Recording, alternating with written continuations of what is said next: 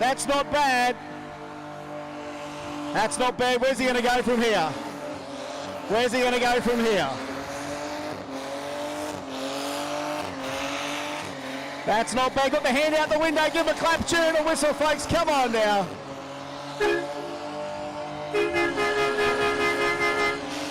Come on, that's it. Come on, come on, come on, come on. Oh! Yeah. What? What? What? What? What? Oh, he can't get him off yet. He can't knock him off yet. Can't knock him off yet. Come on, if he loses, if he knocks him off, you give him a big cheer. Come on. Come on now.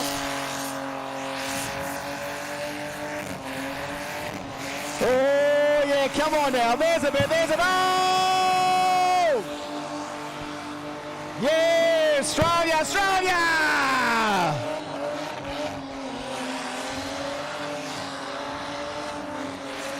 Yeah, boy. Ball there, watch out, there's the wall. There's the wall, by the way. Can anyone else smell coolant? Nah, that's a Falcon thing. That's a Falcon thing. It was smelling of coolant before it went out there. Come past, I go, there's that coolant smell. He was on his way to the pad. There he goes. Is he okay? Is he getting out of the car? Is he okay, mate? Is he okay? Here he goes. Give him a round of applause. There he is. Who said you can't be famous in a Falcon? Well done, sir. Well done, well done. Yep, it's coolant everywhere, I would imagine. Yep, leaky power steering pump, yep, check. Oil leaks, check. Yep, it's done everything. That's just the way they come into the Ford dealerships when they were new. Oh, I'm joking. Where's all the Ford fans out there? 3 of you. Yeah, 3 of you. Oh, there's more Ford fans out here than that. Where's all the Rotary fans out there? Where's all our Rotor fans? Brand new Rotor fans.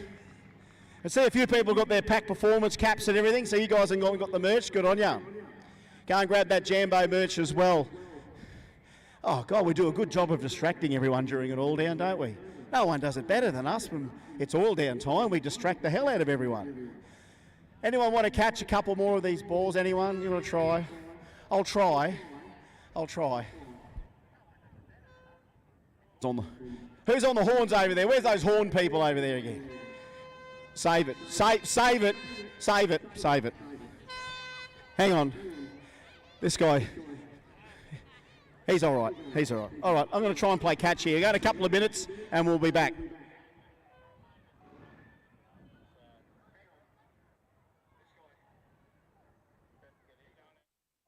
We've always had a few cars. They're all special. The T-Bird. Oh, that's mine. The Combi for when we want to get away. The XR8. It's going to be a classic. They're all insured with Shannon's, We've also got Shannon's home and contents cover, which helps protect our automotive collectibles, tools and memorabilia in the home and garage. If you're motoring enthusiasts like us, it's got to be Shannon's. Shannon's, insurance for motoring enthusiasts. Call 13 46 46 for a quote. Outlaw Speed Shop, the high-performance superstore that offers you so much more. Expert advice from friendly, experienced staff, huge range at competitive prices, easy access across Adelaide with plenty of parking, fast, low-cost delivery across Australia. Shop in-store or online.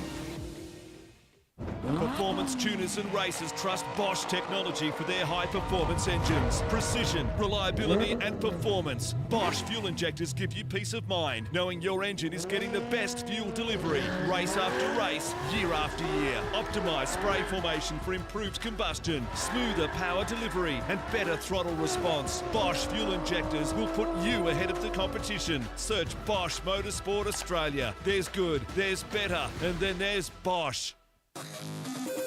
Link is the engine management solution for champions the world over. We know what it takes to win. Pushing boundaries, performing under pressure, and having the best people on your team. Our tech support are performance specialists, available 24 hours and ready to talk one-on-one about your winning formula. Link ECU, the performance, reliability, and power to get to the podium.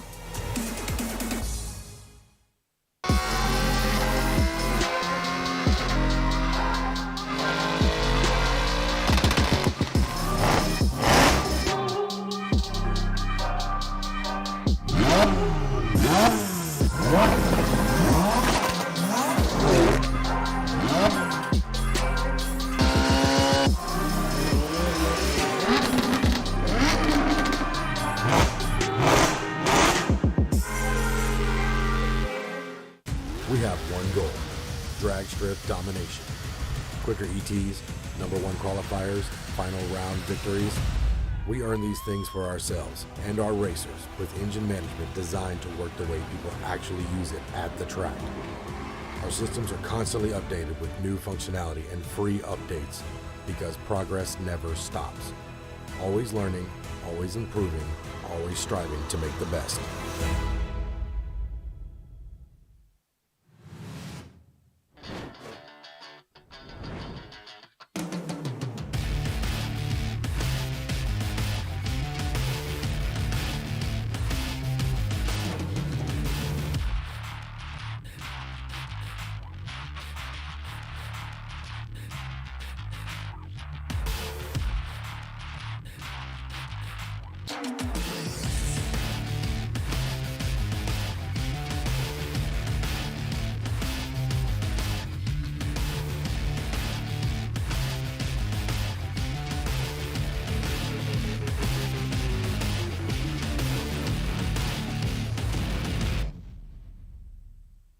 How would it be if we funded a pilot program for you to run that enabled you to bring some vision-impaired kids onto the Saints Play program? Oh, wow, that would mean the world. My reward is the smile on the kids' faces. And since you've given so much to others, we'd also like to do something for you personally. How would it feel if Pepper sent you, your partner, and your daughter Molly to the Gold Coast for a few days? Yeah, awesome. I don't know what to say. It amazes me. Thank you very much. We've always had a few cars. They're all special. The T-Bird. Oh, that's mine. The Combi for when we want to get away. The XR8. It's going to be a classic. They're all insured with Shannon's. We've also got Shannon's home and contents cover, which helps protect our automotive collectibles, tools and memorabilia in the home and garage. If you're motoring enthusiasts like us, it's got to be Shannon's. Shannon's, insurance for motoring enthusiasts. Call 13 46 46 for a quote. Outlaw Speed Shop, the high-performance superstore that offers you so much more. Expert advice from friendly, experienced staff, huge range at competitive prices, easy access across Adelaide with plenty of parking, fast, low-cost delivery across Australia. Shop in-store or online.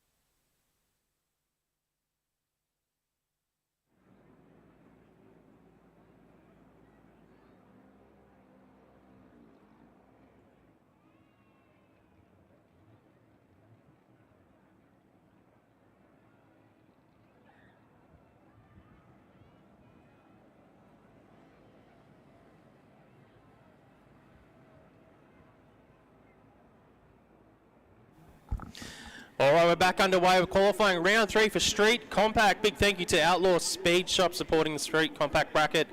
It is the third and final round of qualifying. Last chance on track before we get into the pressure cooker situation of racing.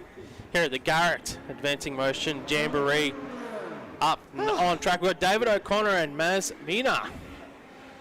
David in the VW Beetle, he'll be in the Bullet Race Engineering lane, and Maz in the Holden VL will be in the Summit Racing Equipment lane. Lane 2 here at Dragway at the Bend. I'm not arguing with the man's name, but he could be in a Mazda with the same name, Maz Mina. Sounds good, doesn't it? It does. It does, but we've got next level VL, I think it is, on the number plates. Sure is. Hey, that wind over the side here, like it literally just blows those things straight over. It's a bit warm out there now, Marky. It's still chilly with that wind, though. It is. That breeze is chilly. If I didn't run around as much as I just did, I'd probably be a lot cooler. You are puffing a bit, mate. You're feeling... Well, remember we're getting off the flu here. I'll tell you what, David O'Connor, that little Beetle absolutely warms. Maz Mina now going to get his run in here. Here goes the Beetle, goes 11:41. Now the trouble for the VL a little bit down, I think.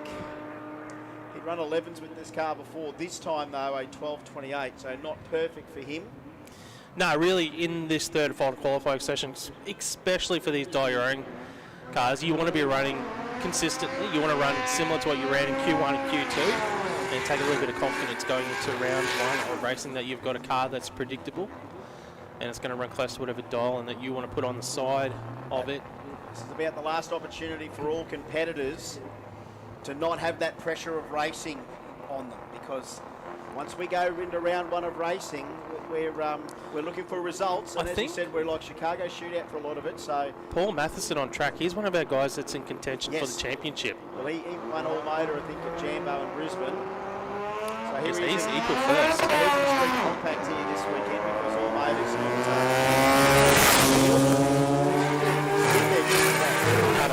Katabani.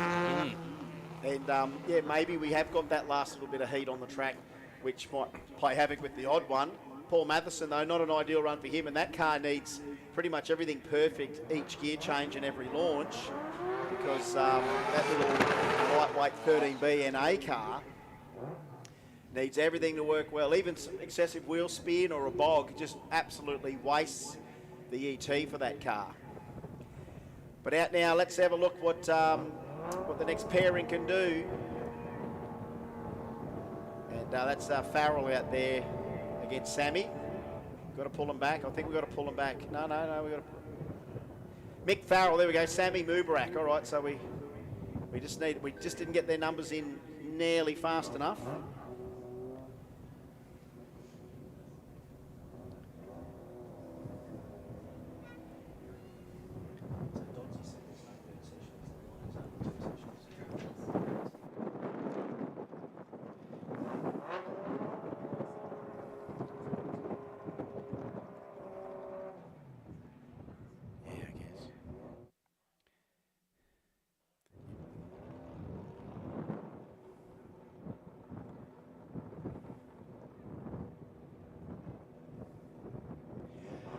All right, now we've got it all sorted. Mick Farrell, well, that was Mick Farrell and Sammy.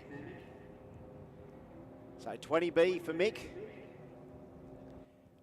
I would assume we might be 13B in there for the little Mazda 1300. We'll have to see.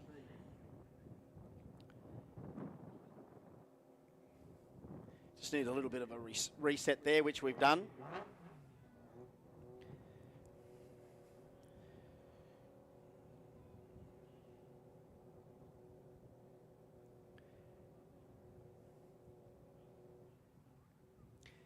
Yep, do all of that. We'll do all of that, just look at our schedule. So normally we do like after our last session of everything is that we would do an official opening and presentation, and I think we do the cash boost then, don't we? So we've just about got all of our awards there for the cash boost. Now, of course, that's the most consistent over the qualifying sessions. Now, normally in a perfect world, especially when we do 2-day events, we can normally give them the 3, but we've got 2 today for them. So it's the most consistent out of our categories, our pro categories over the 2 sessions. Mick Farrell out there now goes 10.24 continues to improve, and the little Mazda 1300 gets his run through. And yeah, the times, they don't last long here on the screen, do they? Brett Matiski now and Samir Mubarak. So this is the 323.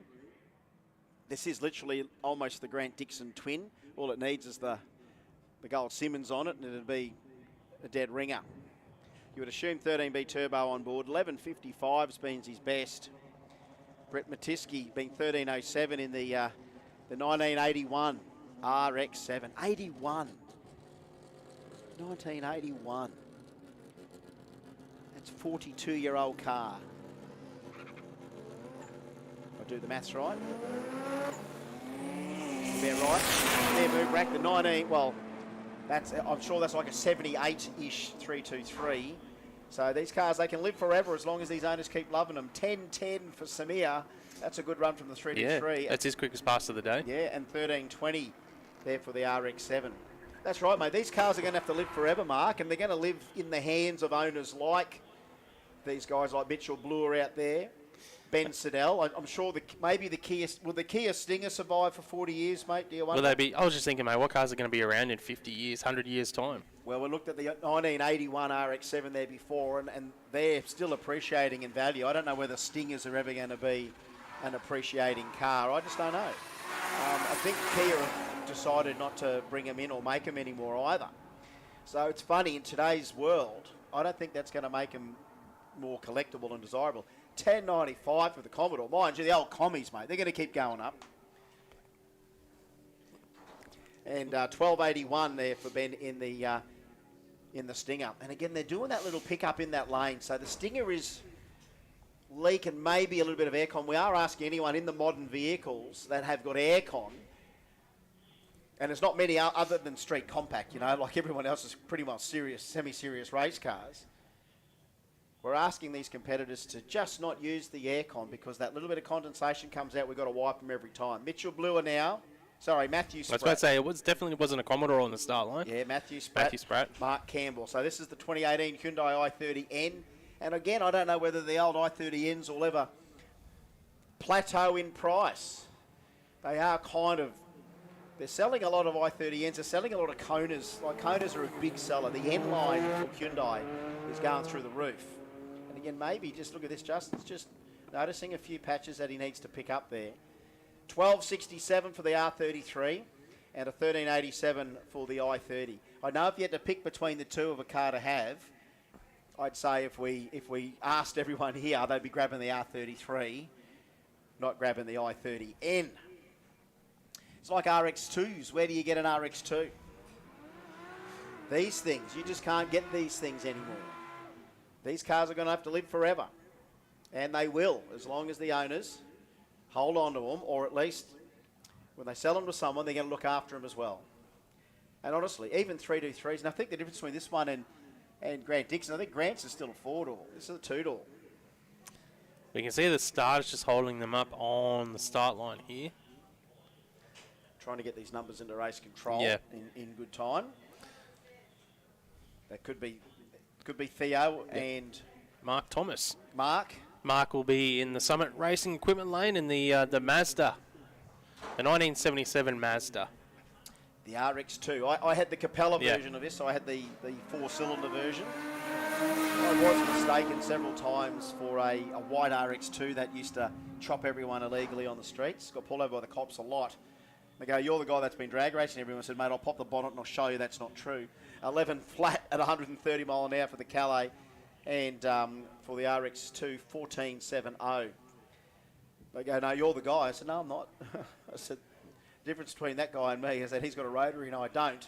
He's fast and I'm not." So here we go.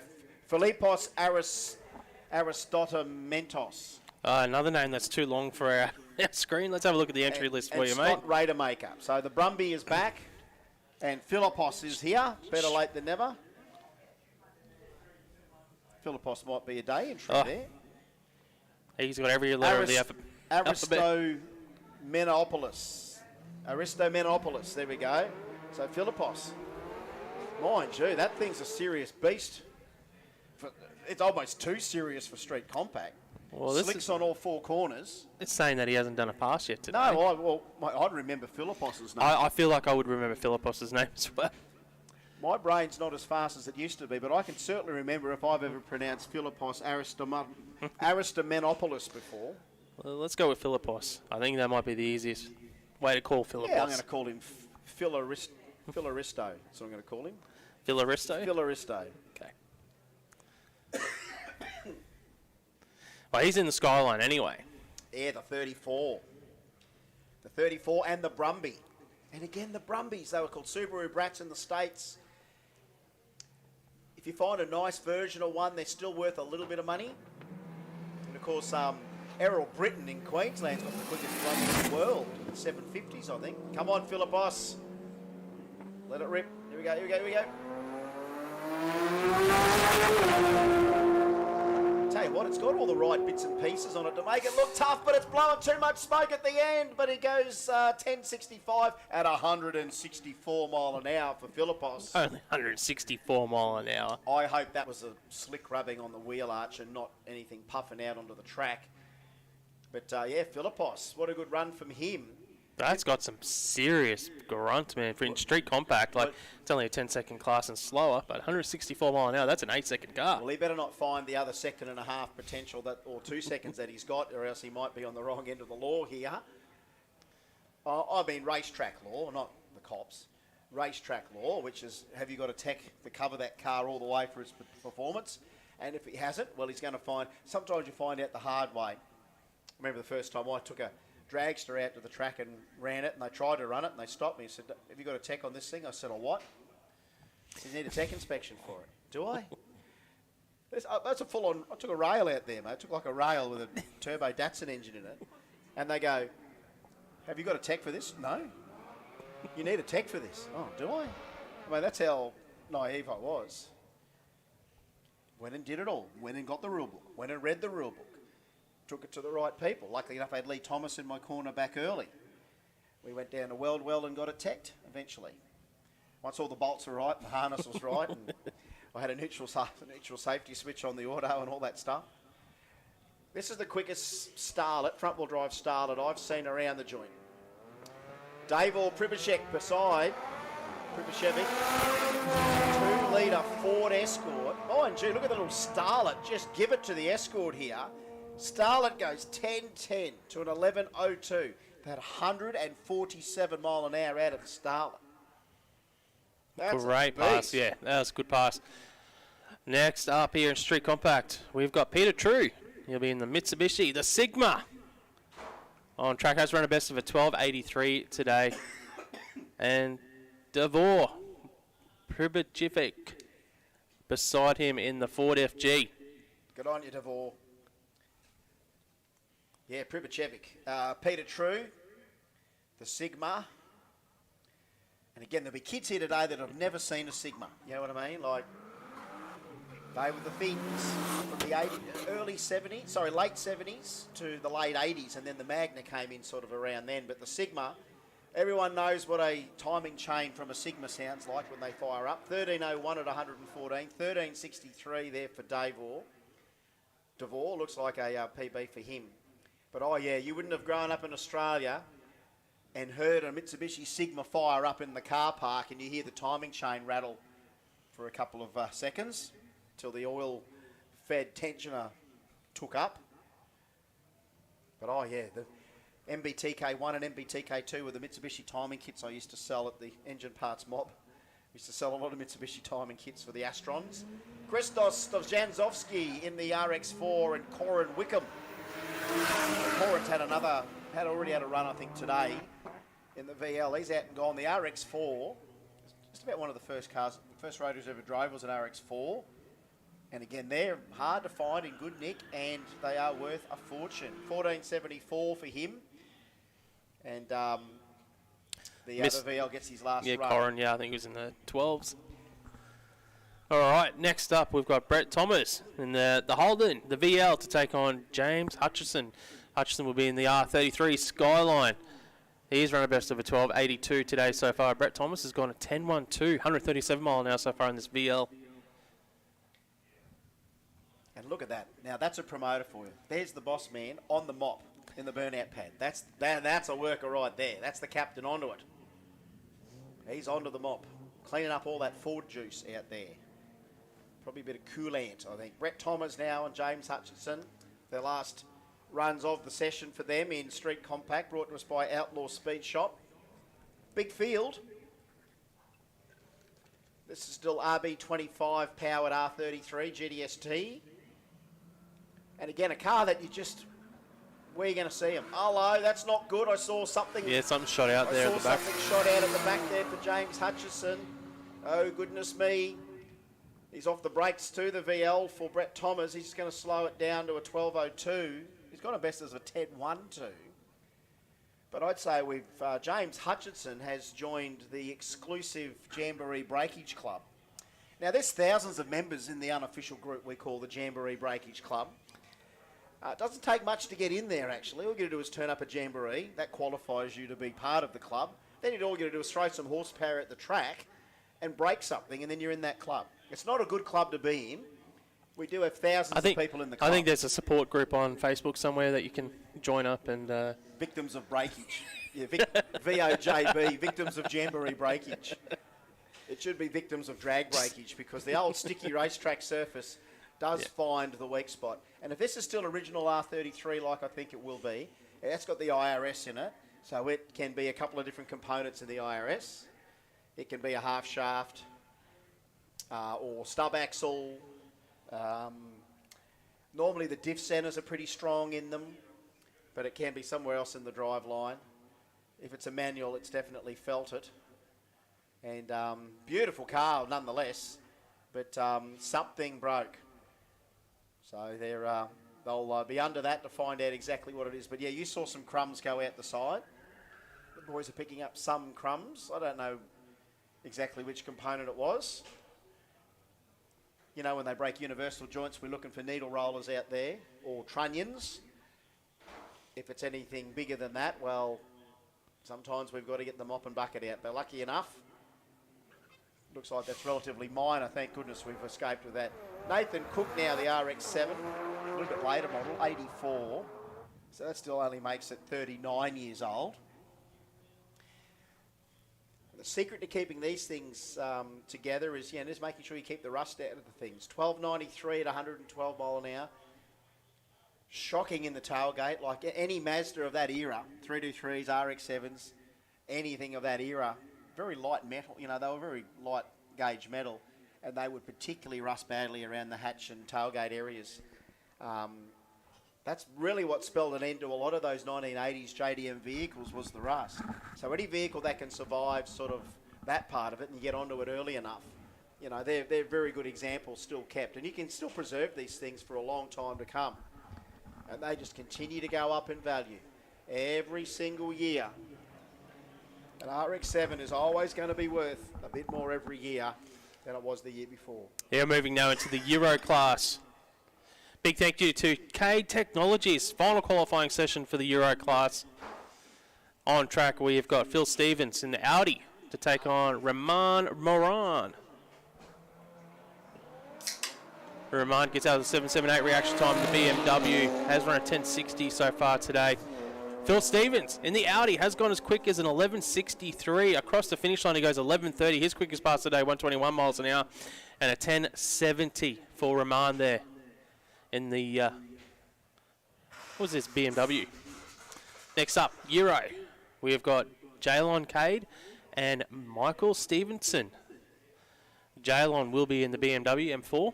He'll be in the Bullet Race Engineering lane, lane 1.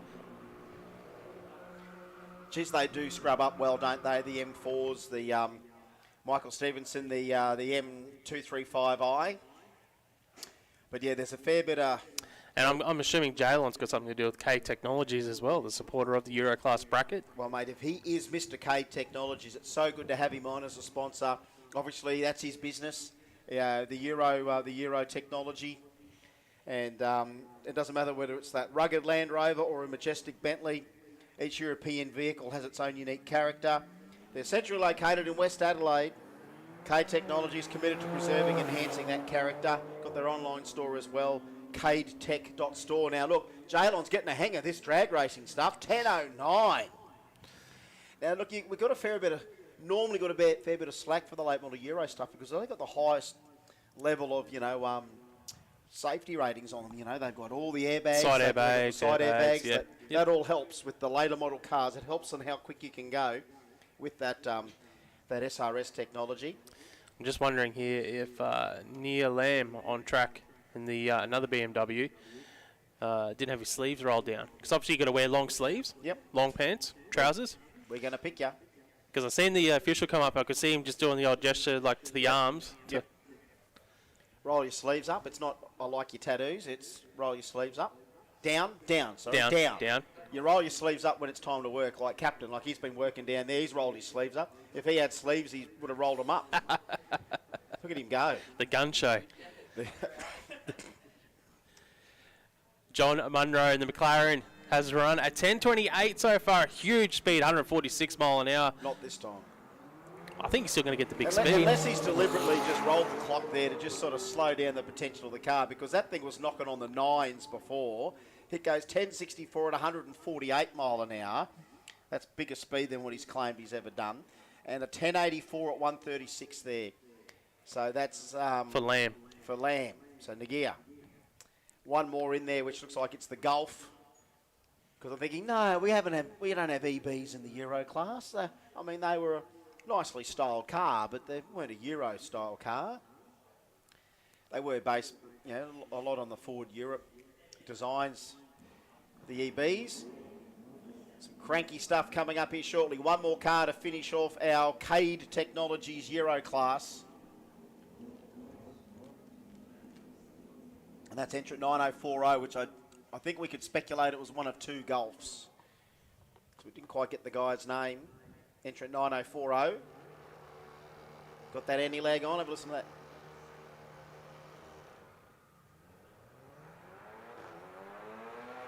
Off they go through that, like the DCT.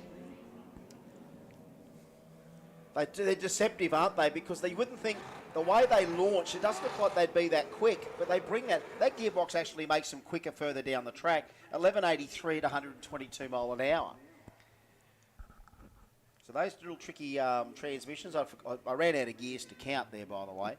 But they tend to launch. I didn't quite grab the 60 there. That's our universal indication. It was 2-1. Yeah, see, even that, wouldn't think it'd run 11s with 2-1. Now my Holden Colorado does 2-1s to the 60 foot. The average 11-second ET, it's like a 170, 1716. Yeah. You can run 11s at 1716 in a traditional muscle car. This thing's going 2-1 with the 60 and running 11s out the back door. So it just goes to prove that, considering a lot of times they don't open these things up too much, you can get a lot out of them. All that running around's catching up with the other ones now. The junior drags, mate, they're doing 1.7, 1.6s to the 60 foot. It'd feel good. Mind you what the 990 felt like there for Rob Marjar. Quicker than he's ever gone before. I'm sure that's Craig Nice again. Oh, big move. Big move. It's got water. What's happened there for the EB? Yeah, he had fluid under the tyres. Is he going to save it? Is he going to save it? He has saved it. What has happened there? You can see the fluid got under the rear slicks there. The modified compact competitor, haven't got his name here in front of us. But wow, so modified compact now, look. And he's missed all the timing blocks as well by the looks of it. I have a funny feeling when I was having a look through here, there was an EB, Sarah Haney. So that could be Sarah in the EB. So Sarah's had a moment. So if she has got fluid leaking, we probably don't want her to keep moving. Sarah, if you can hear her, Sarah, just stay there. Just chill, Sarah. Just chill, Sarah. That was a huge moment, folks, and she has saved it from going in anywhere. Don't you wish we could cue the action replay up there? We're going to cue it. I can't. We're going to have to look at the screen. Yeah, overtaking lane, obviously doing the live stream so today for us. You can put that on the big screen, can you? All right, let's have a look. Let's go to the tape. All right, we're going to have a look in here. So does that give us the big screen out the front for the crowd too, if we see it? All right, so we're looping up. I'll open up to have a look at our instant replay because you know what? We can give you instant replay. Well, it's not immediately instant. It's semi-instant replay because Tyler just wants to line it up. Here we go. So we see Supra. So Supra goes down. And we see that go down there. Now we're looking for Errant Falcon. Here we go. Oh, God, it just snapped. It wouldn't have mattered who was driving that car at that stage. When you get a little bit under that one tyre, it just went so quickly that she, hats off to Sarah to be able to react as quick as she did. That could have gone into the right wall very quickly if she didn't react. Because that was like it was heading right. And then she's reacted to that with a little bit of left-hand lock. And then that thing sort of snapped back another instant there. So heaven knows what's popped out of there for her to drop that on the track. But that's not a good one at all. We're on the clean-up to see what that might be, whether it's water, whether it's oil. I mean, if it's water, that ain't so bad. I mean, it's still bad what happened. Yeah. But when we talk about what goes on the track, not that we rate fuel as the best thing to go. Coolant, mate. We've been told it's coolant. Yeah. So, look, I look at it this way. Sometimes fuel's the best thing to leak, but it's not because it can also burn you to the ground. But fuel's not bad if it's a minor leak because that will just evaporate and you're not really doing anything. Oil's worse. Transmission fluid's worse. Diff oil's worse. Coolant, yeah, that can be hard to pick up. If it's water, it's not too bad. If it's coolant, that can be a bit harder to do. We normally have to get the old... We're just going to have to probably nearly burn that off. Justin's running around here again. He's on the other tractor. He's on the rotator. So, look, this is... And you know what? It's look, there's pros and cons to having our track prep expert, Justin Simpson, here. The pro is that we've got him here. The con is that, well, there's no con other than he's spoilt that we've got a couple of brand new tractors here with the different rigs on it. So he's got a tyre sled here. He's using the rotator right now. So his first reaction is coolant. Right, I'm going to rotate the bejesus out of that, and that's going to get rid of the coolant. It's going to burn it off, yeah. So the other way is that what we've seen is when you don't have the luxury of, a brand new tyre rotator, right, is that you would normally want to burn that off. You'd normally get the old flame out. Remember, we've seen them burn coolant off the track. But here we are, Justin wanting to go the rotator. So we're going to put that on the truck. Justin's probably going to give that the magic rotate. The suck truck's going to do the rest. And I would say a little bit of rotation will get the coolant off. Then a little tiny bit of a spray. All right, who wants to get another skid in? Let's get another skid in here, folks. Why not? Hey, before we start, folks, we kind of want everyone up about 3 rows in the steps, please. So can we get people off the fence? We want you up about 3 rows, please.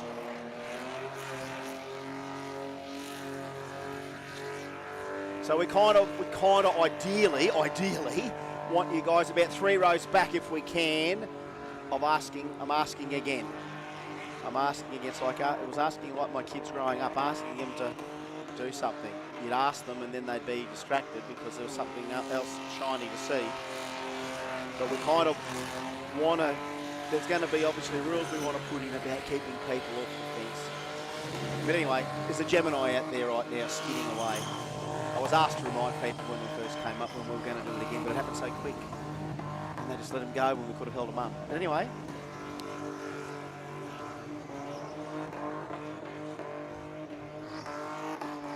The Gemini letting it rip out there one more time.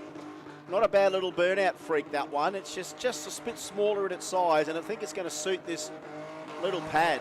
I don't know too many burnout pads that have this little dog leg. You notice we've got this little dog leg on the right-hand side. That'll be the new tip-in point. Anyone wants to start doing some big, serious burnouts, they'll use that as their tip-in point. And I can see that concrete getting the odd scuff on it in the future. Oh, what's going on there? He's lost the hoop. He's lost the hoop out of it. Has he lost the whole thing or just the retread out of that? Give him a round of applause anyway, folks, for the destruction and the smoke and the revs and the loss of the whole, maybe the rim. I don't know. Is it just the cap off it? Let's have a look. Yeah, just that. It's gone. It's cactus. There you go.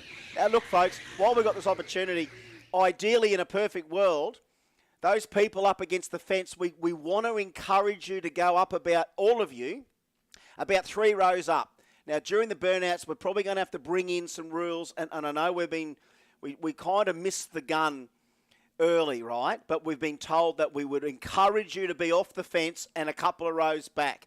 And I know that maybe in the future we might have to make that an exclusion zone so you can't sit there. So I'm just asking you, if you can, move away. It's the best I can do right now. Maybe we weren't all on the same memo. But here we go. This thing didn't do too bad the first time out. While he's out in there, it's not too bad. It's more about being in here. We're looking at the potential. So again, we've asked you to not be on the fence, but you're there. Look at these people on the end, geeing it up. They just want more. These kids just want more.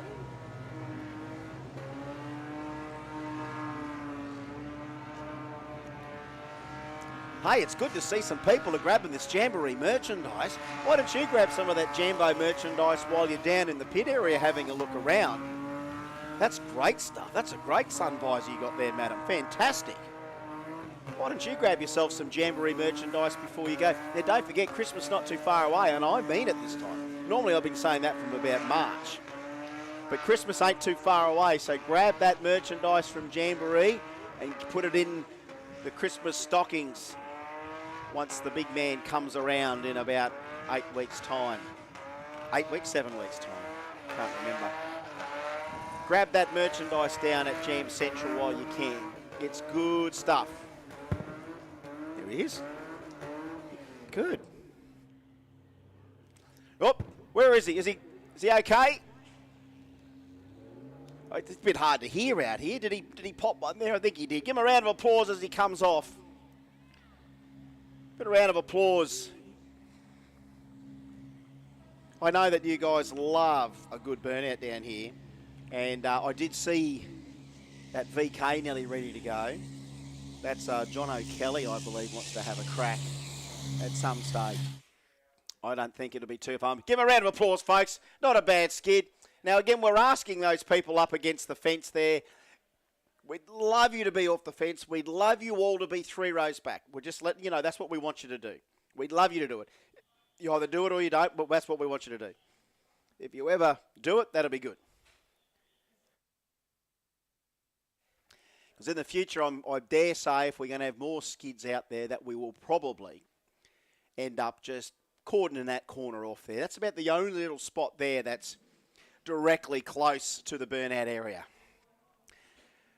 All right, ladies and gentlemen, thank you for your patience. We've had just the odd delay here today, purely related to, cars leaking stuff. Sarah deciding to turn that into a slalom course out there, which again, no fault of hers. She's just popped some coolant out and she managed to gather it back up.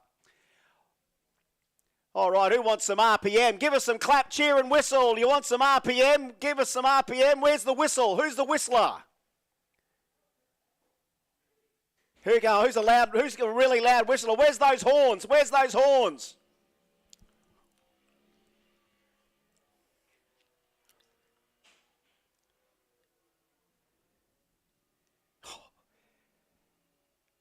Can you hear that?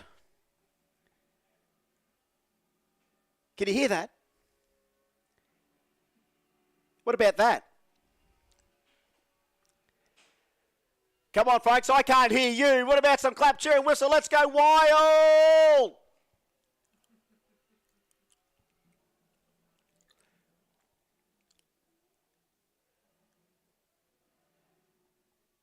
Oh. Can't get enough, Jono. Can't get enough. Where is he? He'd be out of tyre already. Go and give him a round of applause. There he is. Oh, listen to that. If only VKs came out with NASCAR motors standard.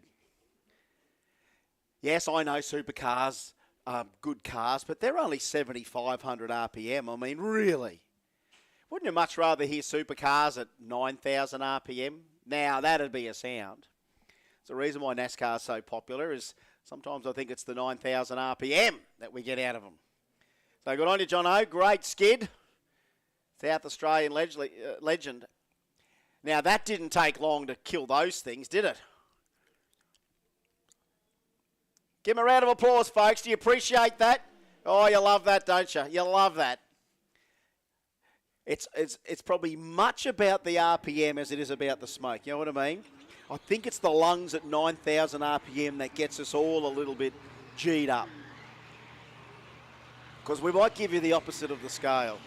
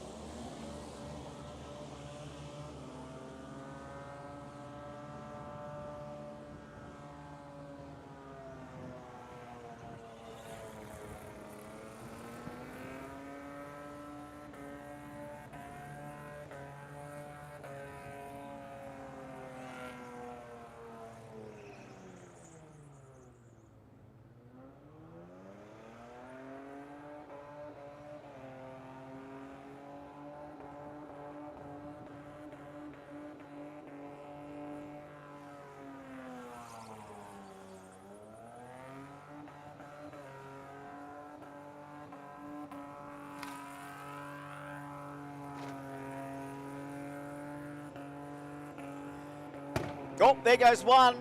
Whoop, whoop, whoop. Oh, there goes two. There, I think that's two. Give him a round of applause, folks. That's two. I'm sure I counted that correctly. I heard two pops. There you go. He did that one. It's a bit hard to go after the NASCAR-powered one. You know what I mean? It's hard. You know, when someone gives you 9,000 RPM and kills them, and then this thing comes out, and it's like, oh well, yeah, it's just a little bit different. So yeah, he's absolutely obliterated those things in no short time. Here comes the EB, I think, on the tilt tray. So look, Sarah, that was an exciting moment. It was a real nail-biting moment there, putting coolant out on the track. But yeah, Justin's on it now. The rotator, that's one way to get rid of that coolant, is to use the pure friction, which he's done. But the EB now, look, depends on where that coolant's come out of. If that sort of pushed itself out of the cylinder head, there won't be any more for Sarah today. But, you know, sometimes if they do push a head gasket out into a coolant gallery or a coolant jacket, it can pressurise the whole cooling system, and you might find that liquid's actually come out of the header tank onto the tyre and not just out of the side of the cylinder head per se. If it can pick up the a coolant gallery, it can effectively then pressurise the cooling system, and really there's nothing you can really change in the rules to help you solve that unless you then had a additional coolant recovery system that dealt with overpressuring of the cooling system. A lot of guys, when they wire their setups now, actually have a sensor in the cooling system to actually measure coolant system pressure. So they can actually see when they get an increase in coolant pressure, which tells them that they're starting to lift the cylinder head or something like that. So it's interesting these days with engine management. A variety of different manufacturers are doing it and have the capabilities to do that, where you actually will have a coolant system sensor that measures coolant pressure. And sometimes that's an indication of when you are starting to, in the case of a piston engine, start to maybe lift the cylinder head and pressurise the cooling system.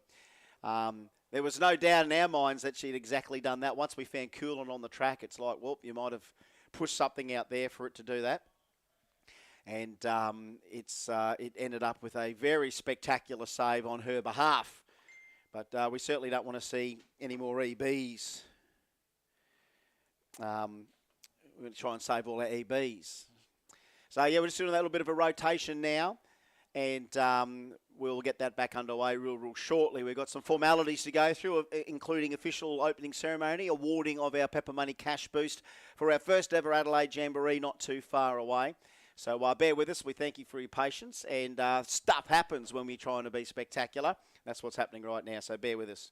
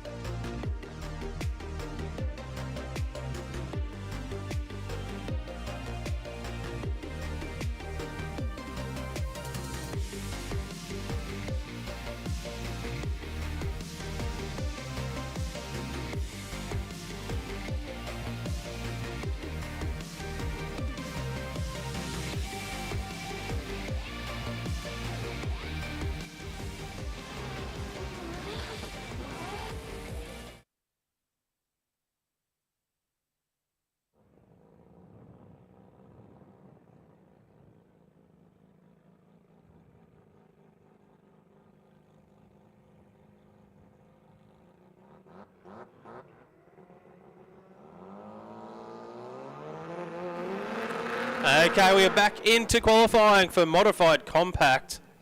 Big thank you to Bosch Motorsport. They've got a little tent down in Jamboree Alley there, just down behind the grandstand here. They do? Yeah, they're supporting the Modified Compact bracket this weekend. Jane, you're on the microphone for the first time this weekend. Oh my gosh, Diggles has finally given me the microphone. On track at the moment, Russell Archer down there. In beside him will be Mark Barber, the RX4 of Russell Archer. We've talked about this car a bit over the course of the day. We believe it's an auto. It's come out. It's been waving the flag for Pack Performance. He'll be part of our workshop awards, which comes up in eliminations. But Mark Barber is holding front at the very start. An 025 light there. So he was not mucking around, but look at the RX4 come on strong through the finish line, and the RX4 a 907, 157 miles an hour. The quicker of the two, Barber goes on through a 924 at 151 miles mark. Yeah, good pass there from the Tirana as well. So that might be the final pairing for Modified Compact. So we are running a Chicago shootout style event in racing later on. So basically that means we'll see everyone compete in 3 rounds of racing. And then we have finals after the 3 rounds. The finalists are the 2 teams with the most wins. And if there's more than 2 teams with the equal amount of wins, we'll go on a countback, a tiebreaker, whether it's closest to dialing or the quickest car in that final round of racing, depending on which bracket you're competing in. But it's been a fun day so far for our first Garrett Advancing Motion Jamboree here in Adelaide. We've got the show and shine at the back as well. We've got the trophy presentation for those guys in a couple of hours, around 3 o'clock, for the show and shine competitors. Yep. So, yeah, plenty of trophies to be handed out there. I believe you're going to head on down and... Yeah, I'll head down there around 2:30. Yeah, big thank you to Shannon's for being on board with us again here at the Jamboree. Still plenty of action to happen on track. We're still in qualifying. We're going to continue this through for a couple of more brackets. Then we're going to get into our opening ceremony and our cash boost presentation. And then we get into the serious stuff, the racing side of it, when we kick off with our Factory Extreme competitors, followed by Pro Mod and Pro Compact.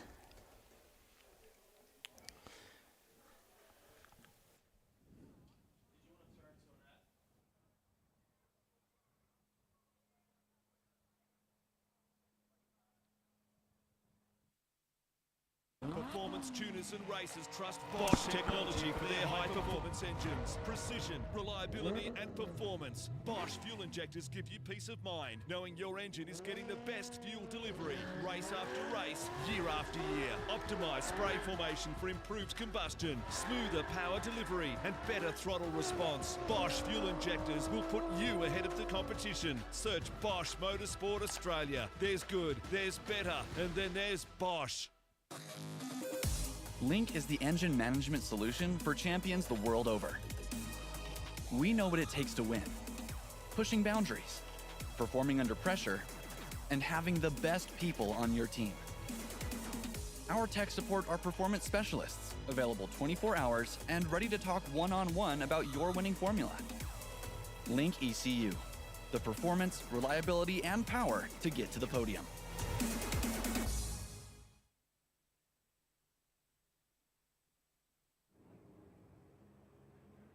The sound of rumbling engines down there on track at the moment. We are moving into some J275 qualifying session number 3. We've got Rohan Gordon down there in the Tirana, just waiting patiently to see if a competitor is going to come in beside him. Probably one of the toughest brackets here this weekend, J275. Big thank you to every trade group supporting the bracket. They deliver the highest quality construction, fit-out, heritage, new builds, and complex refurbishments in key sectors nationally. They offer fully integrated services in these special sectors and bring a sustainable focus to everything we do. The team is passionate and dedicated to meeting exceeding client expectations. Thank you to every trade group supporting J275 bracket. On track, George Jezewski in the VL to take on Rohan Gordon in the Tirana. So Jezewski will be in the Summit Racing equipment lane. He's just backing up from that burnout. And Gordon will be in the Bullet Race Engineering lane, lane 1 here at Dragway at the Bend.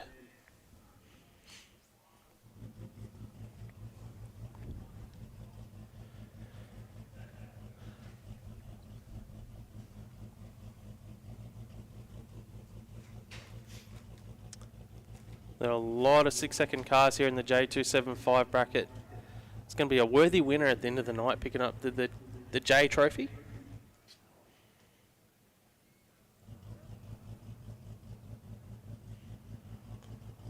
Rohan's in pre-stage, waiting on George now to bump forward. So both competitors are in pre-stage. That means they're about 6 inches out from letting the starters know that they're ready to race. Rohan's in full stage. He's ready to go. Waiting on Jezewski. He's in Pro Tree action. George out first. 119 to the 60 foot. The VL takes it across the finish line. He goes 7:03, 206 miles an hour. And Rohan Gordon goes through 965, 150 mile an hour for Gordon. But Jezewski getting a little bit quicker and quicker here. Big speed, 206 mile an hour. Just getting it off the start line, just taking it step by step, and that's what his goal is, to win. He wants to take home trophies in that VL. Well, he's doing it the right way. Moving forward, we have got Blake Evans in another of the VLs, and beside him will be Keith Hards in this Falcon.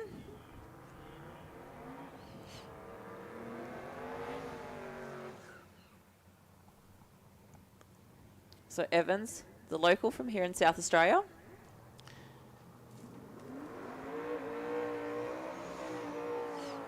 Oh, but how's the burnout there for the Falcon of Hards?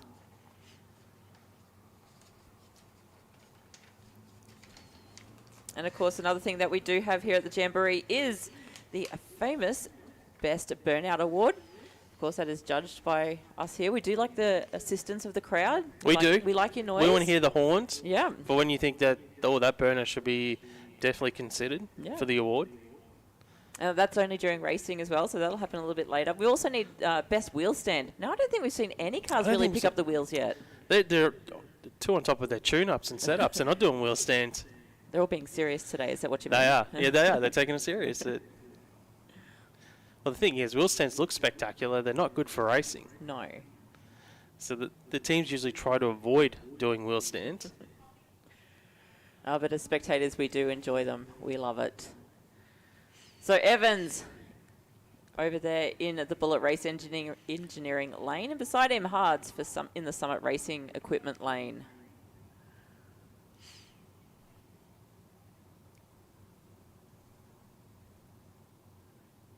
Evans is ready, just waiting on Hards to bump on through.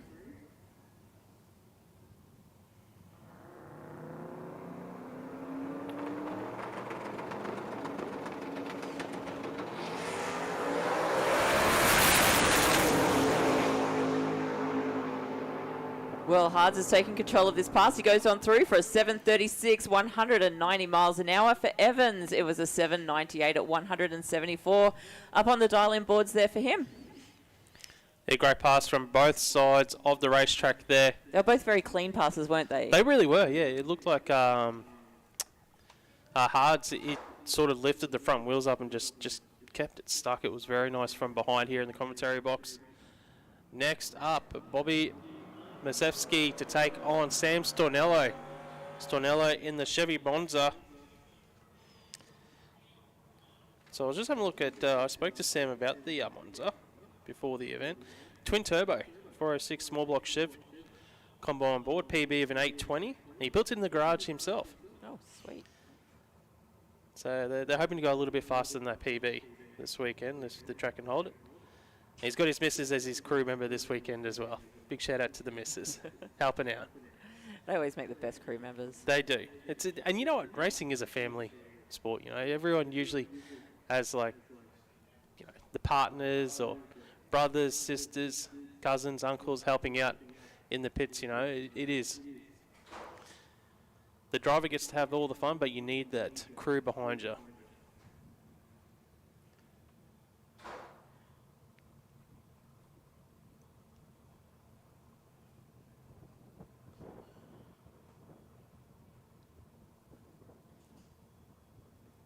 So the big Falcon of Bobby just taking a time coming back. They'll start to creep forward now.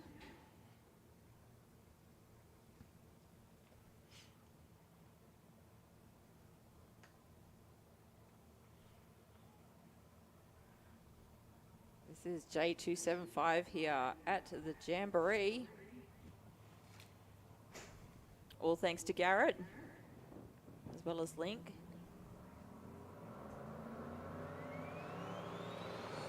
The Monza bumps in, here comes the Falcon.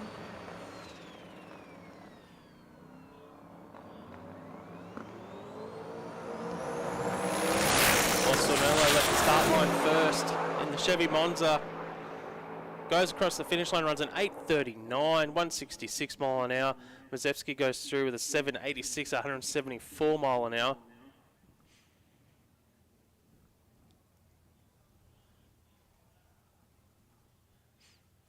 As our next pair move forward, we've got Chris Velosky down there in the Holden Ute, and beside Chris will be Brad Schreiber in the VB. Just going to make a quick call. FX call to lanes, please. We need FX to the lanes, please. Okay. I'm going to leave you to it, Mark. I've got a little bit of running around to do myself. Okay. So yeah, factory extreme. Sorry to the lanes, please. I'm saying FX, but factory extreme to the lanes, please.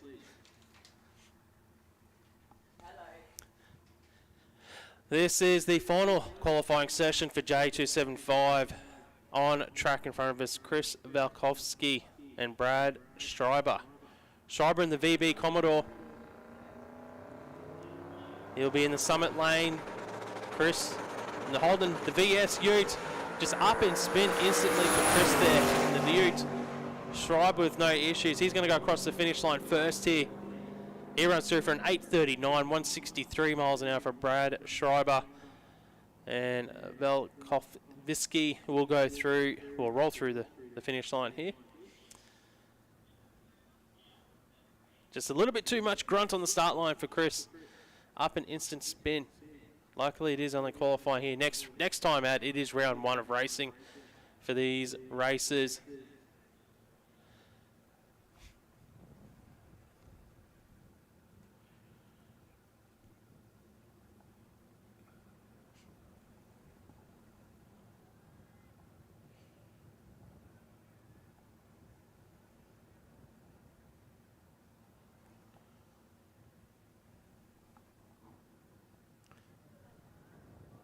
So he's off the track now. We are still here, Q3 for J275. For every trade group, final session. We do have the opening ceremony as well. After this, we'll award some of our winners before we get underway with the final Jamboree of 2023. We will crown our champions later on this evening.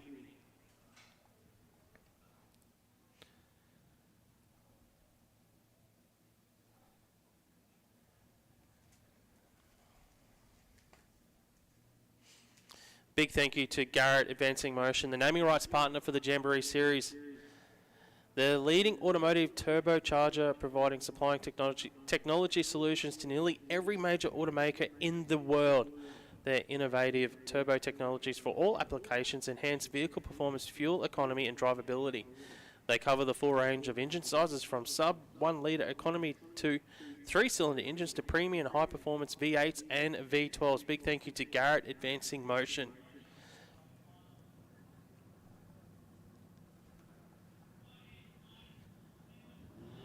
On track though, Chris Karamola, the Holland Commodore. Karamola will be in the Bullet Race Engineering lane. Lane 1, and waiting on competitor details for lane 2, which aren't in front of me at the moment.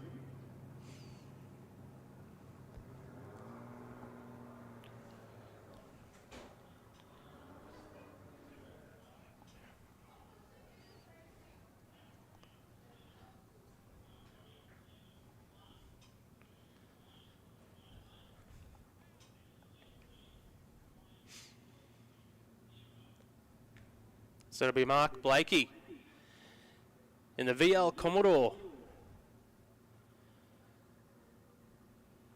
The yellow VL, so he'll be in the Summit Racing lane.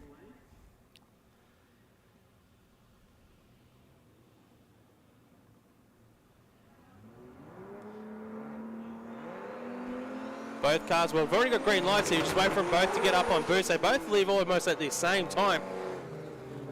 And both of them go up an instant spin as well. So both competitors here, Karamola and Blake, won't get any representative passes. But what they do learn is whatever they had in the setup there is no good for these conditions, because they both went up an instant spin. So it's all about that power management. How do you get it off the start line when you've got stupid amounts of horsepower, which you can't apply instantly on the hit? You know, it's all about that progressive nature. Take away the horsepower and get it back in as quick as you can without going up in spin. That's the name of the game, J275. Anthony Gregorio on track.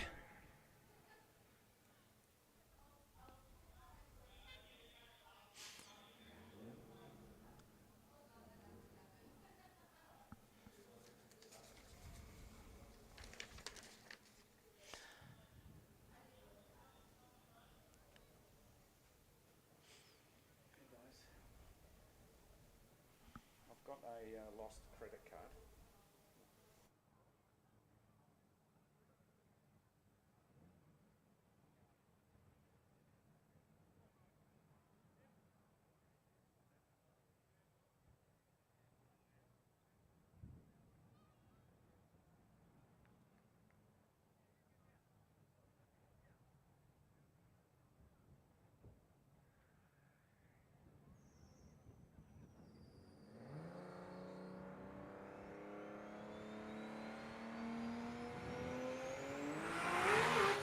So we've got Anthony on track here, just instant spin again. So that's a few cars now that have gone up an instant spin on the hit here.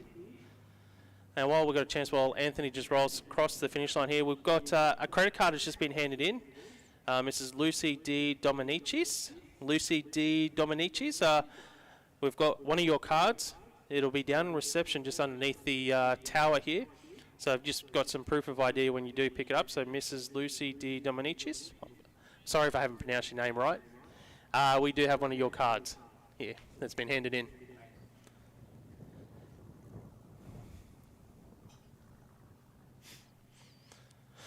Anyways, I think that brings a close to qualifying for J275 for every trade group. Big thank you to those guys. Now looking at our schedule.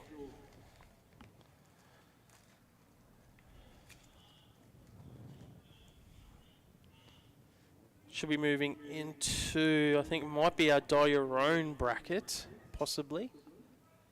Or maybe modified 10-5, or no, in a second.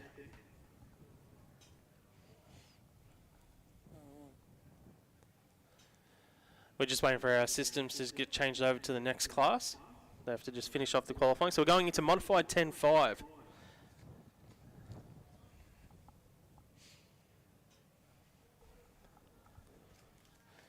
You know, without the support of like someone like Mainline Smart Dyno Technology, supporting the bracket this weekend and the Jamboree for a long time, Mainline Smart Dyno Technology. Also one of the event support partners. On track here, Q3 for modified 10-5. We've got Joshua Moore in the Ford Ute.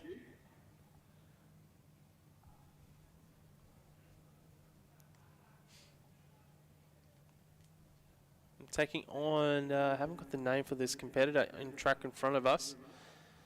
Race number's 2241.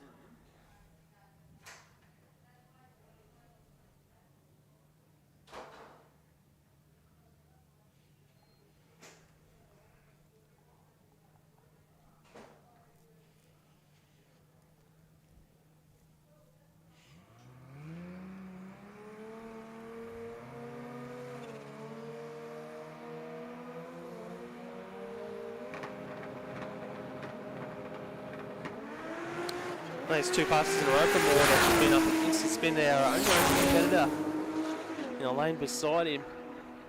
It's got a clean pass, goes through for an 8.66, 161 miles an hour, and Josh Moore will just roll through for a 10.78 at 154 miles an hour in the Ute. They got it recovered all right, considering what is up in instant spin, pedal to pedal, pedaled. Still rolled through there for a 10.78, 154.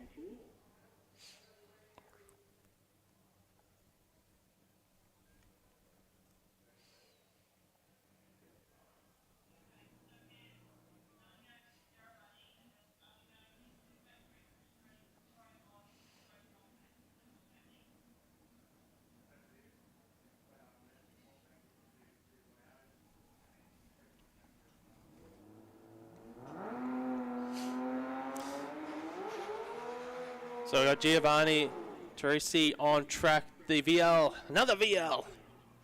We love our VLs. So Giovanni, modified 10.5.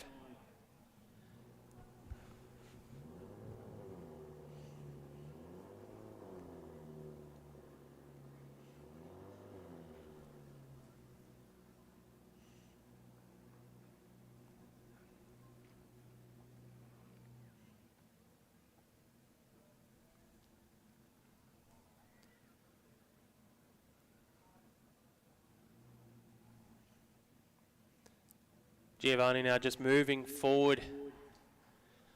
VL twin chutes on the back. This thing's got some serious horsepower.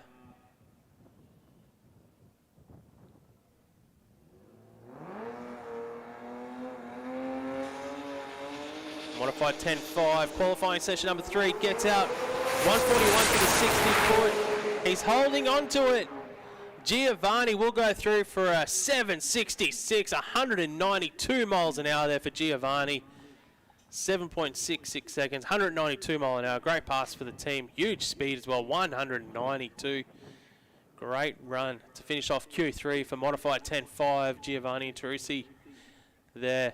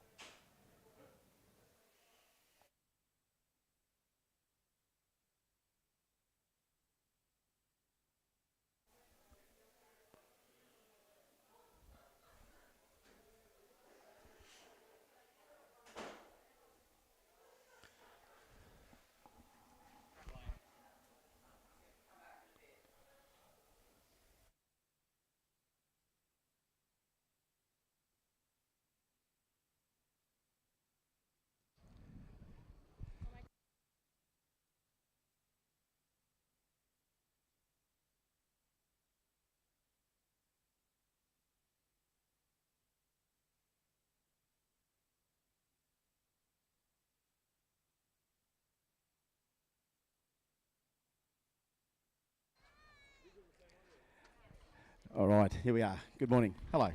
G'day, Rob. Good luck. Thank you, cameras. Thank you, cameras. All right, good morning. Hello, folks. How you all going out there, Adelaide? Hello, Adelaide! This is part of our formal, semi-formal welcome to the first ever Adelaide Jamboree at the brand new Dragway at the Bend, and thank you all for coming. We've got some formalities to get through before we get underway with more racing. Now we've got to thank first of all Pepper Money, Mario from Pepper Money. He gives us this great opportunity to do something called the Pepper Money Cash Boost. Now the Cash Boost is there to encourage our competitors in the pro categories to be the most consistent competitors in those categories. In other words, it's not necessarily about the quickest times, it's the most consistent times. And look, we had 2 sessions for them today, and we've picked them out of those 2 sessions. So the first Pepper Money Cash Boost is in Pro Mod, and the winner is Frank Tannabay. Congratulations, Frank. Take that there from Captain. Now, quickly, because we've got a bit of time, Frank, it was always going to be a case of when Jamboree was on in Adelaide, you wanted to come down. It's just the thing you do with Jamboree, isn't it? 100%. We follow Jamboree wherever the circus goes. It's a fantastic event. We've been following it for many years. We bought both Factory Extreme Car and a Pro Mod. We support Colin and Kelly in the Jamboree show, so it's what we like. And it's good to see you and your brother out here racing with all your friends as well, and can't wait to see the Pro Mod running a little bit more here today. So the winner of the Cash Boost for Pro Mod is Frank. Round of applause for Frank. Thank you, mate. Thank you. Thank you. Oh, there you go. There's the horns we'll look. Thank you. Thank you. Okay, Pro Compact. Again, after 2 rounds, we saw some good numbers in both sessions, but this guy, he not only ran a PB, but he also wins the Cash Boost. It's What Up G, Alan Dodd, the winner of the Cash Boost money in Pro Compact. Well done, Al. It's the same for you, I suppose, with Frankie. When it was going to be Adelaide Jambo, you wanted to be here. You've got a few crew down there that help you. Yeah, well, look, Sean from Boostworks, who is, the head of our team, all 3 cars. They're from Adelaide, so of course we're going to come down and support them. He comes up, helps us in Brisbane every time, Sydney, so 100% we're going to be here. And 691 at 200, a PB as well. I suppose that's nice to have, but that time slip sometimes is just as important. Well, look, that's my second 6, so I was chasing that 200. I didn't think I was going to get it that past, but shifted the gears perfectly, and the tune was in it, and that did it. Well, congratulations. And, of course, early this year, Brisbane Jambo, you cleaned up Pro Compact as well, so it goes to prove that you don't always have to be the mega quickest car, but you've got to be most consistent. So it's got you that today, and who knows what happens by the end of the day. That's right. That's exactly what I've tried doing with that car. There's definitely more in it, but I try and keep it safe, keep it real, basically just keep it consistent, and it's what it's doing. It's doing either a 690 or a 70, around that 195 and maybe, the 200. So that's good. All right, there we go. The winner of the Pepper Money Cash Boost for Pro Compact, Alan Dodd from Queensland. Give him a round of applause. Oh, they love him. They love the What Up G. And Factory Extreme Pepper Money Cash Boost today. The winner is Eddie Hawash. Eddie. And he's come down from Sydney too, Eddie. Was it a case of when the Jambo was on in Adelaide, you wanted to be here and wave the 2J power? Yeah, definitely, mate. We got put with the big boys in Factory Extreme. We normally run Pro Turbo, but we've done well, keeping the car consistent all weekend. Now, that's it. Of course, normally we have full fields of all of our established categories, but as you said, you came down here wanting to run anyway. As you said, the field wasn't there for Turbo, so you're in Factory Extreme. And you know what? It looks like you can be in with a chance anyway. Well, let's hope so. With the right tune-up, we got the setup, and we'll just go rounds. Well done. Well, there you go, the winner of the Pepper Money Cash Boost for Factory Extreme. Round of applause for Eddie. Get a photo opportunity. Here we go. Get the boys out here. Thank you, horn people. Hold on to your horns for a bit there, folks. Just got to save some for the rest of the day. There we go. And again, thank you for Pepper Money and Mario. And Mario, obviously, would love to come back to Jambo and run something because he's a racer just like these guys are. Look at Dave. There we go. Everyone's looking at Dave. Well done, our Pepper Money Cash Boost winners. All right, folks. Now, look, events can't happen without partners. We've got a very good partner with Garrett Advancing Motion. And I'd like to make welcome to come and make a few words to you beautiful people here in Adelaide from Garrett, Paul Carlson. Thank you, Paul. Thank you. What a great venue you've got here. Eventually, it happened. Now we just need Melbourne to step up, and then we're in every state, which is fantastic. So Garrett's been with Jamboree for 7 years now, and we'll be there for many more. But we like to support the organisers, the races, and the tracks.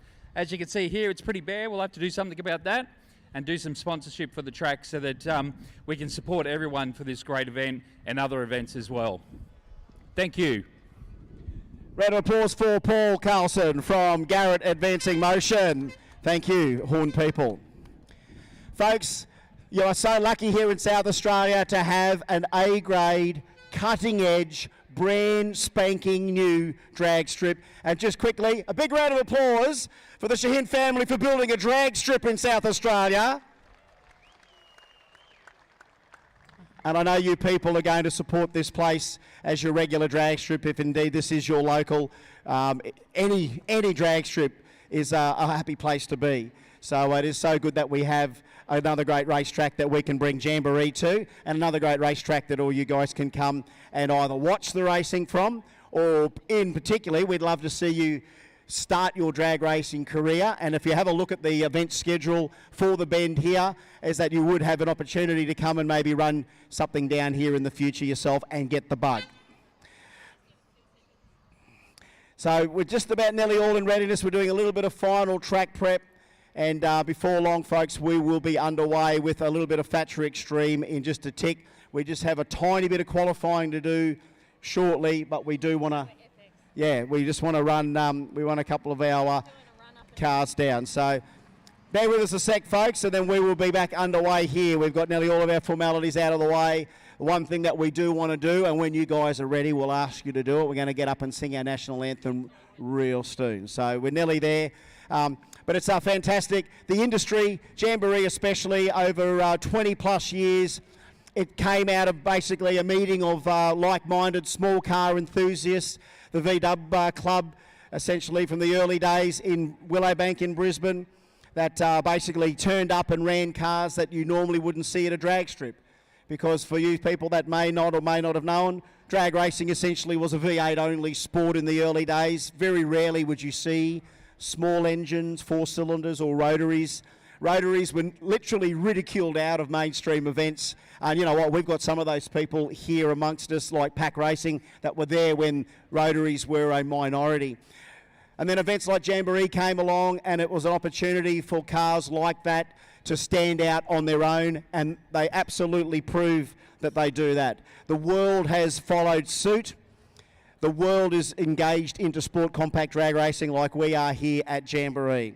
So not only do we follow what the world's doing as far as this sport's concerned, the world, and they're watching through the live stream right now to all of our people all over the world is watching what we do here with Jamboree in Australia. Whether it's Willowbank, Sydney or the Bend, they do know what we're doing here, and we certainly know what they're doing in the rest of the world.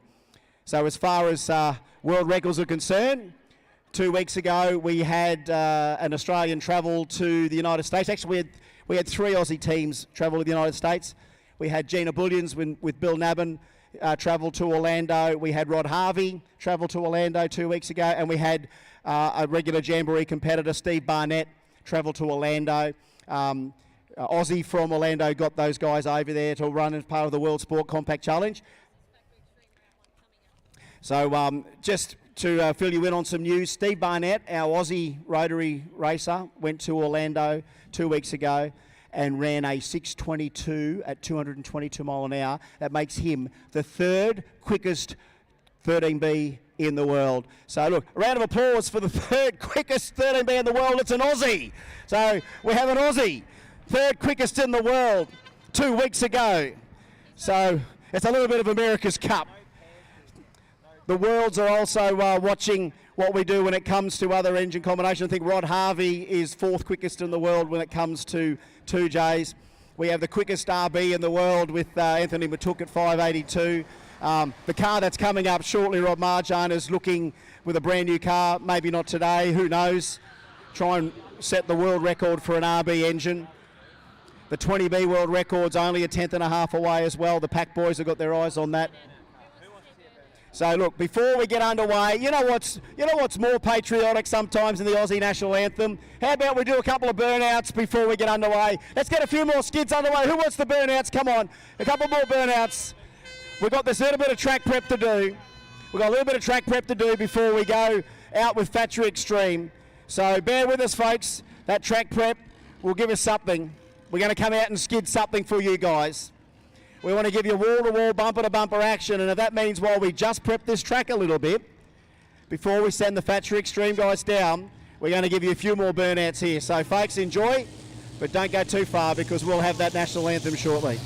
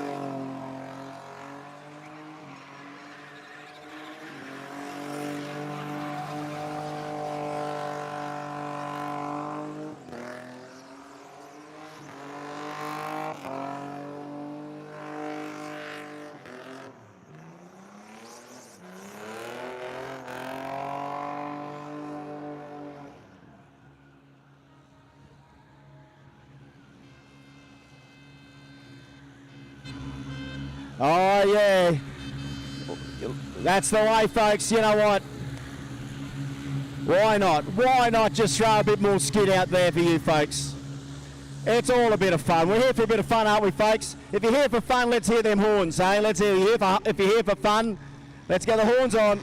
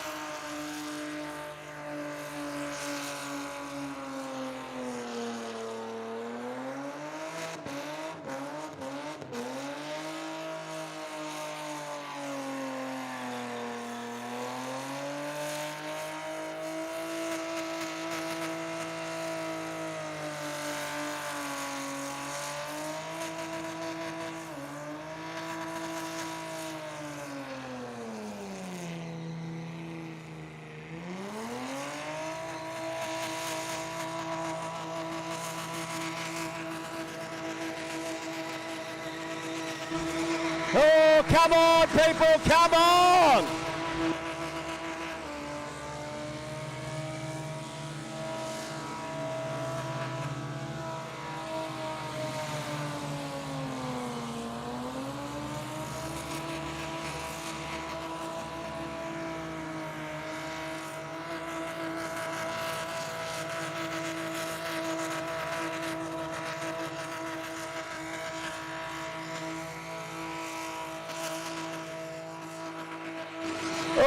won't quit. He won't quit. He won't quit. Hey! Oh! There you go, folks. He gave it his all. Give him a round of applause. Oh, oh, oh, oh. All right, mate. All right then. All right then. All right then. As you can see, we're not too far away from getting our track prep done, so we're going to still skid if we can. Oh yeah, you love them horns, don't you?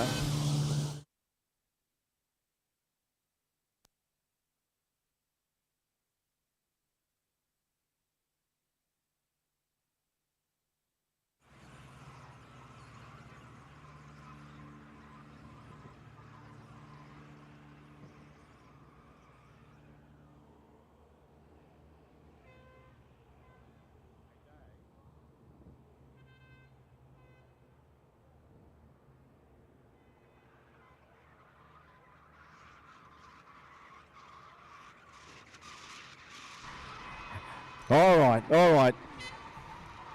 It's the sound of the track rotator or the sound of a burnout barra. Up to you.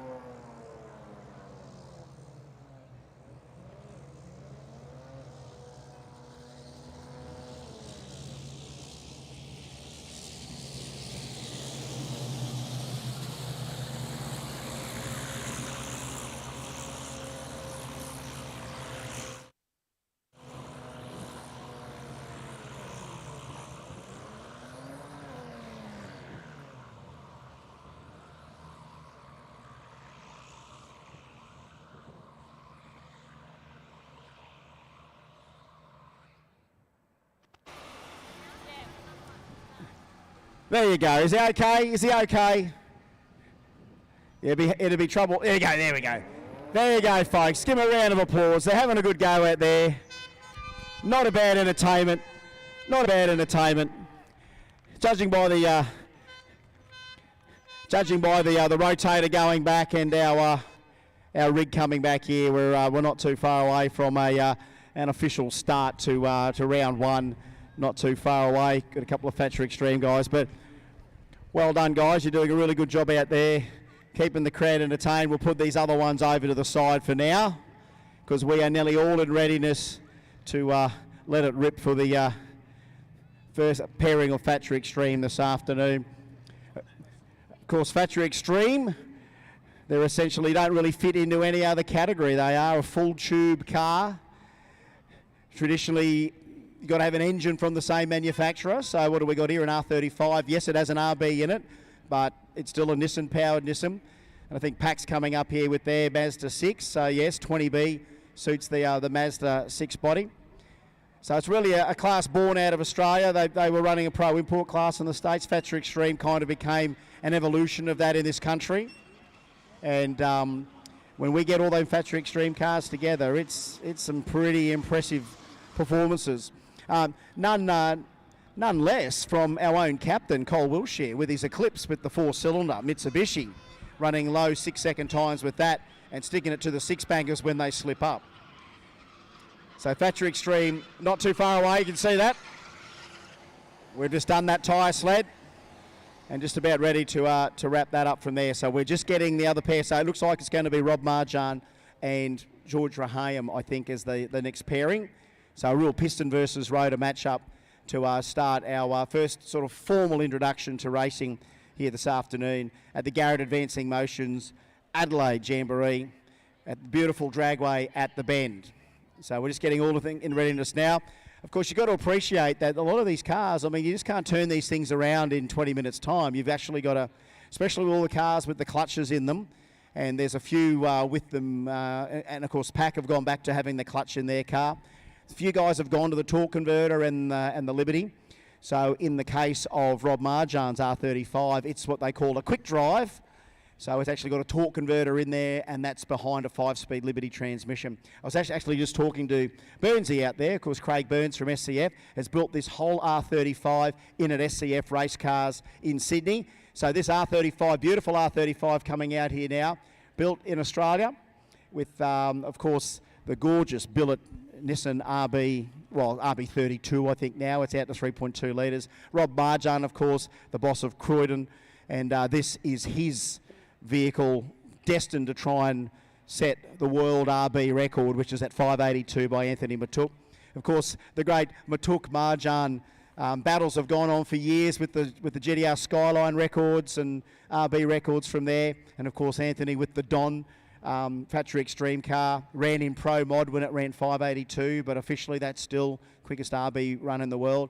Rob's looking to break that record and put that into the 570s at some stage. I was just talking to Burnsy about it. We saw 990 in the 60 foot from this car here at the bend just before. So anything sub 1 second in the 60 foot's pretty mind-blowing, right? They tested in Sydney with this car. It's gone 950 in the 60 foot. That's actually gone 0.95 in the 60 foot in Sydney testing it. So this car, the very best of everything. And in just a moment, we'll be getting those guys underway. We've got Pack, of course, coming through, the Rahayam family. Again, talking about the early days of drag racing, where rotaries were kind of ridiculed. You'd see them in Super Sedan over the years. The rotaries would, when they came out, they were misunderstood, they get ridiculed, and Packy were right there at the beginning. But I remember the day at Calder Park when George and Rocky debuted a 20B in their RX3. It was running 890s back then, but just the sound of a 20B in the Burnout silenced everyone in the crowd. And then when they saw it go 8 seconds, I think then people started to change their attitude about what a rotary can do. And Pack have certainly built an entire empire based on what they've done at the racetrack with the rotary engines.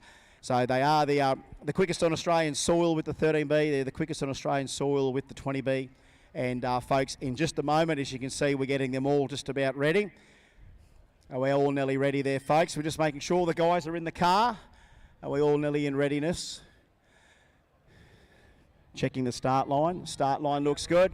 Ladies and gentlemen, this is Australia. Would you please be upstanding for the Australian national anthem? Please, everyone on their feet. It's time to thank this country of ours and thank internal combustion afterwards. So please be all standing for the Australian national anthem. Thank you.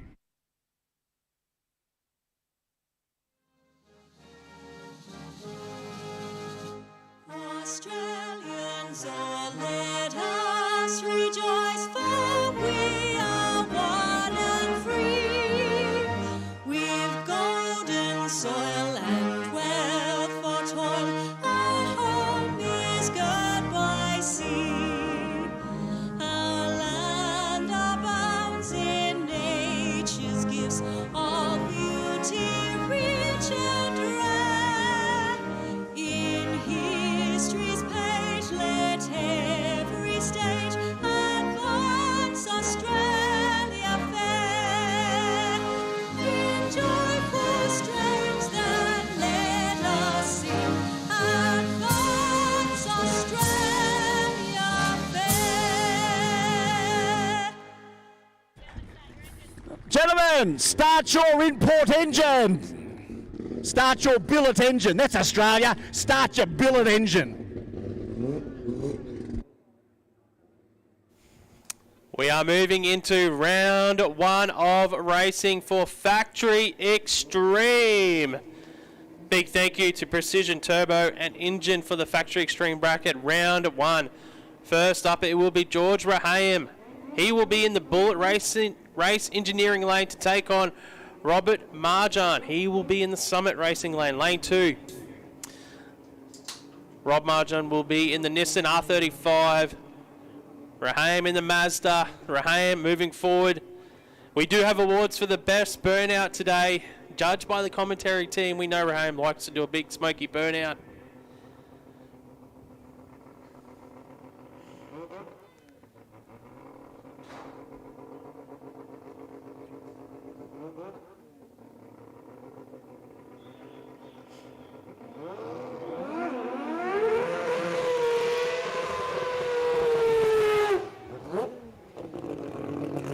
Raham through the burnout. Now we've got Marjan about to move forward as well.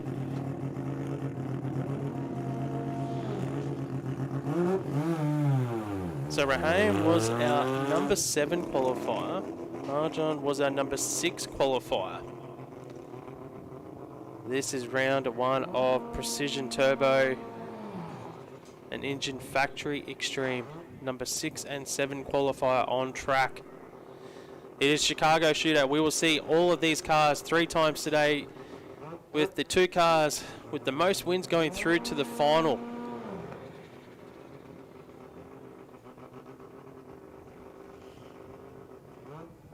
Marjan was really impressive early with his early numbers in qualifying. You can see he's going back and forth, back and forth. Now he's going back into the water. Is he?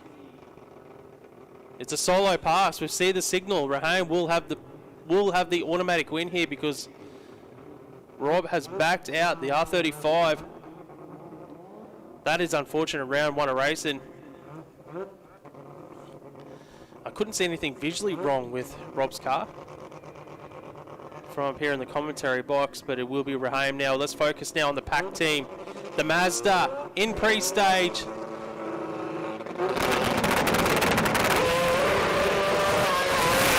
Tell you what, he held onto it. He held onto it. He thought it was going to recover, but it was just spin. He spun for about 80 meters there. Just stuck into it. George Raham will go through. Well, with no time recorded.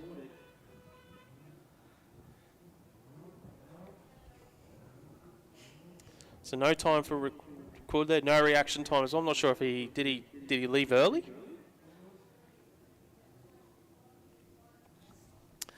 So anyways, oh well, that's a bit of a letdown for the first pass in Factory Extreme.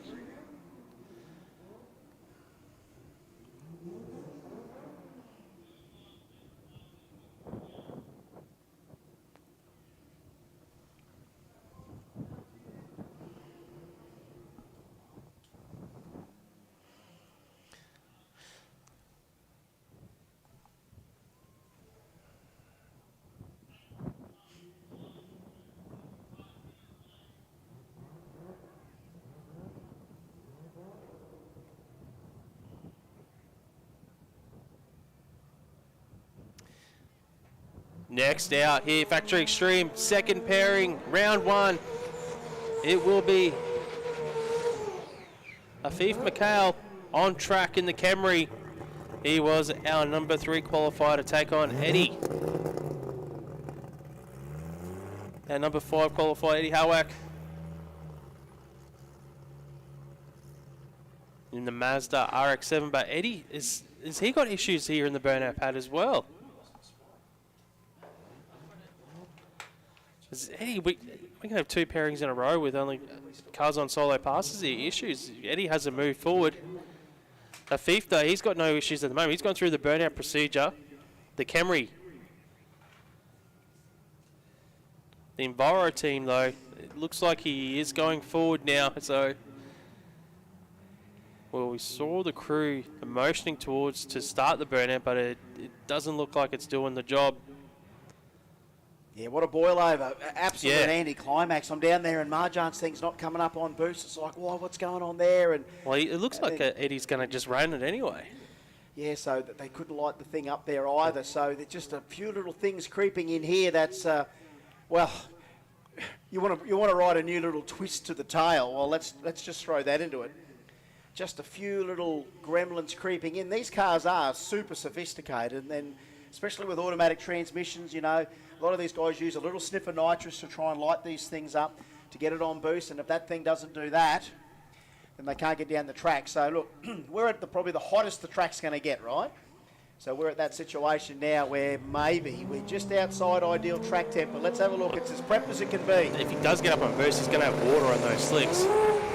Well, yeah, it's just going to be a little bit of a skate fest round 1. Well, but Eddie could actually come back here if Eddie doesn't get on the...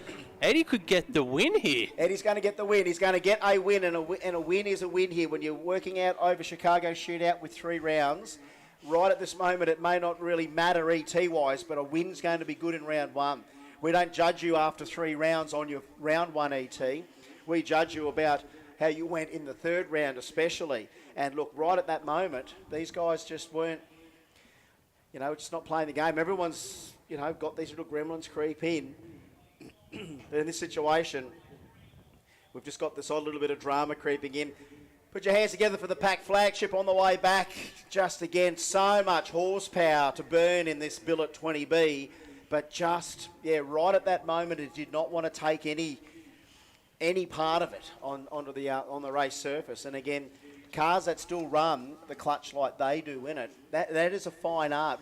That's a different way to attack it. It's all about how much base weight you got, how much you can initially provide as far as that, and then centrifugal weight, whatever you want to try and bring in. And these guys are experts at it. They've been doing it for years. But then you've got guys that are going the auto transmission route, like we're seeing Afif and Eddie and Rob, and just go to prove even then. That's still something you've got to get right. And it might be, yes, I've got the right torque converter. Yes, I need some nitrous to light the wick to get it to go. But then it's that initial tune. There's an adjustability there with converters. With the pressure and that inside, I don't know how it works. I'm not a tuner or anything, but I know that you can work with the converters and the fluid pressure and all that.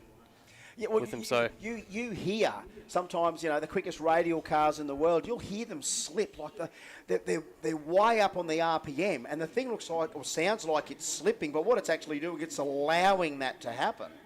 Then they can lock that converter up from there. All that technology still has to be mastered. It's no point having it. It's not the magic fix. You don't throw that in the car and all of a sudden you're a genius. You've still got to learn how it works. And you know what? We're going to see how Zoran takes it now. So what have we seen down now? We didn't see Rob go down because an issue, the car wouldn't light up. We saw Georgie zing the tyres. We saw Eddie recover to beat one over Afif. Now Zoran on a solo by the look at it. So he was our number 1 qualifier, Zoran. So Zoran can do it here now. I don't think he came out for the did he run a second one? I think he only hit the 1. So let's just see what they do here, because they're used to this situation, the gas guys. They tend to, when other people tend to just slip up, they might just have the magic cure. Now remember, they saw Afif go down before, which is another car in their stable. So whether or not they could make an adjustment there to go, right, Afif's thing just didn't go down, what do? Can we do a slight change before we go out? And if that means, yes, we're going to take some first gear boost out of it or whatever, that's, maybe a consideration that they've had to look at. I mean, right now, as we said, the track's as hot as it can be. Sometimes that's not ideal. You can't say it's not prepped to the nth degree. It's absolutely ready to go. This temp does get up to a certain sort of, any track. And we're a brand new track here, but look, we can't use that as an excuse because, we saw the Fuelers a few weeks ago go side-by-side 3s off the hit. So we know the track's there. But you get that certain time of day and you may just see some inconsistencies creep in. But like anything, what people were telling me about yesterday and previous, times, you lose that sun off this track, it becomes amazing. So strap yourselves in, folks, for the next few hours, because we're going to see how this whole story ends up, because we've still got to crown champions and all sorts of things here today. So it was good to get some money out for the Pepper Money Cash Boost. It's good to know that we've got some people in the mix here today trying to win the championships as well. So, in other words, top Jambo champion of the year. Here comes Afif. How good's that Camry look? Honestly, folks, these things are a treat to see. Absolute treat to see. I mean, that's a huge commitment, though, that vehicle. All of these vehicles are big commitments. All right, Zoran, what do we see with this car? 3-speed auto. 2JZ on board. Could this be the car everyone's got to beat here today in Thatcher Extreme, brought to us by Precision Turbo and Engine? On a solo, round 1. Oh, look at that. 101, blew the tyre, just rattled the tyres about 100 foot out. He gets back on it, he's Zoran, 677, 216 mile an hour down the M.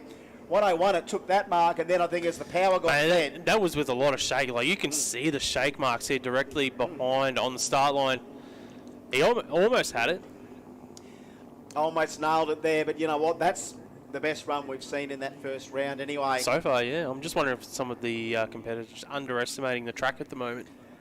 Well, sometimes you get to this time of the day you either under or overestimate it. You know what I mean? Sometimes there'll be races go, I should have thrown more at it. Like, you never pick them. Some races go, I put too much in it. Or some races go, I should have thrown more at it.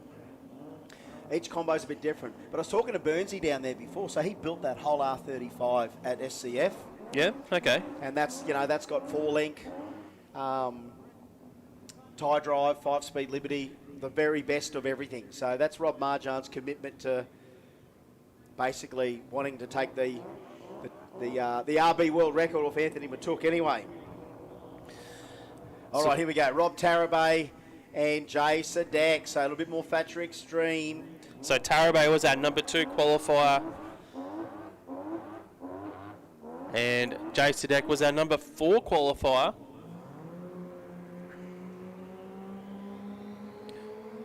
Well, Sadek's already run a PB this weekend. Oh, nice burnout for Rob Tarabay. Where's those horns out there, folks?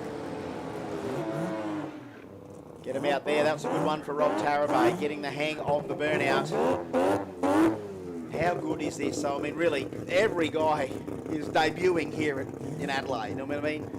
Jay Sadek, yes, that's a debut for the car in competition, but Rob Tarabay, he's only really been in the seat for a handful of runs the last few weeks. So this effectively is a debut as well. So just about everyone here is debuting, folks. There's only a few guys in our Dial Your Owns that have run here at the Bend in the last few weeks, but as far as Jambo's concerned, all of our competitors brand spanking. You're right, and that's something we haven't really touched on yet this weekend, is that it is brand new for everyone. Like, this is all of these guys that every track has its own personality. You can bring in the track's prep specialists and all that, but every track still has that adaptability that you need to learn how your car's going to get down, the power management.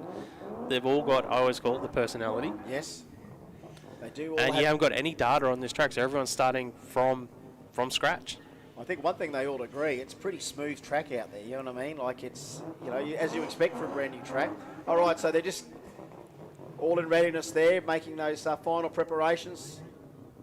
Sam Sadek just making a few little hand gestures there to Jay. He'd understand everything Sam was doing then. Outback Sam. Just that hat. I've just got to give him that nickname now. Suits him well. Outback Sam. All right, Jay Sadek, Rob Tarabay, all the crew step away from the cars. Here we go. 2 automatic transmission equipped cars out there. So we get our own import version.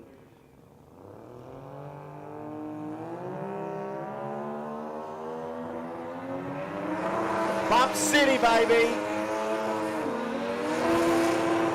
Oh, he just absolutely cruising Jay Sadek. Here comes 2. Jay Sadek, power on the way now. Tarabay just goes right past him. 629, 227 mile an hour. Jay's just fell off a little bit there. 413 for Tarabay at half track, 180, 101 in the 60, 117 for Jay.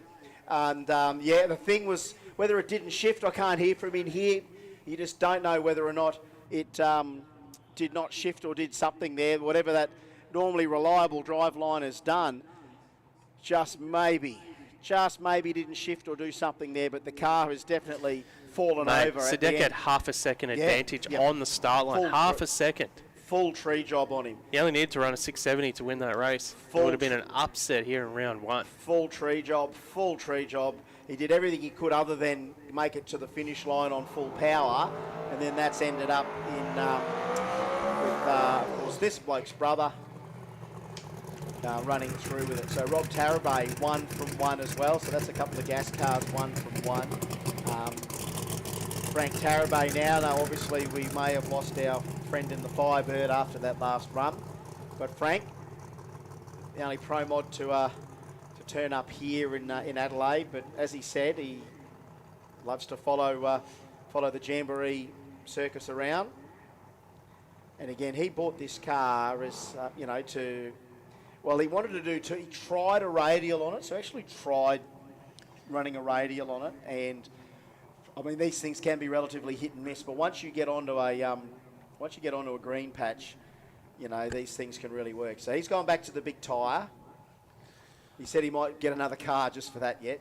He got the old Mastermind Factory Extreme car there at home as well. So he's got another full tilt turnkey So Factory Extreme car. Frank's dream, the end goal for this team is they want to be the fastest door car in the world. That is the goal. That's the dream.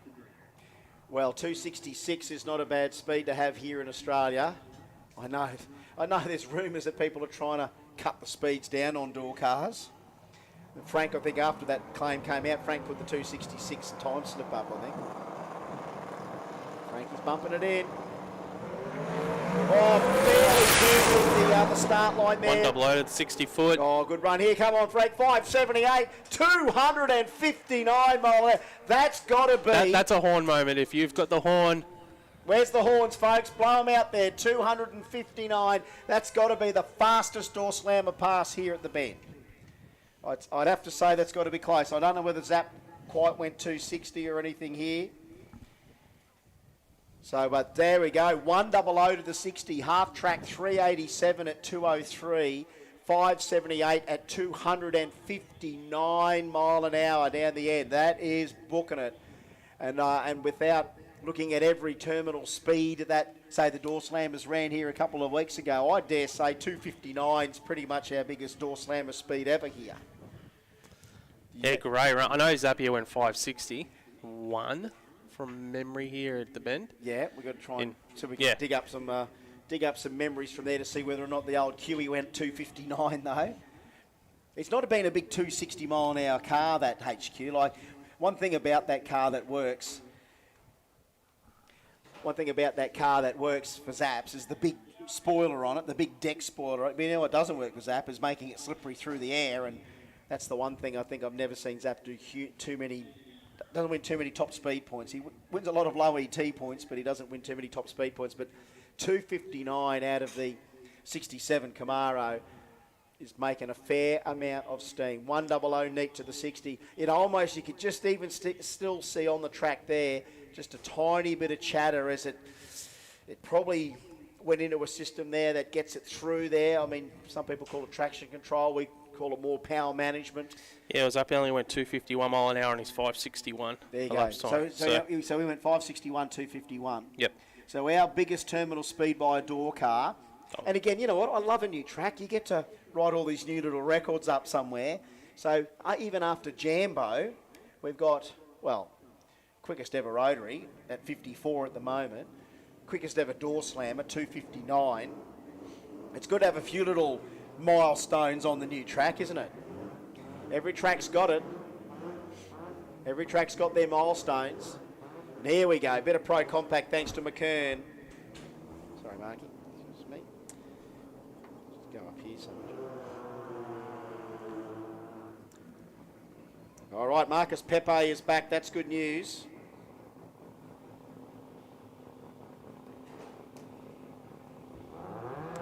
Yeah, I think it is, mate. I think that might be the fastest speed by a sedan here because I can see Canuli only went 253. Oh, good Jack. Where's those horns, folks?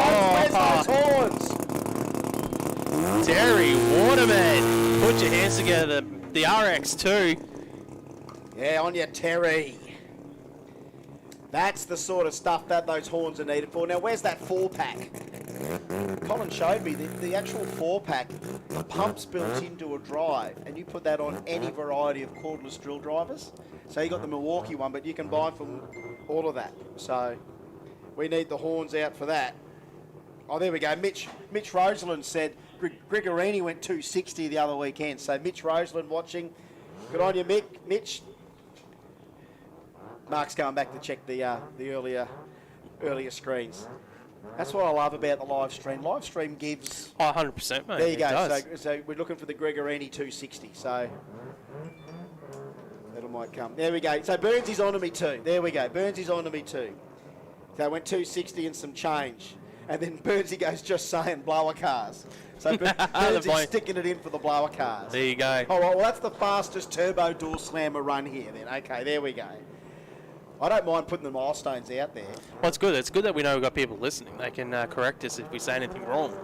That's right, Burnsy. Thanks for that. Yeah, just saying, blower cars. Oh, here we go. Oh, both boys don't mind. A bit of shape there for Terry. 105, the 60-foot for Pepe is going to be a better run for him this time. That'll do. 669. 205. It didn't even look like it was going hard. 669 at 205. 105 in the 60. Half track, 431 at 166. 669. 205 mile an hour there for Marcus. That is a PB for Marcus as well. It was a 676 before that.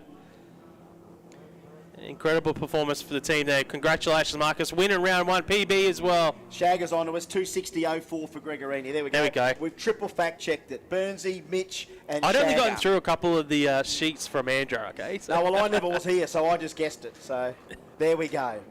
I'm willing to be proven wrong any other time. But you know what? We're good that we've got the fact-checkers out there for us. And a big shout-out to everyone watching on the stream. So 260.04, that's the speed to beat. All right, Frank. In a sedan. Let's go tell Frank that. Frank, we need about 261 to bring the record back.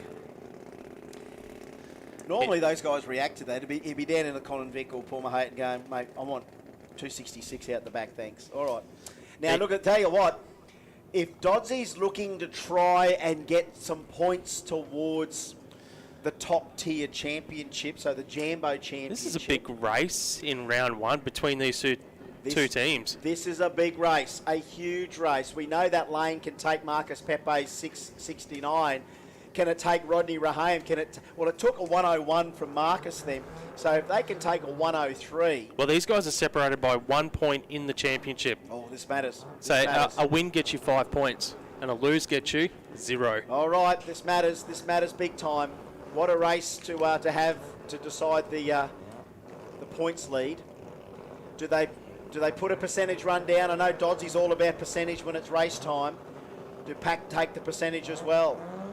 13B side by side. McKern, Pro Compact. Oh, Rodney off the throttle there. Rodney's back on the throttle, so is Dodsy, but it is Raham, even though we might have rattled it a little bit. 672 with a pedal, 107 in the 60, 443 to half track. And, he had to fight for the win there. So did Allen. He's certainly tried to fight as well, but that's enough for Rodney to just get 5 points. So he's now 4 ahead of Dodsy. Do you get any for a lose, Mark? We'll have to check. No, you don't get anything for a lose. Okay, so 5 there. Here comes Frank Tarabay with the second fastest door slammer here in at the bend. So we just got to tell Frankie, hey Frankie, 259 mile an hour. You need 1 more mile an hour to be the quickest or the fastest door slammer here at the bend. So 259 will do. But you need 261. You need 261, Frank, to give us to give yourself a benchmark to take away. But good stuff so far. All right, so dial your own. This is going to be a huge mix in here. This is our last qualifying session, though, isn't it? So we're not racing yet. We've got no dial-ins up, so we would assume this is our last qualifying session for dial your own. Yes, you would be correct. So Shane Borg and Shane Kramer. Come on, Shane. Shane and Shane. Early this year I did Kevin versus Kevin. I lost it. Kevin and Kevin. Come on, Shane. Bowling Shane. 540 cubes of blow and ultrad. 410 cubes of injected small block Chev for the LC.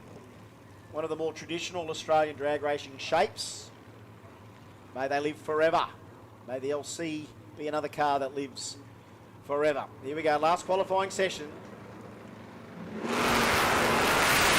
a big tyre card, doesn't hurt them, doesn't matter. They can get down the track. 690, 202 mile an hour, 876 there for Shane Borg at 156. Good speed for Borg, 156. So good runs there for them. Now Corey Reid, Corey sent me a message. It's a little D-stroked LS. So D-stroked LS with some gas in it. Yeah, D-stroked LS3, 340 cubes of spray. It is the engine out of the XF. So they did have turbo LS on it, and now it's D-stroked and got some spray. Corey Reid. Peter Cates, if that's a genuine Dodge drag pack, he's kind of drag packed the drag pack. You know, drag packs never come out with tubs and wheelie bars, did they? No. That's a full drag pack. That's the double drag pack. 354 cubes tells me it is that Gen 3 Hemi. They had the big blowers on them, I think, and that thing ran low 8s. Corey Reed, it's a 7-second. Mate, that's not bad. That little 340's making some Yeah, making man, some running power into sevens. to run sevens Yeah. with it. Yeah, that's got plenty of snoz. I think it was around the mid 7-second region. Around, I think it went 780s or 770s so far in qualifying. You don't have a 200 kit on it, Corey. I think you might have 400 up it, I think. Let's just see. All right. Last qualifying session in our Dial Your Own category. Yeah, the race is going to be tight throughout this category because we're going to see some chases. But these guys are serious. Oh, no. Peter. Wrong time to be nailing the old throttle. Look, we technically should let you just do it. Yeah, I don't know. Good on you, Corey. Corey did the right thing there too. Yeah. That's good. Now, sometimes if you're an opponent and you sit there with 2 lights on, you're kind of demanding the red get thrown in the other You know, the lane. drag pack reminds me. It's that guy that's in the gym that his muscles and the shoulders and neck are all just like one. You Yes, can see the neck. that's right. Just- I can see that bloke in there. Yep. Tell you what, listen to it. They both sound good. 796, 828, and yeah, you're right. He's got all the proportions, but that's all one proportion. Yeah. Great run there from the drag pack and from Corey into the sevens. All right, I'm going to let Mr. Racer X have some airtime here. I want to hear that screaming small block. Doesn't tell us the cubes in it. But he was like a modified production car in the Superstock days, I think. He was like a Steve Pake having a crack there as well. 403 cubes in the HJ. And Jim Ioannidis is always at the pointy end of Superstock. All right, we're telling him to get in there, Jimmy. Get in there, Jimmy. Let's have a listen to this sweet sanding small block. Oh, yeah. If only we could educate the younger generation, because we've almost lost a couple of generations to Group 2. That, Superstock was an iconic class. And you know what? South Australia bred so many great Superstock races. And we've still got them here. I know that, any time we get any National Open events here, there's normally encouragement for Super Comp or Superstock to run. And I think before too long it'll come back. It's still very strong in Perth, obviously.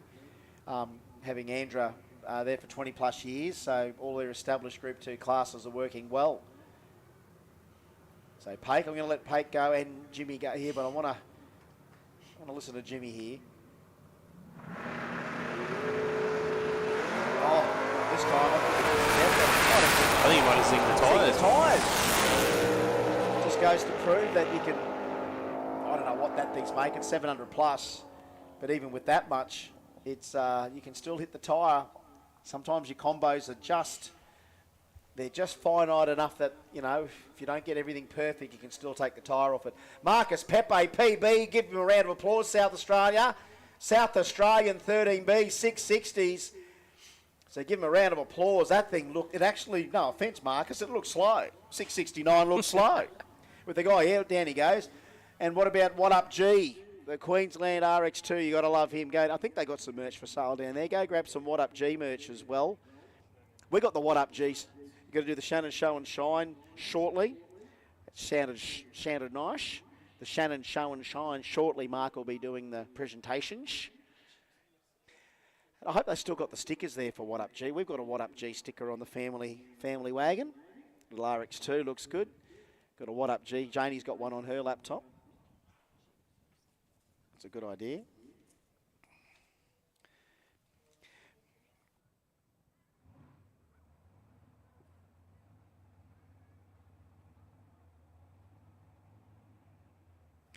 So Marky off to do the Shannon's Show and Shine. Of course, had a nice little display. I always do. It's not always about racing on the track. Shannon's Adelaide, the official Show and Shine partner for the 2023 Jamboree Series. Check it in. They've got no obligation quotes for your car, trailer, transport, or bike, home, and CTP. Even that's right, they do it now. Shannon's Insurance for motoring enthusiasts. And that great Show and Shine. Marky's going down to do the presentations for that very, very shortly. Shannon's Show and Shine just shortly.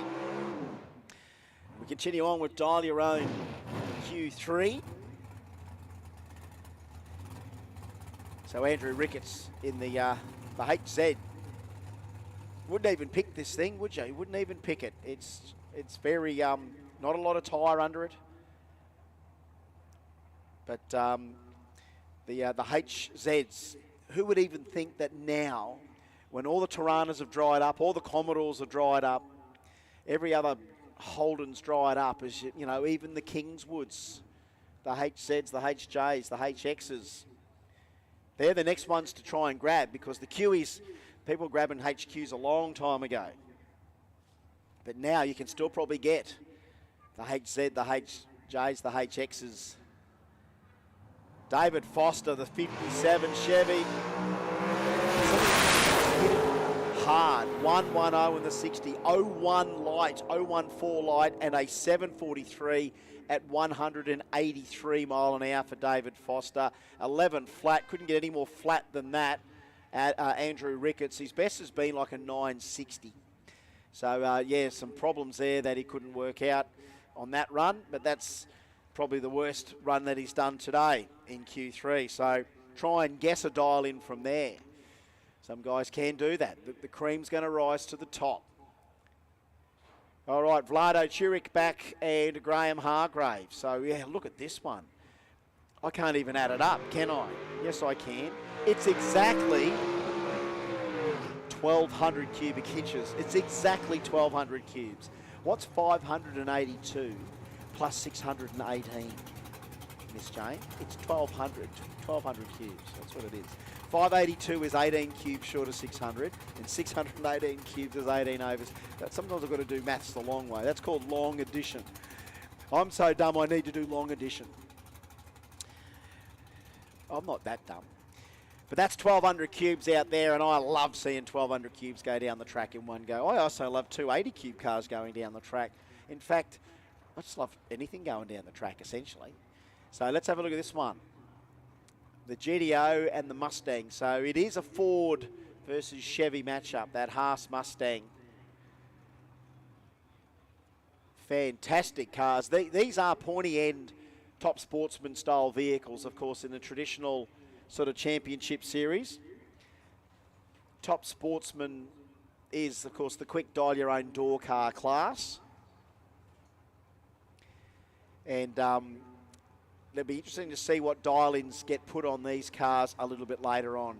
So Vlado said he's been as quick as a 738. Graham's been as quick as a 770, but I think he already went quicker than that today.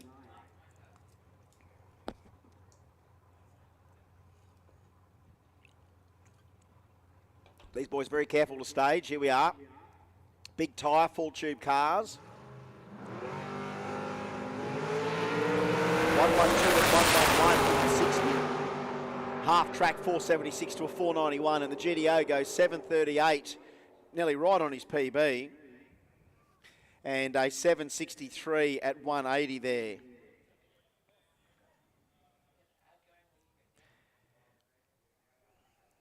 Sure.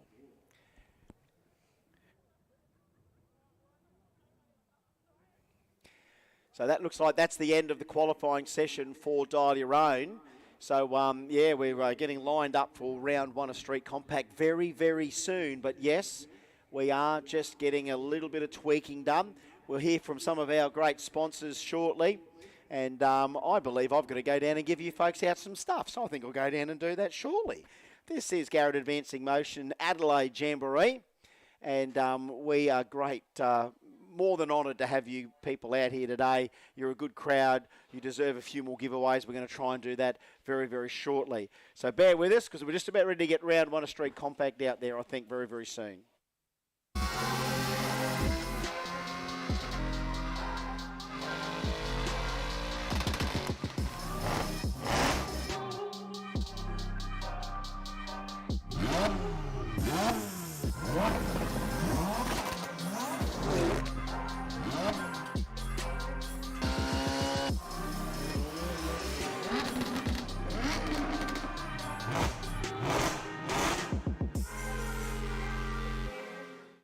We have one goal, drag strip domination. quicker ETs, number one qualifiers, final round victories. We earn these things for ourselves and our racers with engine management designed to work the way people actually use it at the track. Our systems are constantly updated with new functionality and free updates because progress never stops. Always learning, always improving, always striving to make the best.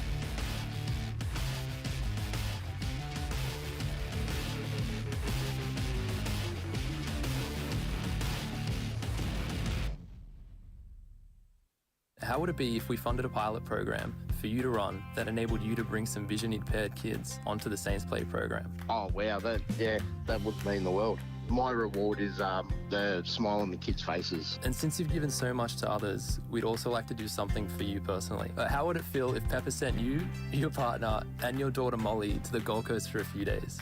Yeah, awesome. I don't know what to say. It amazes me. Thank you very much. We've always had a few cars. They're all special. The T-Bird. Oh, that's mine. The Combi for when we want to get away. The XR8. It's going to be a classic. They're all insured with Shannon's, We've also got Shannon's home and contents cover. which helps protect our automotive collectibles, tools and memorabilia in the home and garage. If you're motoring enthusiasts like us, it's got to be Shannon's. Shannon's, insurance for motoring enthusiasts. Call 13 46 46 for a quote. Outlaw Speed Shop, the high-performance superstore that offers you so much more. Expert advice from friendly, experienced staff, huge range at competitive prices, easy access across Adelaide with plenty of parking, fast, low-cost delivery across Australia. Shop in-store or online.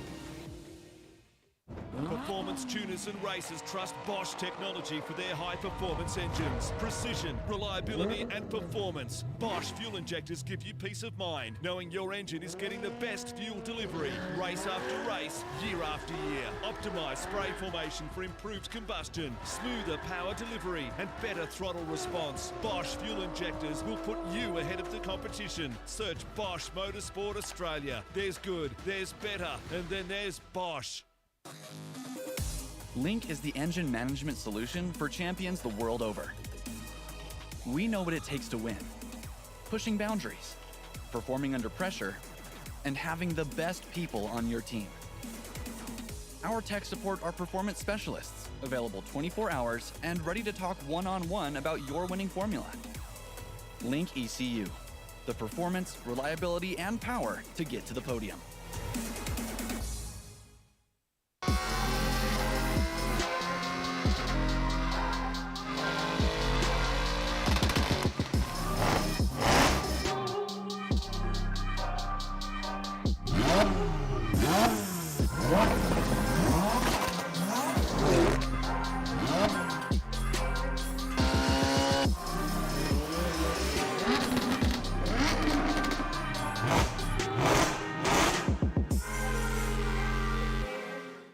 We have one goal, drag strip domination.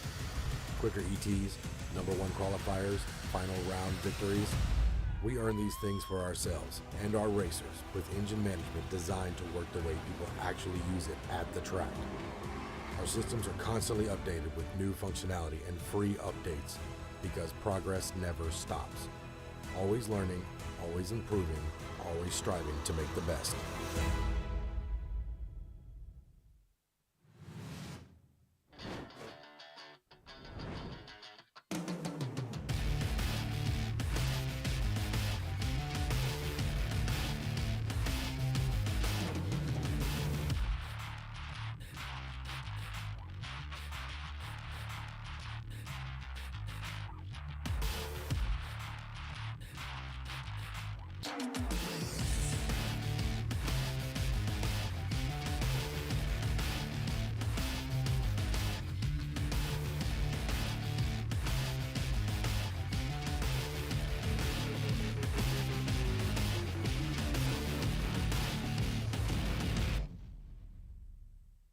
How would it be if we funded a pilot program for you to run that enabled you to bring some vision-impaired kids onto the Saints Play program? Oh, wow, that would mean the world. My reward is the smile on the kids' faces. And since you've given so much to others, we'd also like to do something for you personally. How would it feel if Pepper sent you, your partner, and your daughter Molly to the Gold Coast for a few days? Yeah, awesome. I don't know what to say. It amazes me. Thank you very much. We've always had a few cars. They're all special. The T-Bird. Oh, that's mine. The Combi for when we want to get away. The XR8. It's going to be a classic. They're all insured with Shannon's, We've also got Shannon's home and contents cover. which helps protect our automotive collectibles, tools and memorabilia in the home and garage. If you're motoring enthusiasts like us, it's got to be Shannon's. Shannon's, insurance for motoring enthusiasts. Call 13 46 46 for a quote. Outlaw Speed Shop, the high-performance superstore that offers you so much more. Expert advice from friendly, experienced staff, huge range at competitive prices, easy access across Adelaide with plenty of parking, fast, low-cost delivery across Australia. Shop in-store or online.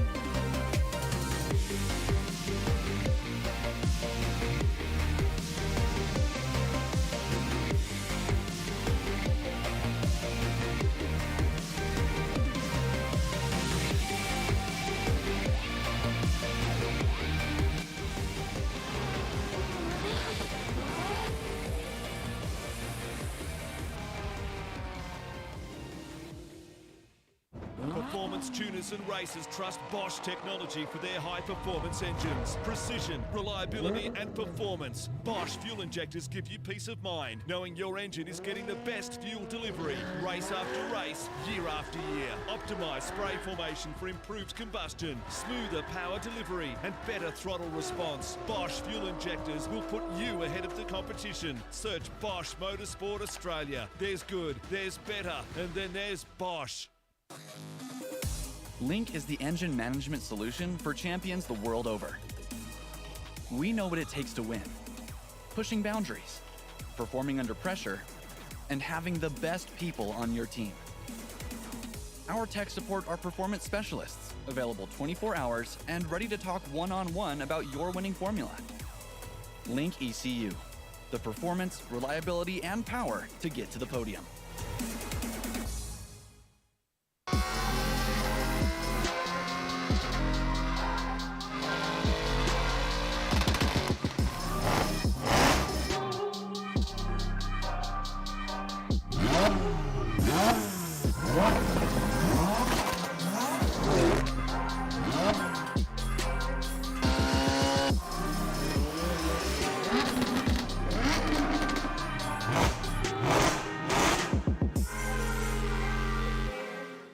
We have one goal, drag strip domination.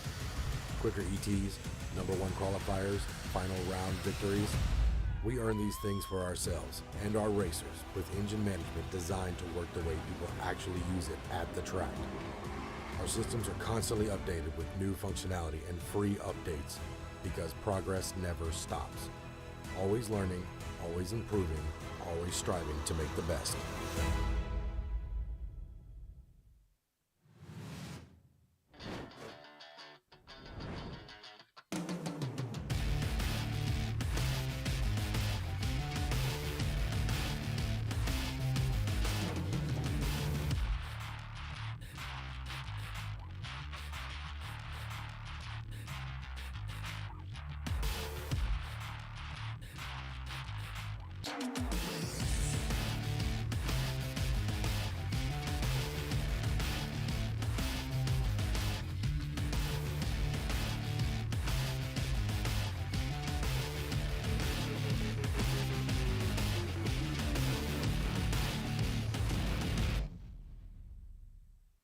How would it be if we funded a pilot program for you to run that enabled you to bring some vision-impaired kids onto the Saints Play program? Oh, wow, that would mean the world. My reward is the smile on the kids' faces. And since you've given so much to others, we'd also like to do something for you personally. How would it feel if Pepper sent you, your partner, and your daughter Molly to the Gold Coast for a few days? Yeah, awesome. I don't know what to say. It amazes me. Thank you very much. We've always had a few cars. They're all special. The T-Bird. Oh, that's mine. The Combi for when we want to get away. The XR8. It's going to be a classic. They're all insured with Shannon's, We've also got Shannon's Home and Contents cover, which helps protect our automotive collectibles, tools and memorabilia in the home and garage. If you're motoring enthusiasts like us, it's got to be Shannon's. Shannon's, insurance for motoring enthusiasts. Call 13 46 46 for a quote. Outlaw Speed Shop, the high-performance superstore that offers you so much more. Expert advice from friendly, experienced staff, huge range at competitive prices, easy access across Adelaide with plenty of parking, fast, low-cost delivery across Australia. Shop in-store or online.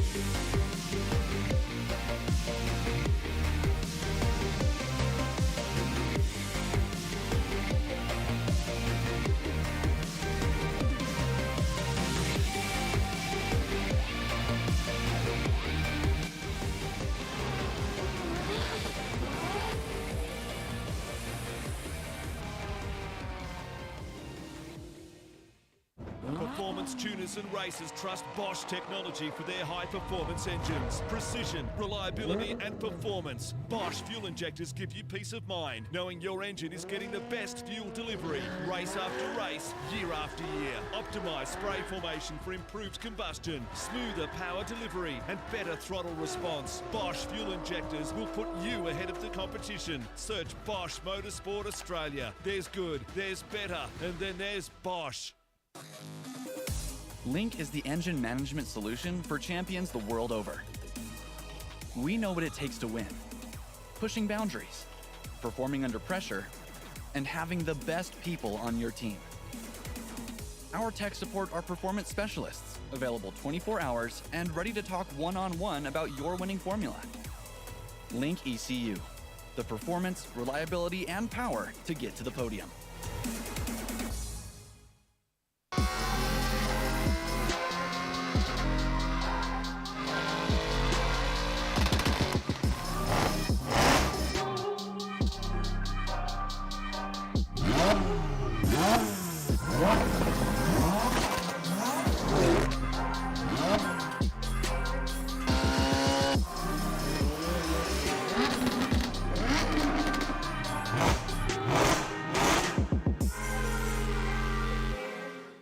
We have one goal, drag strip domination.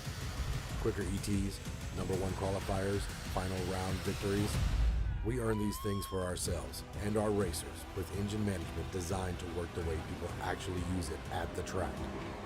Our systems are constantly updated with new functionality and free updates because progress never stops.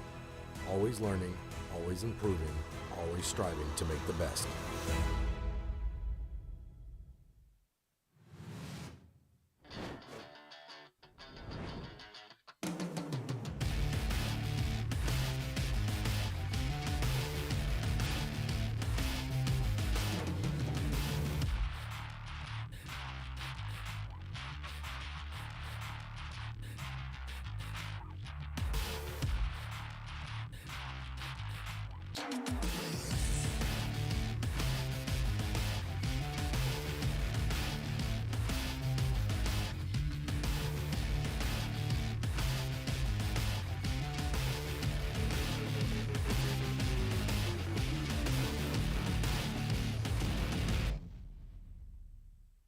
How would it be if we funded a pilot program for you to run that enabled you to bring some vision impaired kids onto the Saints Play program? Oh wow, that would mean the world. My reward is the smile on the kids' faces. And since you've given so much to others, we'd also like to do something for you personally. How would it feel if Pepper sent you, your partner, and your daughter Molly to the Gold Coast for a few days?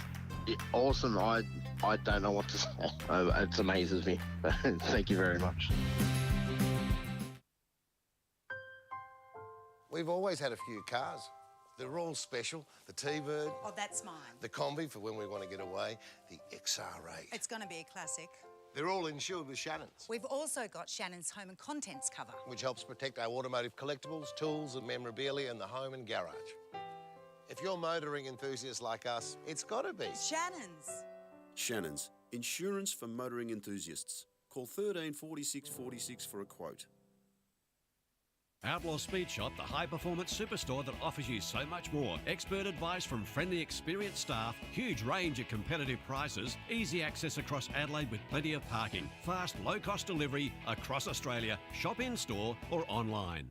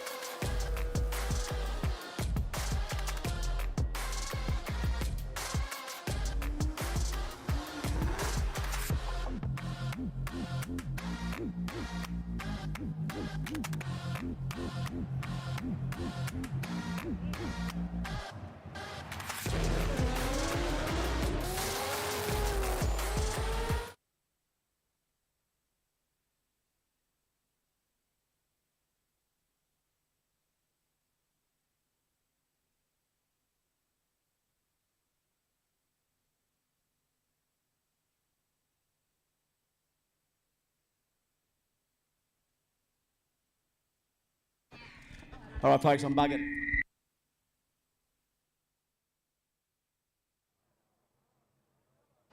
Thank you.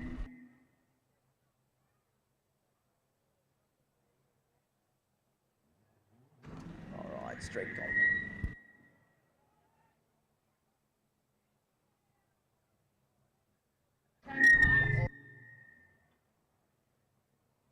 Sorry, folks, that's my fault. Hope you enjoyed all the free stuff. The wind is definitely picking up because the balls are travelling 5,000 kilometres. But anyway, Street Compact round 1 by the looks of it. Thanks very much. I love hitting this stuff out. It's really fun. Quarterback. I love that quarterback. Oh, and he does such a good job of it too, doesn't he? Put your hands together for Mr. Chris Diggles, Jamboree's own Chris Diggles. We are into round 1 of Street Compact. Thanks to Outlaw Speed Shop, we have just seen our first pair of competitors go through. Brett Thomas is going to get the win in the Bullet Race Engineering lane with a 1060. Oh no, that's our next pairing. We missed that first round. That's okay, we will move on. Brett Thomas is now in the Bullet Race Engineering lane. In beside him will be Maz Mina in this VL Calais. He's sitting pretty in the Summit Racing Equipment lane. And we need all of our competitors to the Show and Shine presentation area. The Show and Shine presentation area is presentation's about to kick off in about 5 minutes. Markers down there ready to hand out the trophies. So anyone who had their car in the Shannon Show and Shine, you might want to head on down and see if you can take home one of our J's. So it is VL taking on VL. 1060 taking on a 1050. Dial in. Well, we're not going to talk about those reaction times. They were shocking. A 1:33 to a 5:35. I can tell you that Thomas is going to take the win nice and easy with a 10:79, 102 miles an hour, while Mina is just crawling on down through the finish line now, goes on through with a 13:63 at 84 miles an hour. Okay. Janie, how are ya? I'm not too bad. How are you, Diggs? My name's Chris. How are ya? I saw you running around down there. Did you go out and do a 5K this morning, or were you just saving it for the heat of the day? I just did 5K then. Oh, I know. I watched you. Well done. The balls bounced onto the track a couple of times there. Oh, did they? Yeah. Anyway. Okay. Next pairing. We've got Mick Farrell down there. He is in the Summit Racing lane. In beside him will be Theo Galamas. I haven't seen Theo yet today, but here he is. 11 flat, getting chased by a 10:20. 0.8 of a light. So 0.8 of a second. 2 lights on the tree. So that was a piston engine getting chased by a rotary engine. Is that what you're talking about? It's going to happen a little bit here, the Jane. Yep. And is that because the rotaries are usually faster? And the sooner you get over yourself, the better. You can tell where. Don't cry, Chris. It's okay. 2 things Jane loves, and that's a park run and rotaries. Look, I don't know who to root for. I'm going to root for the guy that I suppose at the end of the day shows us the most, the most consistent runs. That's how you get through these ones, especially in Street Compact, brought to us by Outlaw Speed Shop. So again, it's all about not only a good reaction time, it's also about how you finish the race off as close to that dial in as possible. First round nerves, there'd be a few out there. So clean green, not much in the way of reaction time advantage. He sort of bogged it off the line, Mick Farrell. Whether or not that's enough bogging off the line or not. Shannon Show and Shine presentation at 3 o'clock, about 3 minutes time. So if you're in the Show and Shine, the presentations start at 3 o'clock, which is only about 3 minutes away. So the win, Mick Farrell, round 1, 10:70. It wasn't pretty, 146 miles an hour, by the way. Bogged it down the line, but lucky enough had enough horsepower. Right, David O'Connor and Paul Matheson. So the New South Welshman, the Mazda wagon, rotary power. Janie loves that. Janie had one. You sold it, didn't you? I did. She's crying still. I'm still crying. David O'Connor, the Beetle. This is nearly a heads-up race. But this is an important race for Matheson. He's still in our points chase for our Jamboree series. Just won that round. He's got the win. We can put a W beside his name. So the Beetle breathing heavy through the finish line, goes on through for an 11.18, but handed the win over to Matheson due to that red light. Matheson, the rotor, goes on through. Will live another day with an 11.48, 115 miles per hour. Yeah, broke out too, the Beetle. Went a little bit too quick, but that red light Well, if you're going to lose, you do it properly, don't you? You red light and you break out, just to make sure. The only thing you could do to make the trifectas cross the finish line, centre line rather. Rick Bartley and Christopher Caratabonis, the Calais. So Chris, 10.50, getting chased by a 10 flat. Yeah, getting chased by a Starlet. The VL getting chased by a Starlet. Now, reaction time with advantages favouring the Calais. Big time, but that Starlet's got 145 odd mile an hour. Closing speed, but it's too fast. He goes 10.05 on a 10.50, and the win goes back to the Starlet. A safe 52 for Rick. So the Starlet survives, but just way too quick, the Calais. Way too quick.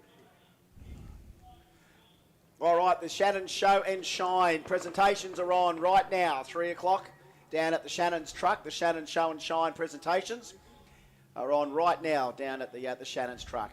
All right, Mark Campbell in the Bullet Race Engineering lane, dialing in 1380. He's giving chase to Christos Stojanovski in the RX4 with a 14 flat. So 0.2, half a light stagger on the Christmas tree head start to the RX4. They both kind of sat there for a bit. The I-30 did get a slightly better reaction time, but you wouldn't notice it right now. Christo is out there big time. Got to watch out on that 14 flat dial, and he's got to close the race up. 13.31, it's a big breakout, and the win's going to come up. Yeah, 16.72 on a 13.80 there for the I-30. It's not every day you say, and the I-30 takes the win, but No. there it is. Did the Stinger win in round 1 too? Did the Stinger win? I missed that round. I missed that one. That was the one I missed. I was doing paperwork. All this admin, We you can't know. be in 3 places at once, can we? Davor Pribicevic and Sami Mubarak. 10.50 to a 10.80, 0.3 of a second head start going to the RS2000. Reaction time advantage. Just sat there 2.3 seconds in Sammy. The only trouble now for him is that Davor's out of fairway. He's got to not break out in the RS2000. 10.80 dial in, 11.03. That is safe. 11.03 on the 10.80. A win there for Davor. So here's to the old school RS2000. Gets through for the win. All right. Matty Spratt and Scott Radermaker. 11.60 for the Brumby. Getting chased by the GDR R35. So this is a genuine one too. 2600cc. So GDR R33. The Shannon Show and Shine? Shannon Show and Shine? Shannon Show and Shine trophies are on right now down at the Shannon's truck. So the Show and Shine trophies are on right now. Clean Green's a little bit better there. Reaction time to the Skyline, but it is a 12.01. Beats a 12.07. 12.01 beats a 12.07. So another call. Shannon Show and Shine happening at the truck right now. The presentation's happening at the truck right now. So the Shannon Show and Shine, if you want to win yourself a Show and Shine trophy, you can get down there right now and doing it.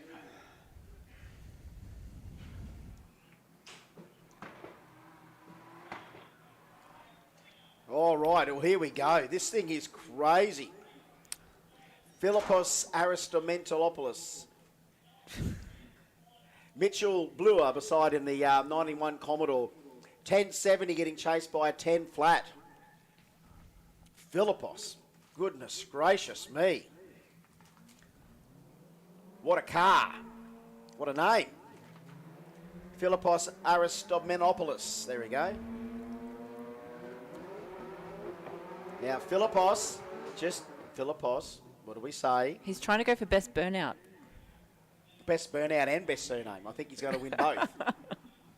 That's right. We've got a burnout award to give during racing. We're now in racing. So what's our best reaction time so far? I don't know. I don't know either. We're going to start writing some notes down like we normally do.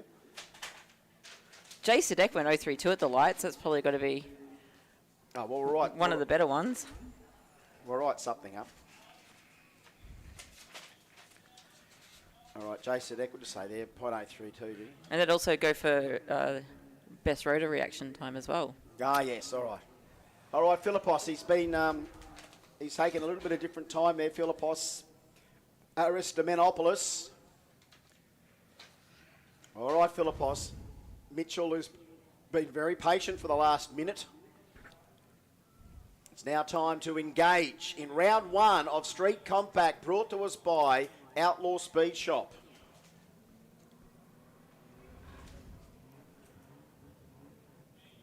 I don't think he got forever to get in either, Aristos. No, at risk of being timed out here, isn't he? He can be timed out, and he's in now. Phil, Mitchell, you can go anytime. Go. Mitchell, go. Keep going. No. Philippos.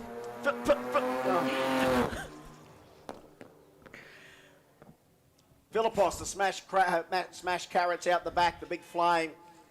Philippos is going to get the win. Let's have a look. Ready? Philippos wins it with a 19.22, and Mitchell has blown something out of the back of the car, you would assume. Now we're looking for any debris. We're just having a quick look there on the start line. Anything to report? We don't know. But he knew enough to pull the Commodore over. So the VP, I think it is, 1991. It's gone 11.34, but I won't be doing that anymore. Well, whatever it was, he felt the breakage and decided to pull over. That is a textbook way to react if you sense a breakage in the car. That is the textbook way to do it. That is, I think if something's just let go, I've got no power anymore. Normally it's the lack of push in the back. Or he just drives off. One of the three. I'd say our hard-working track crew here have given him the okay to drive off, though. Thank you, Mitchell, for basically turning around everything I was saying about you. He did the right thing. He did the right thing still. The track crew probably said it's okay to go. You're not leaking anything. I did the wrong thing by actually talking it up. But we had assumed he was braking because of the way that he just pulled over like that. It's like he'd rather err on the side of caution than try and win the race. So I'm going to give him brownie points, Mitchell. Yeah. You're my man of the moment right Job well now. done. Job well done. Hasn't left anything on the track, so triple brownie points for you. Sportsman Award goes to you at the moment, if we had one. But the trouble is now, Philippos is back in the next round. And I'll make sure that next time he comes around, I won't have any food in my mouth to make sure I can get the pronunciation out. And it is 3-round format. It's a 3-round format, so Philippos is with us the rest of the day. And Bloor hopefully will be back. Mitchell hopefully should be back. Whatever it was, hopefully the Commodore is A-OK. But, yeah, normally you'd sense that little lack in power that you think, well, something's let go or the thing died, but he pulled over. He did exactly what everyone else is supposed to do when they feel something break, and that's just pull over. Anyway, God, it's just not a moment's rest around here. No. It's just drama. More drama than maths. I've never had this much bad luck hitting balls into the crowd. The wind here has been taking those things literally over the grandstand and blowing them back. It's been a few months since I've cracked them around. And you know what? We've run low on the black ones. We've actually got more lucky ones left than we do the black ones. So, of course, the lucky ones, the coloured ones are the ones you can take down to GM Central and exchange them for a prize.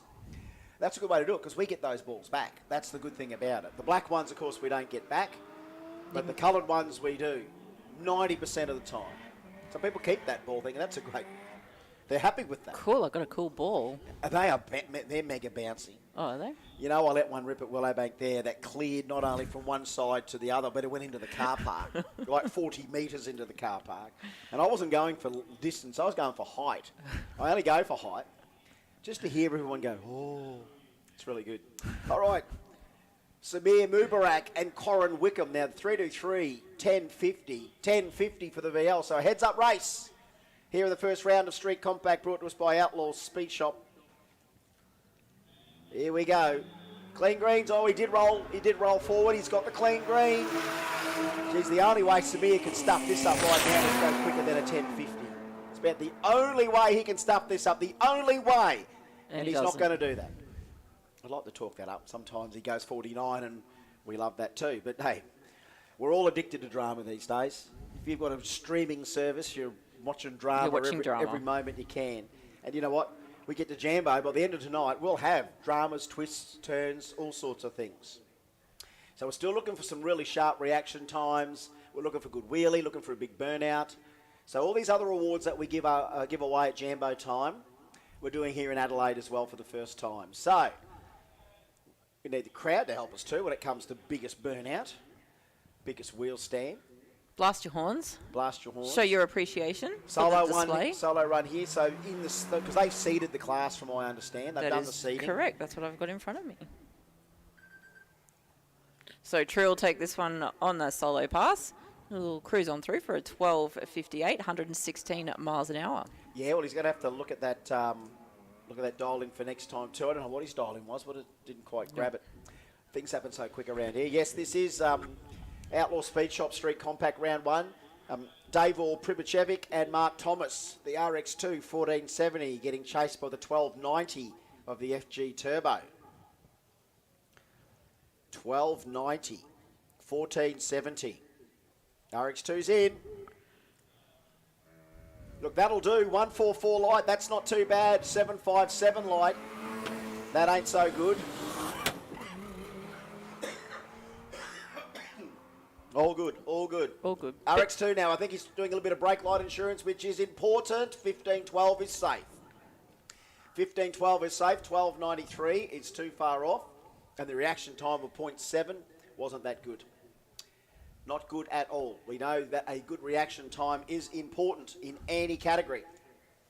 So that's round 1 of Outlaw Speed Shop Street Compact. We've seen, again, as you say, we're on Chicago Shootout, so we've got so many people with 1 from 1, so many people with none from 1. By the time we get to round 3, we might have a whole group at 3 from 3. We've then got to decide, I would imagine, the two closest to their dial-in in round 3. Yes. So anything with a dial-in category in Chicago Shootout, normally the old rule of thumb is, if we've got multiple 3 from 3 winners, we've got to beat the two closest to their dial-in. Now, of course, in heads-up racing, Chicago Shootout, if we've got equal winners, we've got to decide the two winners, the two with the most amount of wins, and then if we can't decide that, if there's a split decision, the two lowest DTs or the lowest DT after that. So here we go, the first round of our Euro class, brought to us by none other than our great new sponsor in Cade Technologies, Nagia Lamb and Jalen Cade. So first round in the class. You like that, Thomas? So I had the old Shannon's brake light insurance years ago. All right, here we go. This is a heads-up class, though, by the look of it. So it's whoever gets to the other end first by the look. Well, the reaction time advantage goes to Lamb. But we can see that Kate is way out in front. They'll go on through for the win, an 11-11. His first ever win in competition, Jalen. Would it be good if he cleaned up his own class here today? Mind you, he's got a McLaren in the way. John Munro now and Phil Stevens. So the Audi's got it all to do here, because that McLaren's a big bully, big supercar bully. Super fast. It's got plenty. Off it goes.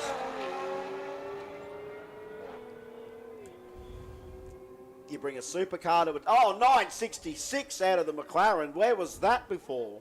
151 miles an hour as well. Let's see how many eyes are on that McLaren now after that run. 966 from the McLaren.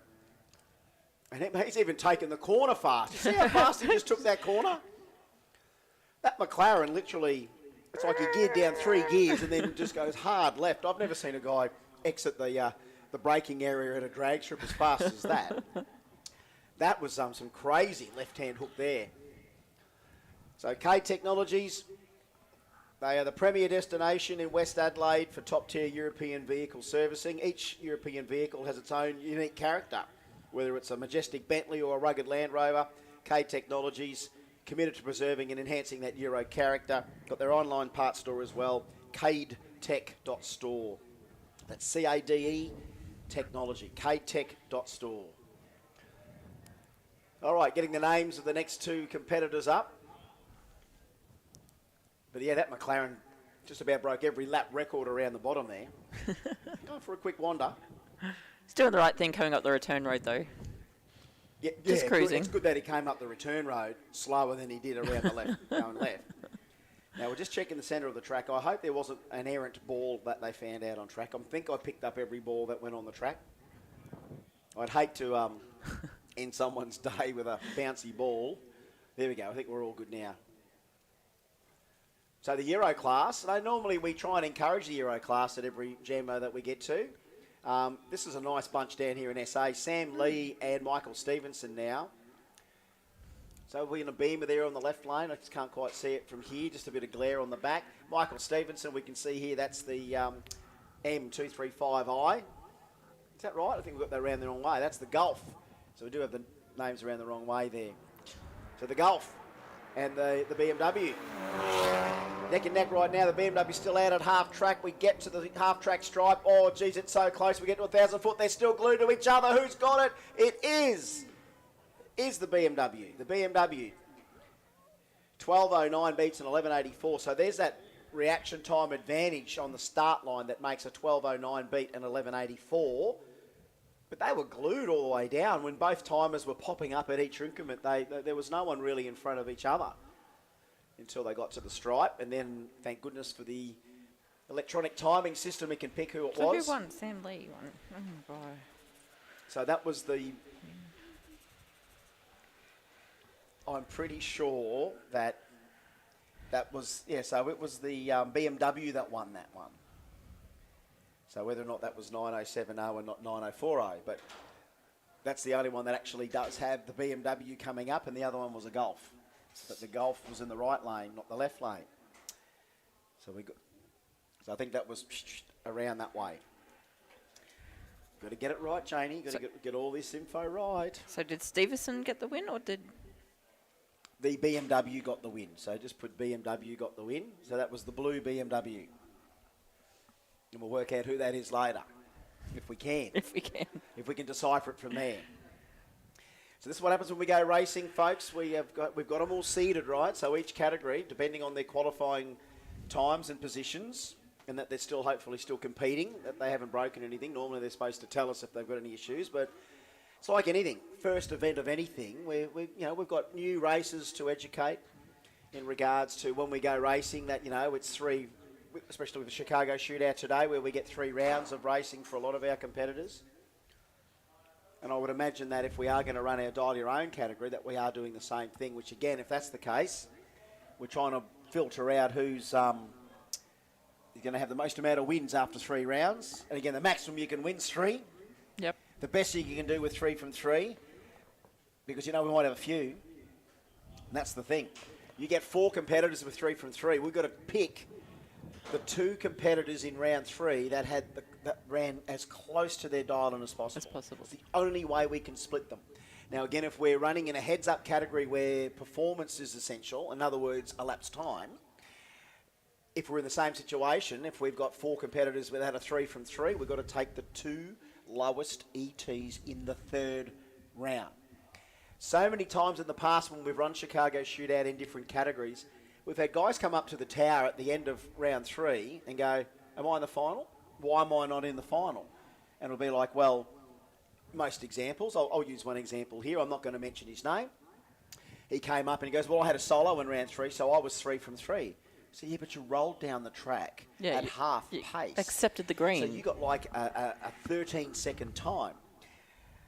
A fellow competitor got 3 from 3, but actually ran it out the back door and ran like, a 980.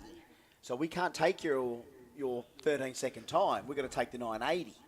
So the secret is in round 3, especially in the categories where it is about low ET. Don't roll it down the track as if it's a free gift. Run it as if you... The crowd don't want to see you roll down the track. No, the crowd want to see fast cars. That is why we do it that way. Run it all the way out the back, or else you will end up going, well, I'm 3 from 3, why aren't I in the final? And the reason is because when we had to choose, we could choose 2 quicker people than you with the same amount of wins. Yeah. What we find really puts the spanner in the works is when you've got one person that's 3 from 3 already, and then you've got 3 competitors that are 2 from 3. How do we determine them? The same deal. Whoever had the lowest DT in round 3. That's how we determine it. That's in, again, as we say, heads-up categories with low ET. That's a problem for later on. With Dial Your Own, it's about closest to the dial-in in round 3. It's not about quickest, it's about closest to dial-in. So you could be a 14-second car and run 14.00 in round 3 and win that race. But if you're 14.00 on a 14.00, you're literally in the final by virtue of being so close to your dial-in. We'll explain a bit later as it happens in front of us, folks. Thought we'd give you a little heads up before that happens to let you know. Because this stuff will just happen, this stuff will just turn in front of us. This is the thing that happens in Jambo, no matter what Jambo. And I've only been doing this for 20 years, right? 20 odd. is that you just don't know how it's all going to end until it gets there. And this is the one thing about this sort of event. It is unpredictable. It's exciting most times.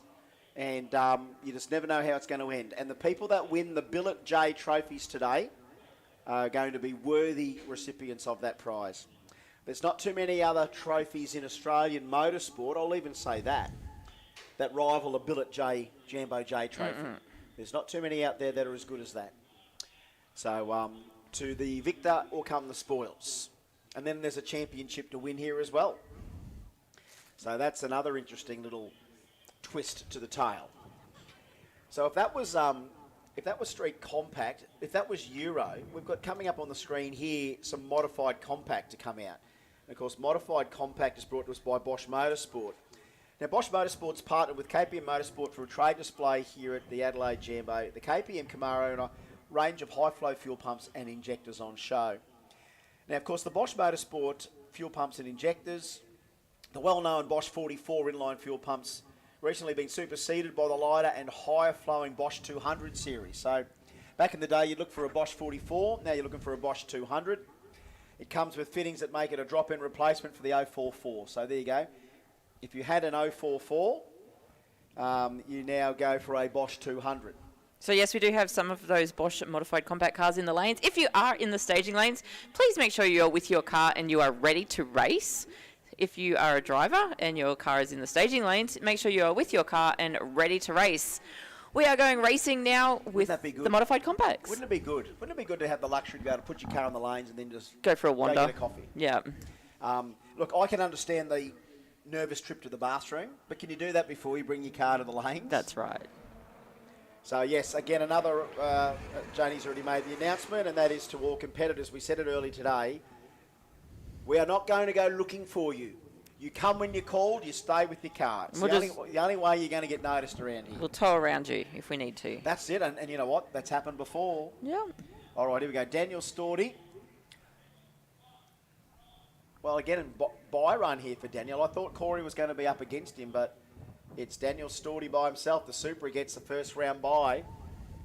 10 flat the dial in.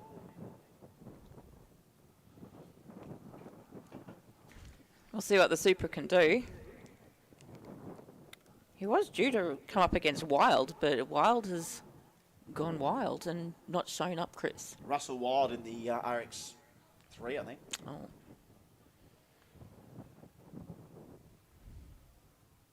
So all eyes on the Supra. As we said, Bosch Motorsport's bringing us a Modified Compact. All eyes on Statori.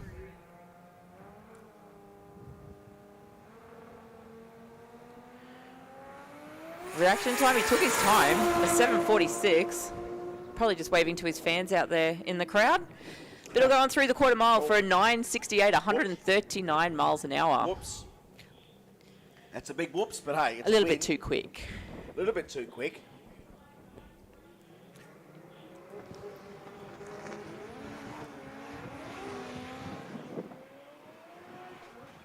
Next pairing about to move forward.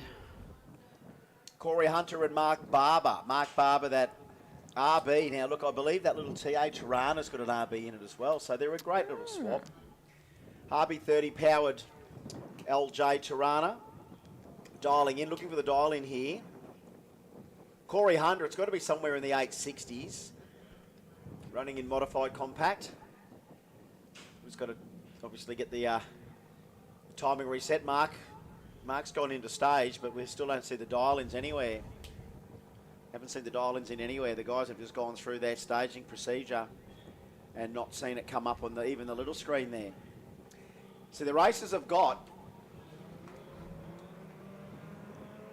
So it's interesting that these guys can go into stage without knowing their dial-in.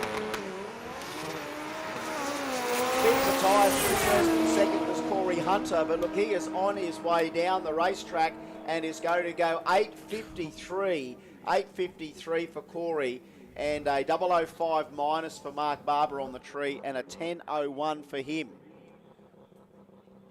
A 10:01 for him, and a win there to Corey.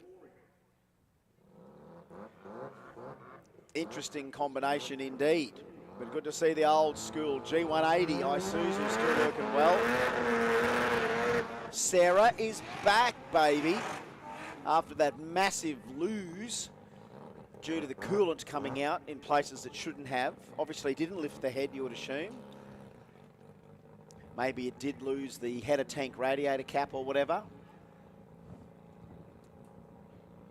Have a seat, Mark.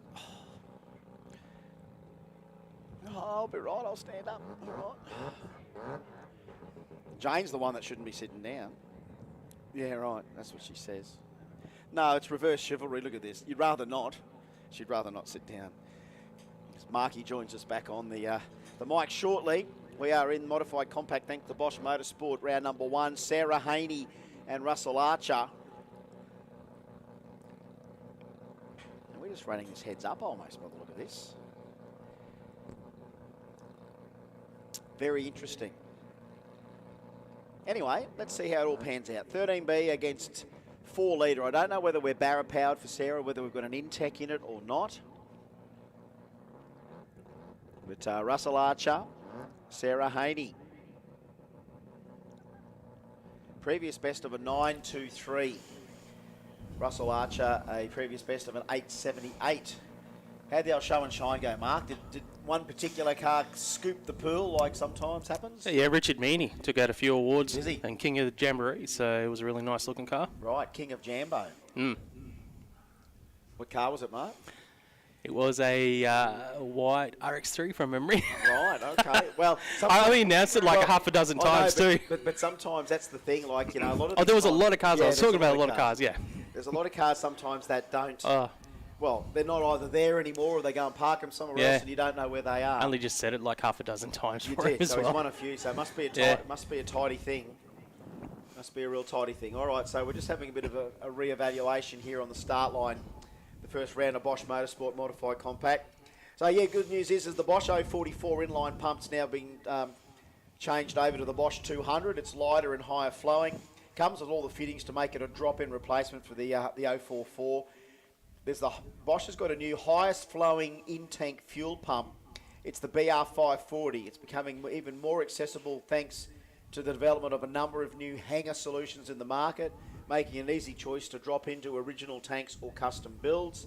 Of course, their huge range of EV14 injectors, Bosch, including the 333 part number, which are commonly referred to as Bosch's 1650cc injectors.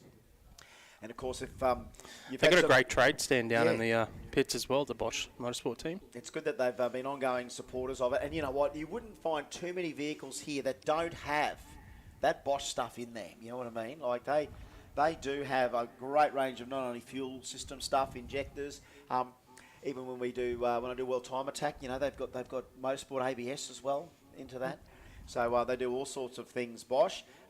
Those Bosch 1650cc injectors, very, very popular, and the 333 part number. So if anyone that's been in the auto parts game knows it's like a 9-digit. Bosch have got like 9-digit part numbers, and the 333 part number, obviously, if you know the rest of it, which I don't. Been a long time since I've sold the Porsche, the Bosch stuff. Look at this, other motorsport points of interest. Now get this, you wouldn't believe it. Wilhelm Werner won the Nice Salon Nice car race in a 35 horsepower Mercedes-Benz fitted with Bosch Magneto ignition in 1901. That's some history right there. 1901, mate.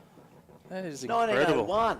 120 years ago, there's a Bosch Magneto ignition system, and we're racing cars in 1901. Here we are 120 years later, we're still racing cars. Yes, the EB Falcon, if we could take it back to 1901, would have thrashed everyone. Let's have a look at the dial-ins here. Sarah's dialed in at 900, so we'll see the Ford leave first. And then 700ths of a second later, the Mazda will do the chasing, Russell Archer. No one wants to leave. We've got green lights on both sides of the track. Anytime, people, it's all yours. Whoever leaves first, you're probably going to win the race. Anyway, I'll be honest. Off you go, come on. The light went, I'm sure the light went down. I might have lied. Because Russell left first, but Sarah could be in front at this point of the track. She's going to win with a 10-second reaction time. 9.11 on a 9 flat. Okay. No, we don't have a prize for the slowest reaction time. Are you sure we don't have something? They're looking at each other. No, you go first. You go first. Ladies first. No, after you. Ladies first. Chivalry is dead. Ladies first. On you, Russell. You're a gentleman. Yep. But you're a bully at the same time. 10-second reaction time. Ladies first, and he leaves on a 8-second reaction time. Leaves her going at 10.2 in. It's not often you can say you had a 2-second reaction time advantage and still lost. Yeah, we're still looking for some impressive reaction times to happen yet. Still hasn't happened. We're looking for big skids. We're looking for big burnouts. I feel sorry for our Janie having to work out all the points for everyone with the best average reaction time, getting some bonus points later on this Is that evening. right? Yes. Okay, well, Janie's not complaining, is she? That's a future Jane problem. That's a FJP. All right, here we go. J275. Well, it's the every trade group category. Look at this for Australia. 2 twin turbo small block Falcons, XW and an XY. Oh yeah. Now where's all the Ford fans in the house? Put your hands up, Ford fans. Got a few. There's a few more of you here now. There was 3 of you here before. Now there's 7. That's great. 7 Ford. There's a few more. I know a lady down there, she's a Ford fan. She actually put her drink down to wave both hands. So that's like 2 Ford fans at once. There she is. Woo! Well, this class is an easy one to explain. First to the finish line wins. Gotta love that. Gotta love that blue oval. Gotta love that blue oval. XW and XY. Twin turbo small blocks both sides. Now look at this. Frank Marchese out there in front of the black car. Now remember, he's done both of these engines, right? So Keith in the white Fair XW, that was Frankie's own car. Now Frankie told me he's got actually 6s at 211 mile an hour in this car when he owned it. So this is 4,000 pounds, it's got 211 mile an hour. So let's see how we go here. Bobby Mazewski and Keith Hards. There's one thing I can tell you that's going to happen right here. We're going to go to my favourite city in the world in just a sec, because we're going to see them both come in here. J275, every trade group, round number 1 of 3. Gentlemen, let's go to town. Yeah, baby, Bump City, baby! Let's go for Bump City down the track. Wins the power lead. Half track 481. Here it comes. 732, 192 mile an hour. 192. 789 there for Bobby at only 5.7 mile an hour. So he's off it early. 520 at 145 at half track for Bobby. 481 at half track there for Keithy. But yeah, something might have, you don't know what happened there with the speed trap there. But something might have triggered the speed beam. Something's just triggered that and didn't give us an average after that. So 100, I'll take the 190 odd from Keith. I didn't grab the 60 foot there, but you think anything, you know, even if it's soft, 1-2 something, to move a 4,000 pound car at 1-2 in the 60 on a leaf spring at 275 mil of radial tread width is pretty impressive. So needless to say, those cars have handled that start line very, very well indeed. So that's a win to Keithy. And again, these cars are happening so fast, I didn't get to catch the reaction times at all. Was it anything? Oh, I think one was a 140. We need this thing to slow down a little bit on the screen. Well, if we had a mouse, you can actually go previous race screen and look at it. No, it's not a touch screen. No. Everything I think now is a touch screen. Every time I see a screen, I try and touch it to make sure it works, but it's not working. Janie's is. But yeah, I found out that's a touch screen this morning. Race screens, we could. Oh, you accidentally touched the screen. Yeah. Yeah, wow. I've got kind of a touch screen on my laptop at home. There's this one big black dot on the screen where it's starting to fail, and you keep touching it, trying to rub the thing off. It's not going to go away. All right, here we go. Look at this for a nice matchup. J275 brings out all sorts of combos, and I'm loving this Monza of Sam Stornello. He's from Victoria. He's got the J275 bug, has Sam. And that name rings a bell. He's been around a little while with this car. Rowan Gordon. RB powered, I'm going to say TA Tirana. When you look at look from the back, it looks like an LJ, right? But from the front, it's all TA Tirana. It's got those smaller guards on it.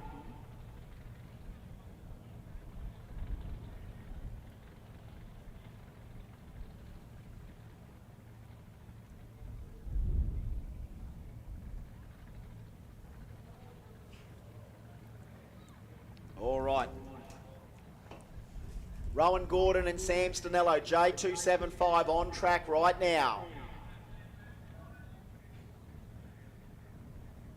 All competitors better keep your ears peeled and consult your local dragway at the bend bracket marshal for when you are running.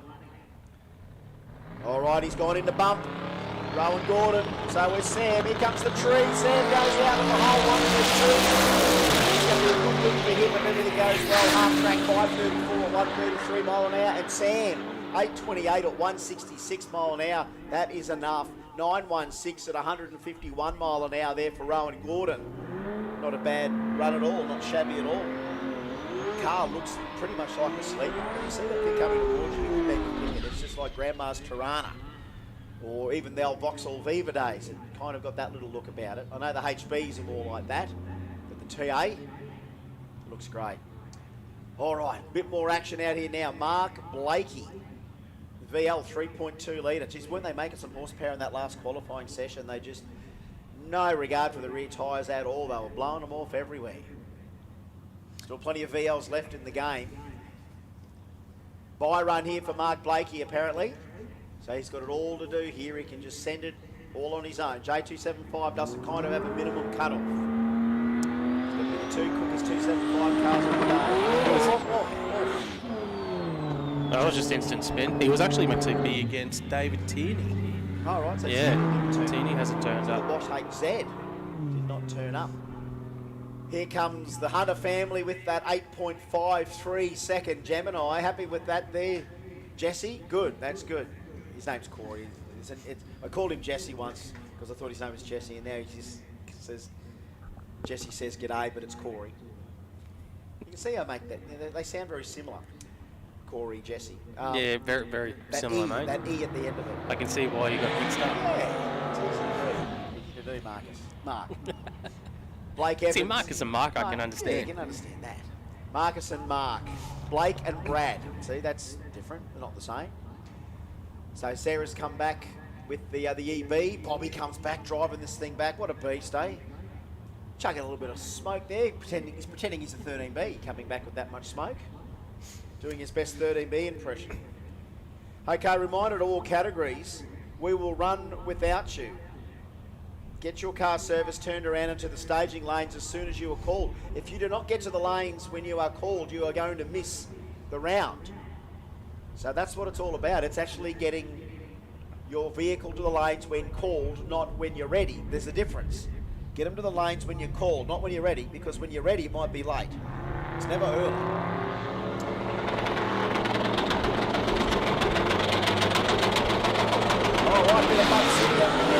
Oh, it's instant spin for Evans. Schreiber, though, with no issues. The VB Commodore is going to get a win here in round one. Brad Schreiber goes through with an 8:31, 166 mile an hour. Well, that was his goal for the weekend, was to get into the 8:30s. Does here in round one of racing. Blake Evans, instant spin off the hit in his VL. Got out strong with an 0.93 reaction time, rolls through for a 17-second pass, Blake Evans. But Brad Schreiber gets a win. Starting to think I saw Brad on drag challenge for the week. He did, mate. He ran a drag challenge in the 9.5 class. Well, he said he'd gone a quickest as a 560 over the 8th, and then he went 536 then. So it's PBs everywhere for Brad. And you know what? We were following behind him on one of the trips. He built the car and told himself as well, except for the transmission. We were following him on one of the road trips, and he got pulled over by the cops, and we thought, oh, what's he got done for? And I saw him later on at the checkpoint, said, oh, well, the cops pulled you. Oh, I just want to have a look. All I want to do was have a look. There was nothing wrong they could ping with the car. The car's engineered, all that stuff. All right, here we go. Anthony Gregorio and Chris Velkovsky. Chris, the VS Commodore.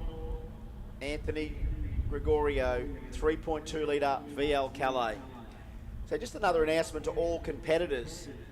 You've got to come to the lanes when you're called, not when you're ready. When you're called. That way we're asking you to come up in session so we can race you in session. If you turn up late, you've missed the session. You cannot miss a session and expect to win the meeting. You might miss a round. You might come in and get 2 out of 3 and go, where's my third? Go, you missed it. Bump City again. J275's got plenty of it. Oh, just closed the tires off this time, but no problems. He's going to send the VL all the way down for a 793. The crowd, the crew are very happy. But yeah, Chris just blows the tyres off the utility that time. The VS, 5.3 LS. Just too much grunt for right now. All right, Chris Kuramola in the water, George Jezewski. Now, this is the marquee J275 matchup. This is a big race. This is a big race. Two massive horsepower VLs. And look, if you were to put a top 5 radial VLs in this country, these guys are there. Two of the biggest horsepower radial VLs you'll see anywhere. Now look at them looking on the start line, making sure everything's good. Well, what I can tell you I've noticed on track, the last 2 runs in that lane that Jezewski's in have both blown the tyres off on the start line instantly. So look, Justin's onto that. He can see that he's done a bit of wiping. He's just doing a bit of localised spraying. So look, that's in reaction to what the lane did, and that's what he's doing is a bit of a remedy there. So he's just going to remedy that. The other lane just held everything that the previous car had held. So look, a little bit of a fix there on the start line. A little bit of that glue's gone down to fix that. Sometimes you see a little bald spot appear or something. And like the reason I mention that is when you're talking about the power management, obviously Jezewski's got the horsepower. He's got plenty of horsepower, so he's got to be careful on that start line. Oh, RB fans, where are you? Hands up, all the RB fans out there. I love that screaming Nissan 6-cylinder. You got a great choice between the two. I don't want to pick them. They're both from Victoria. Both guys that I've known for a while. And of course, George Jezewski in the white VL, Mr. Lotus Caravans. He's claimed his title officially at Jamboree as our quickest radial VL. But so close to the 6s, it's not funny. And as we said, on a super sticky nighttime track in Sydney, 664 at 214. It shows you how much horsepower these cars are making.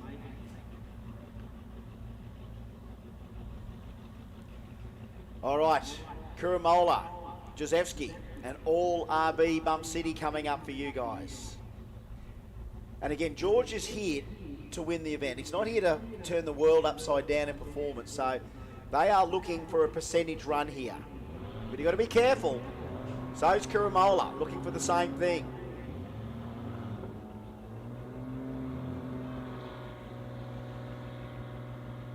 No one's going into stage here.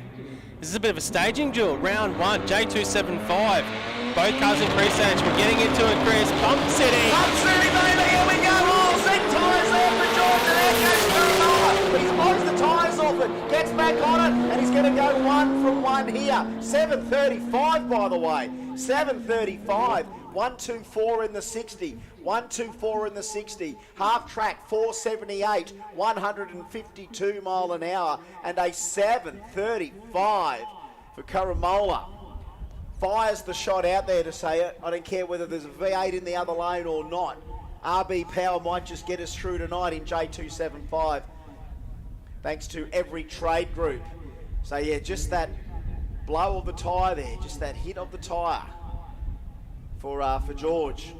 And it just did not hook up the way that he wanted it to. And that's a little bit of a boil over, mind you. Kuramola was quick though. Yeah, he was 7:30. I'm sure it looked like he got off, but maybe he didn't. He and that wasn't a clean pass. Like he moved around as well. He had to drive that. So that was having a hell of a drive job to get that down that lane. But actually, do we have any info from Chris about a PB? No, we don't. That's got to go close to a PB. That thing's 7:35. That's a hell of a number.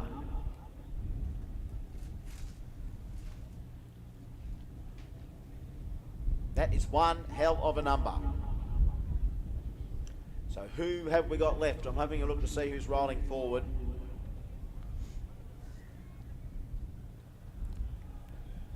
Back on that original schedule of how we were running all of our rounds.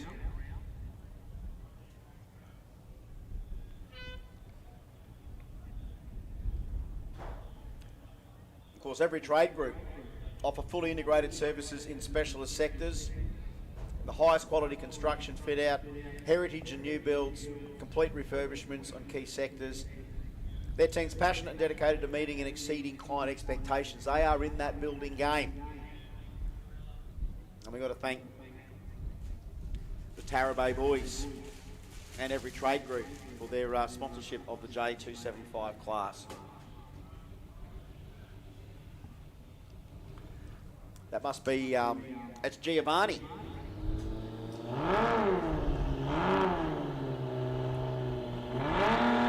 All right, so. And I think this is modified 10.5. Yep. Modified 10.5. Thanks to our mainline smart dyno technology. Now this will be interesting. So pretty much in the same stable as George Duzevsky, right? So George and Giovanni, nearly identical engine combinations, nearly identical cars, except I think Giovanni must be on the 10.5 today, 28.10.5, I think. So your Mickey Thompson ET 275 radial tyre is very similar to a 28.10.5 as far as dimensions are concerned. So maybe Giovanni back on the 10.5 slick here. Let's just see how this is applied in this lane.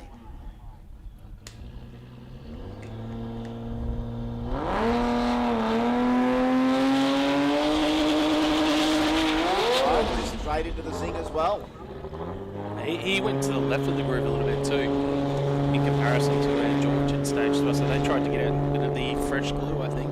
Yeah, well, straight up on the tyre there as well. So look, he doesn't get to lose a race in that situation because he didn't have to race anyone in that round. So Giovanni's lucky. I think he probably got there by virtue of that number one qualifier. I think he actually went a 60. That put him in number one spot, so he got the bye. So look, that's, as much as you'd like to think that's a wasted run, it's still a win in his corner. So that's a good one to bank. And then from then on, whether you want to play percentage the next two rounds or whether you want to go for it, it's going to be interesting to see who he races in the next round, because he won't be avoiding it. He'll have to run someone next round. Here comes Kurumola. Have a look at this. You wouldn't even pick this. You wouldn't pick this VL just run a 7:30. There it is, running past there. You'd be happy with that. Sometimes it's all just on the one time slip that just says to you, man, that was worth every bit of it. And that's the thing about drag racing. You can't get a reward every time you run. This is what makes the sport so challenging and makes heroes out of the ones that can win. It's because you just can't dominate. It's very rare you see dominating performances turn up. Well, there is no one that's ever finished their drag racing career with a 100% win record. No one can do that. No one can do that. Even if Don Bradman went drag racing, it wasn't going to finish with a 100 run average or 100% win average. Just not going to do it. It's just, you can't do it. The chance of losing is a lot higher than the chance of winning. All right, Josh Moore and Kim Dreisner now. Townsville and Adelaide. So that's a worlds apart here. Now, Josh did blow the tyres off it in the last round. So whether or not they back the barra down a bit here, or whether or not they just hold on to what they have and trust that the tracks come round. From here on end, I would imagine that track's going to come around real nice. We lose a bit of that temp, we lose the sun, and then everyone starts to rocket through the next couple of rounds. So again, just remember, attention in the pits, all competitors. Make sure you roll to the lanes as soon as you are called. Roll to the lanes as soon as you are called, please. We are not going to go looking for you to go, oh, look, we've got to stop everything because racer Y isn't there yet. So we're asking you to come to the lanes when called. Josh Moore's one of those drivers that's in the hunt of the championship as well, so every round of racing is critical for Josh.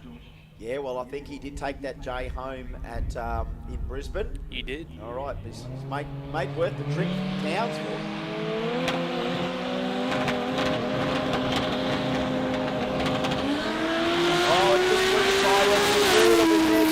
Now, tell you what, the old Mark, the old MZ11 Sora out of the cobwebs, 846 at 162. And you know what? If Josh had kept that thing hooked up, that thing was actually going to be really competitive. He's gone a best of an 844, Josh. So that would have been a great run between the two.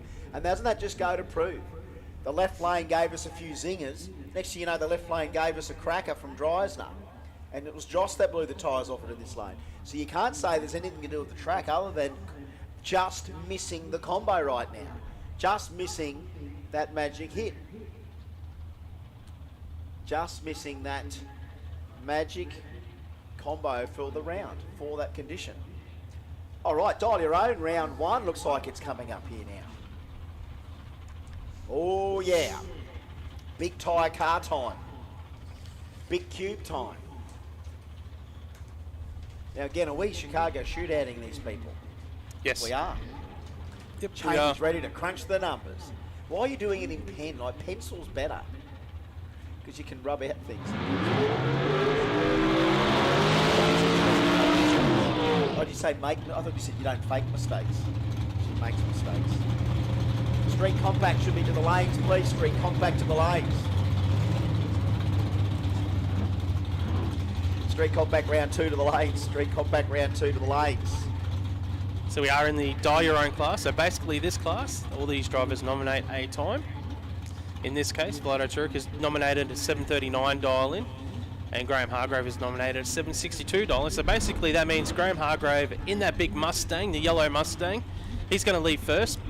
Then 0.23 of a second later, we'll see Vlado to do the chasing. So you want to get to the finish line first and don't go quicker than that time that you've nominated, the dial in, and you will win. Can we have Euro round 2 to the lanes, please? Euro round 2 to the lanes. Can we get Street Compact round 2 to the lanes, please? Street Compact to the lanes, round 2. Can we get Euro round 2 to the lanes, please?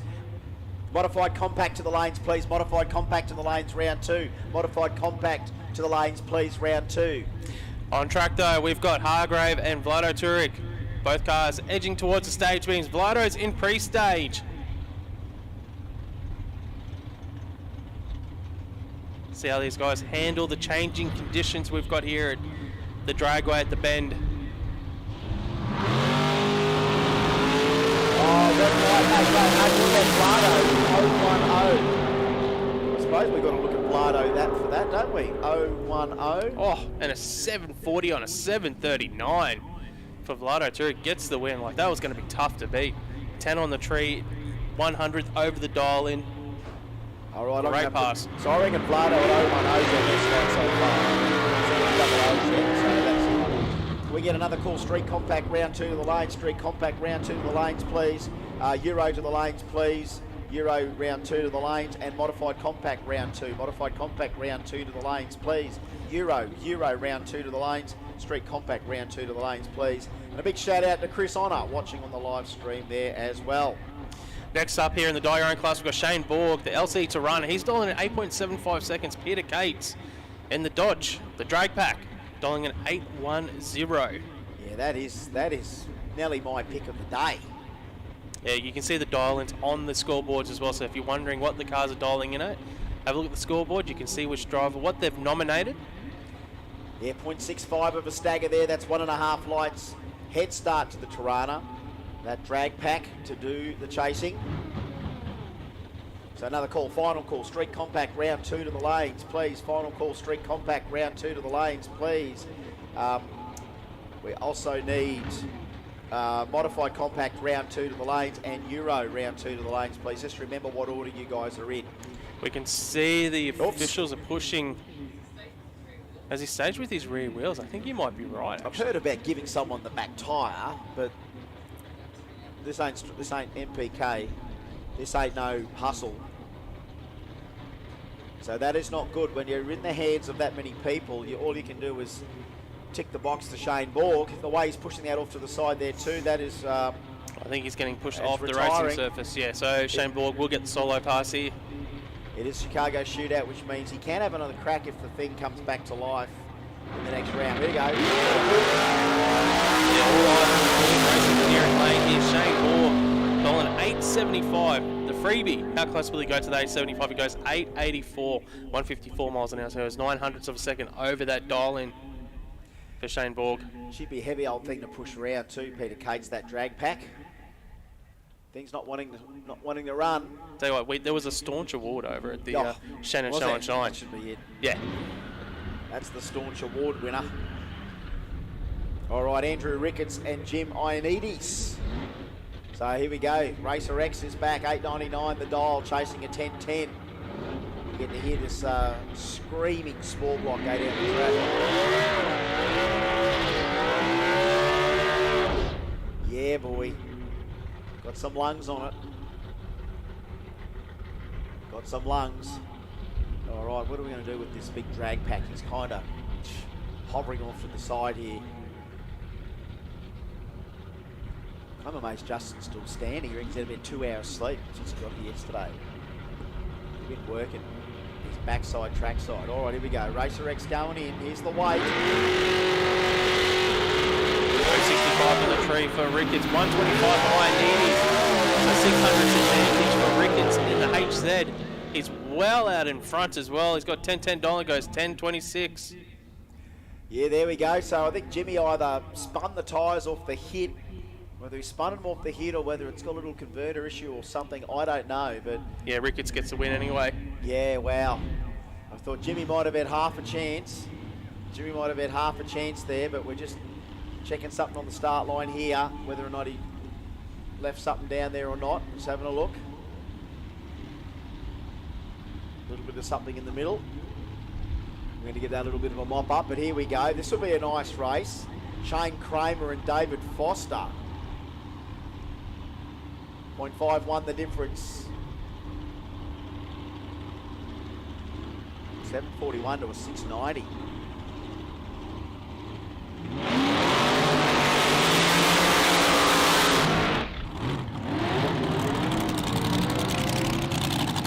Never would these guys ever meet. So normally, Shane Kramer's in Supercharged Outlaws and David Foster's being Top Sports. They never get to race each other. So, Supercharged Outlaws, pretty blowing class, yes. Shane Kramer might race some blowing stands, but David Foster never gets to race blowing ultras ever. No, Jamboree just bringing everyone together, mate. One big happy family. That's what it does. And you know what? It's good for the competitors that aren't normally used to coming to a Jamboree to be part of that event. Hopefully they go away feeling this different vibe, because it is a different vibe. Jambo, they make a lot of effort to be different to any other drag racing event. We really try hard. We've got really good engaged sponsors. We really try and entertain the crowd and distract them. We've got any downtime. We're big on that. We love to make sure everyone's occupied with something. And we love to see how the story ends at the end of the day. We get those billet J's out. All right, Kramer, got to sit there for half a second. Oh, big cherry. Big cherry there for David Foster. And here goes Kramer.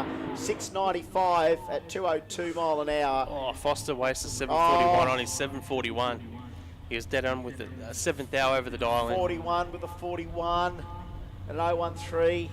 You don't keep those time slips. You put them in the bottom drawer. Doesn't and you matter forget if about it's them. 1 red or 20 red, mate. She's still red. That's still red. It's still a loss. It's not the that was oh so close. But anyway, that's the way the cookie crumbles. As we said, you get through a drag racing career. If you could win more than 50% of your races, you're doing all right. Yeah, if you can win 60 to 70% of your races, you're in the top echelon of drag races. Tell you what, we've had some great trade stands attending here today from Garrett Turbo, Link ECU, Lotus Caravans, Bullet Race Engineering, Shannon's Insurance, Precision Turbo, Fuel Tech, Bosch Motorsports, Race Tech, Raceworks, Cade Tech. That one. Spares, MTA Trade Association, and JW Beats. Saw JW Beats down there, belting out a couple of things. If you need a DJ for a function or something, JW Beats. Tell you what, you ever looked up the Lotus Caravan website? Had a look at the Lotus Caravans? They're immaculate. They are, absolutely. I mean, in a pretty congested industry, how do you stand apart? One, you got a nice name to it. It's got a bit of prestige to the name. Two, the colour, the styling of them, they look great. And three, I mean, at the end of the day, some people go on budget. Some people just want that slightly higher prestige van. I kind of rate them as the higher prestige van. You know what I mean? Like, mate, yeah, they're incredible. And you know what? You start to look, especially because we've had Lotus as a sponsor for a little while. You start to notice Lotus Caravans now. Every time I look at a caravan, I'm looking to see what brand it is. So I'll go through a caravan park and say, there's a Lotus. Go, hey, George. Another one of the good products.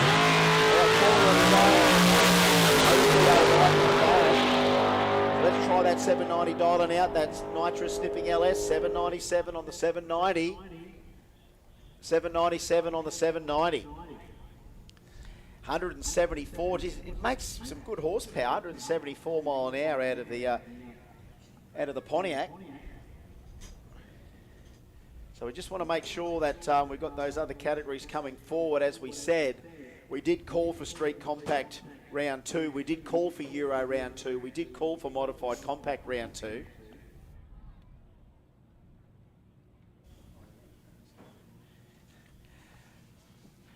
I did that just to check. All right. You can hear someone idling under there, but it is the end of our Dial Your Own round number 1. We're asking all competitors to get themselves ready for the next round and so on. Here we go. Street Compact Round 2. We roll in.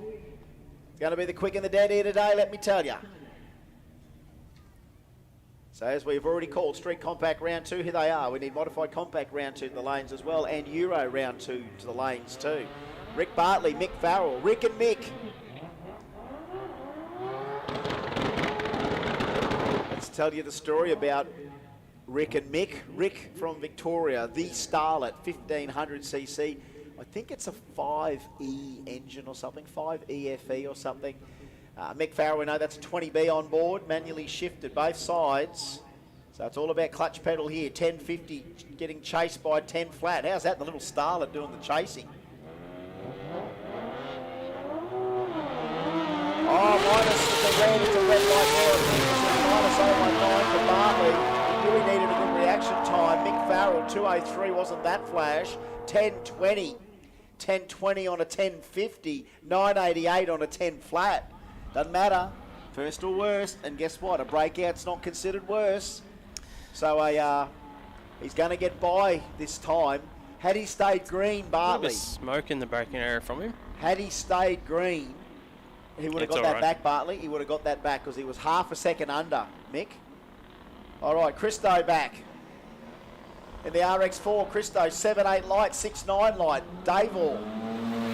None of these guys want to crack well, some people have got a phobia about cutting a red light, right? So they're not going to cut a red light.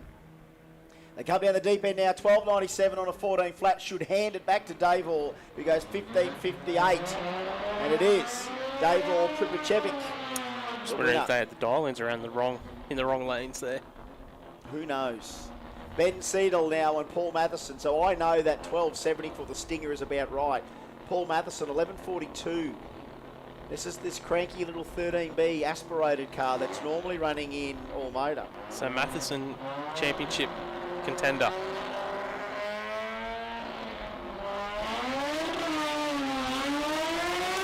Matheson's got the whole shot, 143 to a 208, so he's got 600s up his sleeve on the reaction time side of things over Seidel. Oh, it's tight to the deep end. Who's got it? Oh, 42 on a 42. Oh, that is how you do it. 42 on a 42 there for Mark Campbell.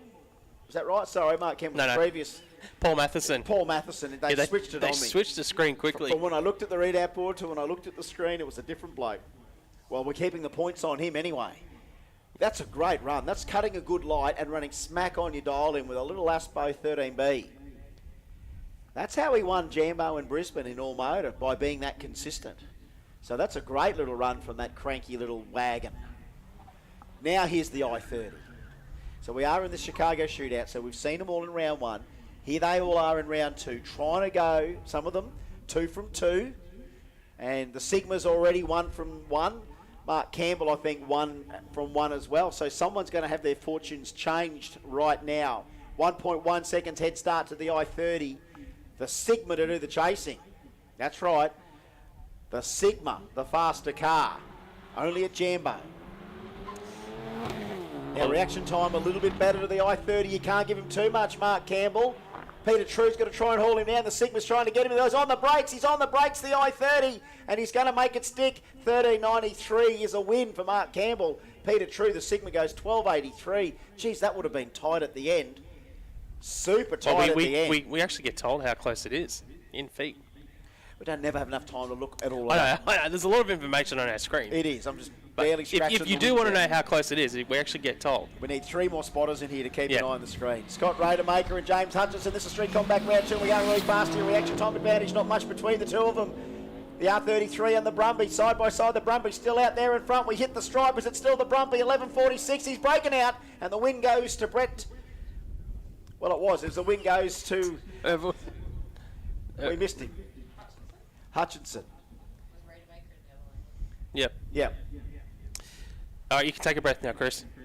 Well, mate, they're happening so quickly. Maybe if I slow down, maybe they'll slow down.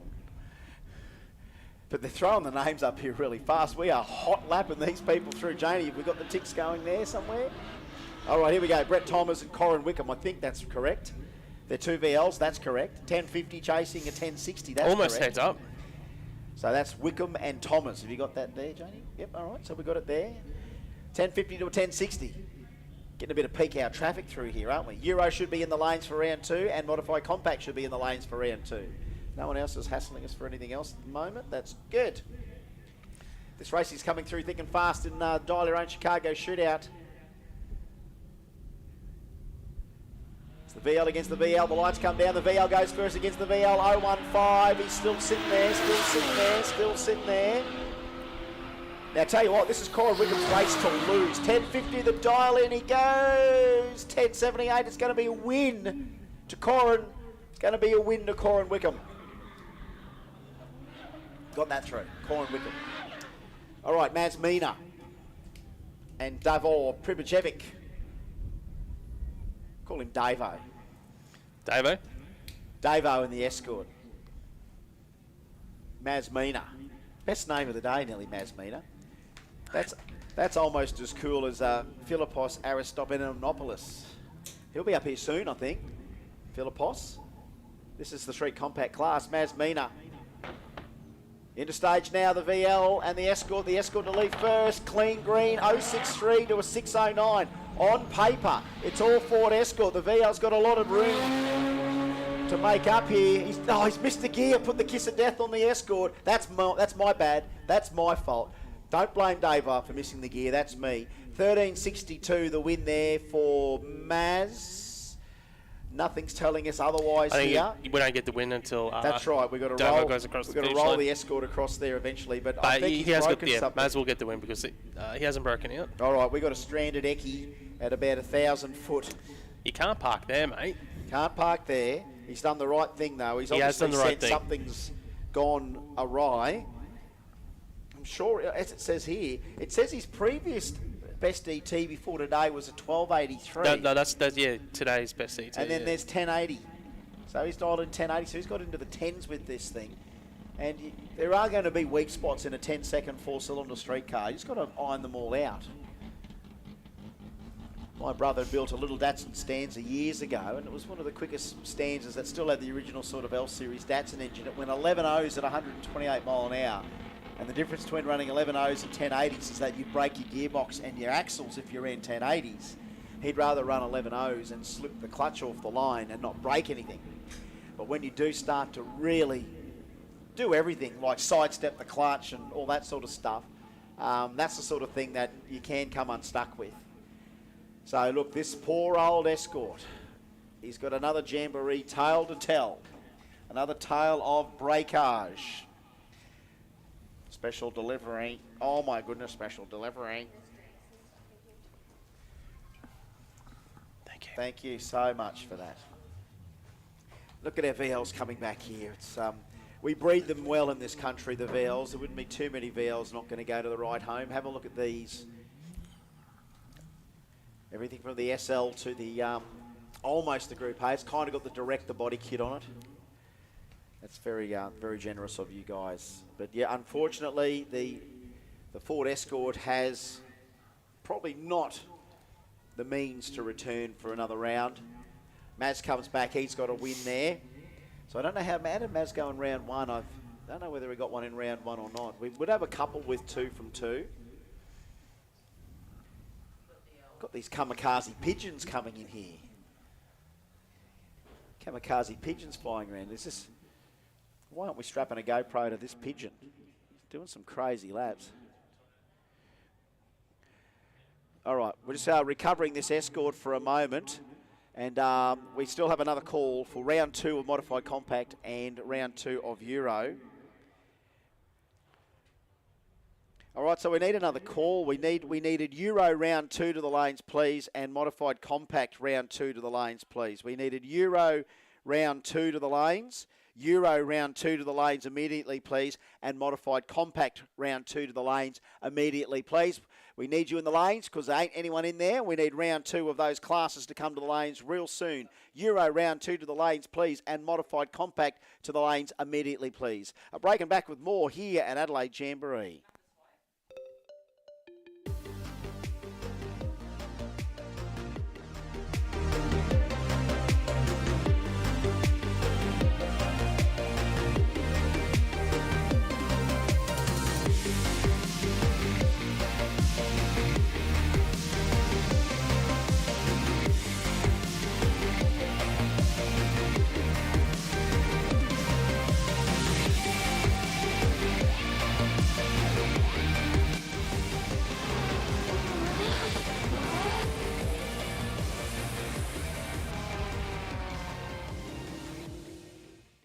Performance tuners and racers trust Bosch technology for their high-performance engines. Precision, reliability and performance. Bosch fuel injectors give you peace of mind, knowing your engine is getting the best fuel delivery. Race after race, year after year. Optimised spray formation for improved combustion, smoother power delivery and better throttle response. Bosch fuel injectors will put you ahead of the competition. Search Bosch Motorsport Australia. There's good, there's better, and then there's Bosch. Link is the engine management solution for champions the world over. We know what it takes to win. Pushing boundaries, performing under pressure, and having the best people on your team. Our tech support are performance specialists, available 24 hours and ready to talk one-on-one about your winning formula. Link ECU, the performance, reliability, and power to get to the podium.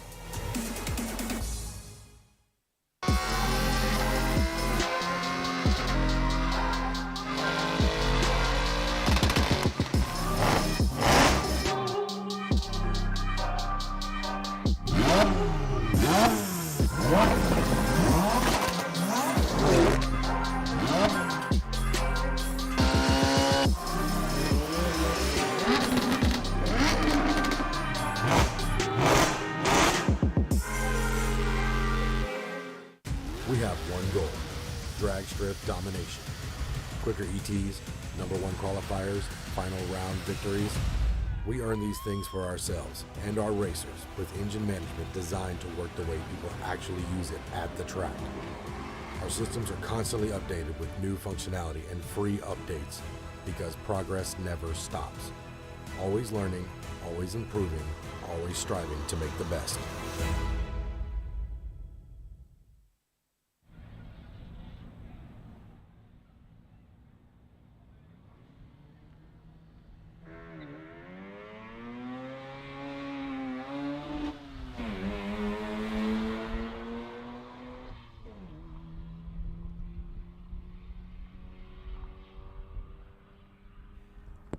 All right, there we go. The RX2 goes through 15:33 at 92 mile an hour for Mark Thomas in round 2 of Street Compact. You find that there, Marky? I am looking for it. There's James giving me a thing, but I can't find money. There he is, M. Thomas. Oh, there we go. And then M. Thomas there. All right, there we go. All right, Sammy Mubarak. And again, we've got 2 Sammy Mubaraks. One's in a 1300, one's in a 323. Oh. This is the 1300. Would you believe they've got S Mubarak?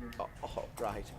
So 9616 it says here. Even if you're right. Oh, yeah, 9616, okay. Yeah, 9616. All right, give the W. So it looks like he was meant to be against Aratomotopoulos.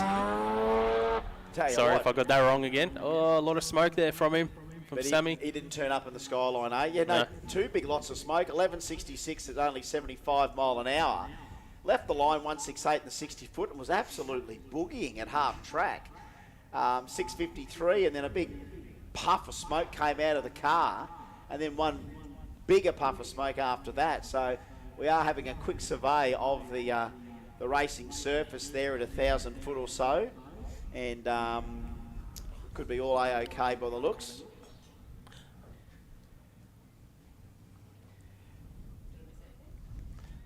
You keep that, man, Marky, that's it. So the RX2 through, the Mazda 1300 through, and then here is the other Mubarak in the 323, but it'll come up as the 1300, and the VL. So look, unfortunately, here comes the Eki. I don't know what's gone wrong with the Eki, but into the 10s here today. God, you don't see too many RS2000s around anymore, do you? They were a special car in the day, and they still turn heads today. It's a shame that whatever the breakage was, I hope for his sake he did tow it here today instead of drive it. There'll be a lot of people that learnt the hard way about driving to Jambo and then getting it towed home. All right, so we needed another call for Modified Compact round 2 and Euro round 2 to the lanes, please. Hopefully we've got a few more in the lanes now. Samir, 1050 was his dial. 1050 dial in there for Christopher in the VL. And it's clean greens looking for the breakout. No, he's not going to break out. 1595 on a 1050 is a clean win. And Samir Mubarak, the little 323, no such luck. Even the RX2, here we go. The old, my Capella looked exactly like that on the front, so it was mistaken identity. I had a car that looked exactly like that, except it didn't have a Raider in it. And you know what, if I kept that car today, think back to your first car you ever owned. What was it? Mine was a VH. Now, you know what?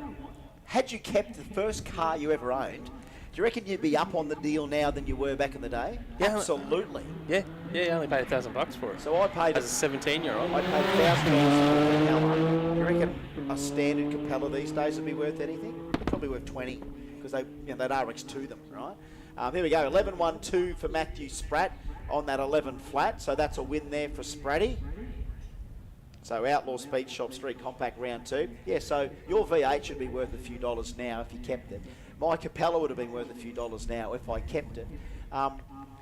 It just goes to show you, you wouldn't even think that back in the day that they were worth anything. You couldn't probably wait to get rid of it and get a newer car. Nah. But now you look back at it and you go, man, you see how much a V8 goes for now? You see how much even a piston... VB or VC? VB, even a piston engine 808 or a Capella. Hang on, hold the phone, hold the phone, hold the phone. Ladies and gentlemen, give them a round of applause. I think that's best burnout. Theo read the brief. Theo read the brief. What do you reckon? Theo Gialamis. I even love the name. Theo with the burnout. Hands up who thinks that's our best burnout this afternoon. Okay, there we go. Folks, you're on it. You're on it, folks. Yes. Thank you, Theo. Theo's put a bolt of lightning through the joint this afternoon.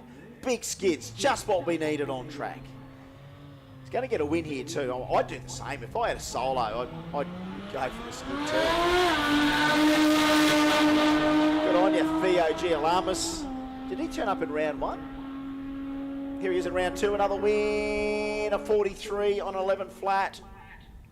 So he has thrown down the gauntlet. So far, I've got reaction time at like 010 from Vlado, right? Yep.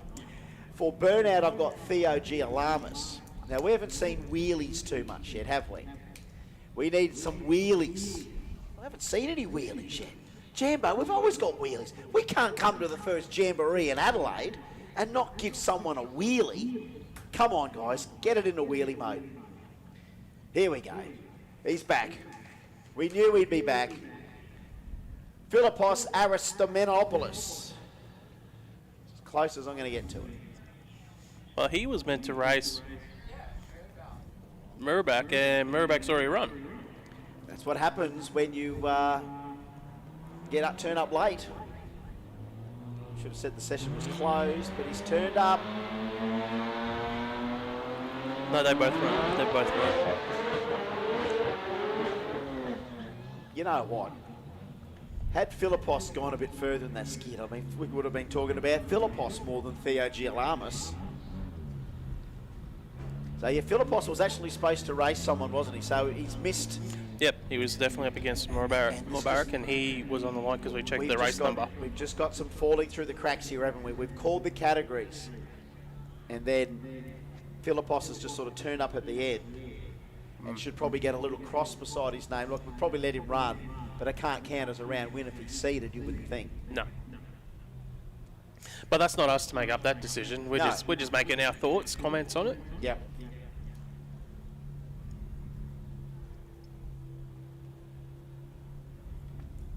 Alrighty. Philippos, let's see the 34 get down there.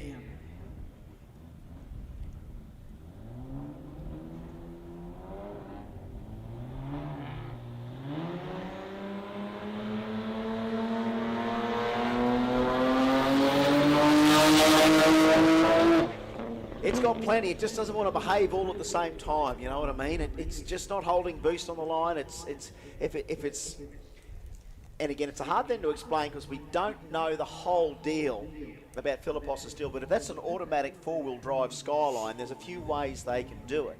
One of the popular ways for all the quick drag Skylines is they kind of grafted like a power glide transmission or a 3-speed transmission onto the back of the RB and get that adapted to the Nissan transfer case to run it through all four wheels. So somewhere along that little setup there, Philippos can't hold that thing on the line enough to let it loose. But when they're working properly, they're a thing to behold. They're an absolute thing to behold. And let's just hope he can find that combo and sort that out. He's got another run to do it in, if he makes it on time. You know what I mean? Like, he is seeded to run someone in the next round, you would assume. Hopefully he gets to meet his seed and not turn up late. Now we're into Cade Technologies Euro class. Yes, and again it is. Cade's got a tent down there as well. Jaylon out there and Phil Stevens. Here we go, clean green. Oh, he's left the fair lot on the table there, has Jaylon. It's going to be a hard one to try and peg him back because that RS4 ain't no slouch either. Ain't no slouch. He's trying to grab him at the end, but it is 11:15 for Phil Stevens and Jaylon. 10:47 sat there and let a 10:47 get beaten by an 11:15. You snooze, you lose. That's one thing that we use in drag racing. This guy could be the dominator. John Munro and Michael Stevenson now. Munro, I suppose if you turned up, what's the sticker price on one of these things? They're about 300 something, aren't they? Never looked up the price. Anyone that's watching live on Overtaking Lane, can you tell me what a 2019 McLaren is worth, please? Oh, here's an answer. Oh, look at that McLaren go. John Munro out the back door, 970, 148 mile an hour. Michael Stevenson, 1202 at 120. Well, he's getting quicker. And watch that bottom corner here. Watch him do just go straight around the corner. Flies around that corner. Should put a speedo gun on him around that corner. He's going a bit too fast, Johnny Munro, for my liking. All right, Sam Lay back there. Now that's the Golf. 181 in the 60. This is deceptive, right? So 181 in the 60, and off it goes, and it goes 11:20. You know what I mean? Like, and a lot of smoke out of the back of the Golf on the way down. That's not nice. That's not nice at all from the Golf. That's a lot of smoke. From the Golf. Yeah. Is the Golf still there somewhere? Yeah, he's got around the corner though. Unless he had something rubbing on a guard there or something, I don't know. That's interesting. That was a lot of smoke. That was a lot of smoke coming out of the Golf. There we go. So thank you, Chris Honor. Between 349,000 to 450 grand. So between 390 and 450 is what that McLaren's worth. According to the internet, according to Chris Honor, who's given us a nice little update on the price. So isn't it nice that you can see, 400 grand worth of car go down the track in one go? I mean, 400 grand a street car, you know what I mean? Not 400 grand a Pro Mod, which is kind of the average price for a Pro Mod these days is probably about that. Or, 400 grand for a state-of-the-art factory extreme car, maybe. Maybe we're being a little bit too exaggerated on some of those prices, but I don't think we're too far off the mark. And we are checking that out down the deep end to make sure that we are checking that Gulf out. We're going down to do a little bit of pickup down there. Going down for a little bit of a pickup. J275 should start getting to the lanes. J275 to the lanes. J275 to the lanes, please. But right now we've got, whatever that was out of the Gulf, we are going to go and pick that up. So we are on the way down to grab that. So bear with us, folks, while we go and survey exactly what's happened down in that neck of the woods. Yeah, I've got confirmation that it is. Yeah, what right. we didn't want to know. Well, we saw that much smoke coming out of that Gulf on the way down. You wouldn't think that, as again we say, we talk about these late model vehicles, that you can really lean on them pretty hard. Yeah, so it's and all. And then the thing maybe has let go big time, and he's tried to, well, not that he's tried to rectify the situation. If it's hurt, and it's done some oil there. So we're going down to grab that. So bear with us a sec while we get that sorted, folks. We might be in burnout mode. We might set a few burnouts out onto the pad here. So when we've got oil, we're probably going to go burnout. So let's just see what we get out on the line here for you folks. But right now we've got to go and look at some oil, maybe down the deep end. So we're getting everyone out of that area, and I think we're going to throw a few skids down here right now. Great to have you here for the Adelaide first ever Jamboree. And presenting partners are called Leak Engine Management and Garrett Advancing Motions. Our official product partners are Lotus Caravans and Bullet Race Engineering. And it's great to have you as part of our first ever South Australian Jamboree. We've done that fantastic Pepper Money cash boost today, where we saw the money go to Eddie Hawash, Frank Tarabay and Alan Dodd. The Castrol Edge Workshop Challenge, and we're still crunching some numbers on the challenge today, thanks to Castrol Edge. So we've got various cars in various categories there for the Castrol Edge Workshop Challenge. That's got yet to be worked out. We've had the fantastic Shannon Show and Shine over the back there. Insurance for motoring enthusiasts on and beyond. And great sponsors like Precision Turbo and Engine, McKern, Fuel Tech, Every Trade Group, Speedflow, Bosch, Outlaw Speed Shop, K Technologies, Mainline Smart Dyno, Sleeker Spares, Pack Performance, you name it, we've got it. A few burnouts, bit of a break. We'll be back to you soon. Put your hands together for the burnouts while they're out there.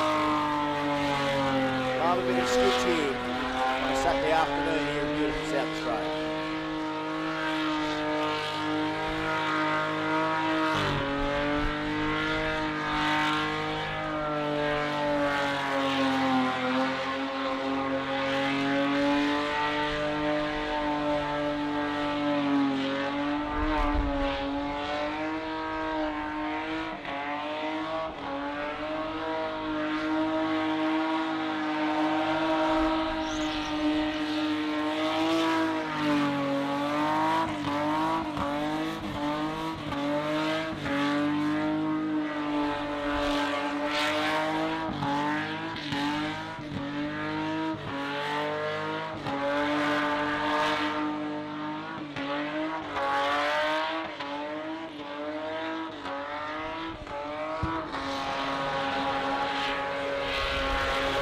Oh, really throwing it around. Come on, folks. Give him a clap, cheer, and a whistle for the effort. Come on. Come on, y'all. Come on, y'all. Give him a cheer. He's left it all out there. A little bit stranded. Needs the right side assistance almost. I love their skids down here in South Aussie.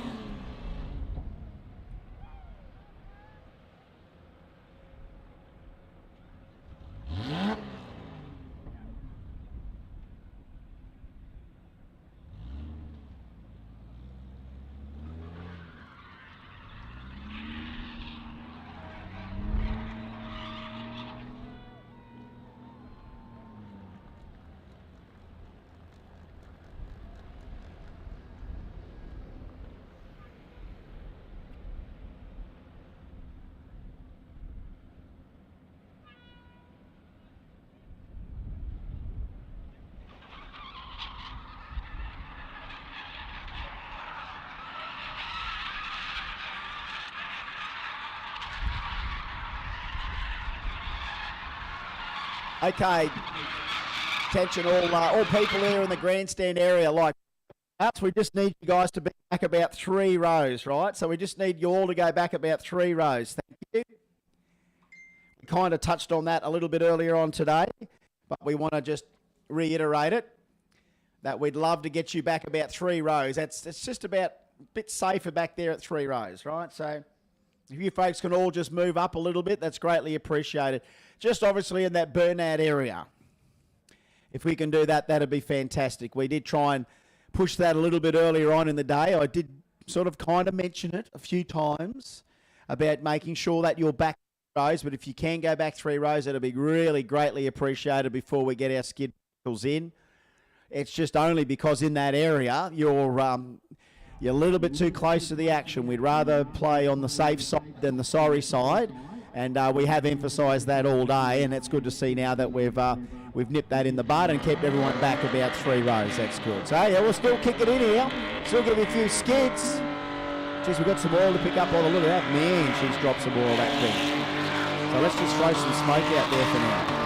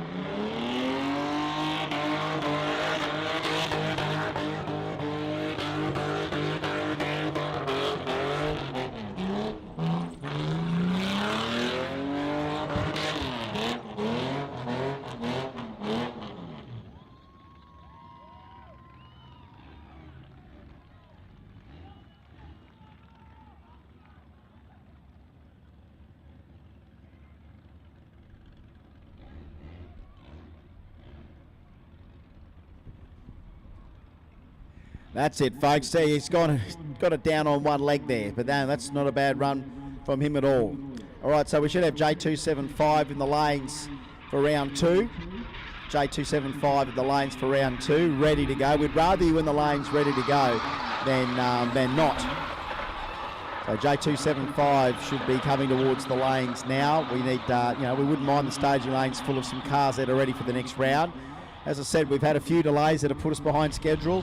We are definitely locked in for a 10 o'clock finish. We can't finish any later than that. So we are all about trying to wrap it up before 10 tonight. So everyone gets a go. So give it up for all of our Burnout competitors out there having fun.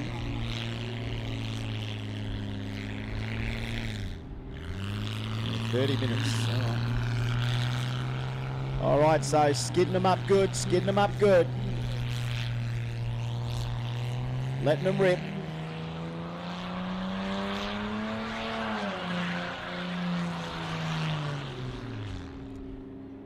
Lighting that Falcon up big time. Got the South African flag there and the Aussie flag.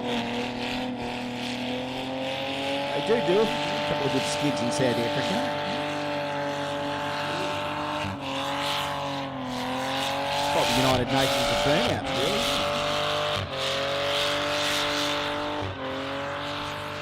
In fact, it's definitely a nice skid for here. I can definitely see it's very impressive skid. The way that he's lighting the tyres are very crazy tyres. What a crazy skid indeed. Give him a round of applause, people. That's right, give him a round of applause. Don't get so close to the fence. I want you 3 rows back over here. You're too close. Get back, please. Can we get back 3 rows, please? Sir, you're too close. Dave, look how good the South African flag looks on the Burnout car. Look at that. Crazy burnouts from this guy. This guy's incredible burnouts. Oh, he's popped the car. Oh my God, he's popped too. It's like Picard and Jaden. Oh my goodness. It's crazy. Yana, darling, Yana. Listen to Yana, darling. Listen to Yana. This is Yana talking. Give him a round of applause, people. What a fantastic burnout from him. He's got the entire jungle on the side of his car. It's like a safari. That's right. It's incredible. The animals talking to you, they definitely look like they're moving to me. That's crazy. I don't know. You put a South African flag on the back and what am I to do? It's fantastic to see. I do not know what inspired him to go that way with the South African flag. Maybe that's getting back to his roots, maybe. All right, just when you think you have not seen something fair enough from the jungle, we are going to do the same thing again here. We're going to throw out there a feral falcon for you. So, okay, make sure you are back to 3 rows, please. No, not at all. Not at all. Saw the flag and that was it. All right, he's letting rip now here. Pay attention. There's going to be a test after this.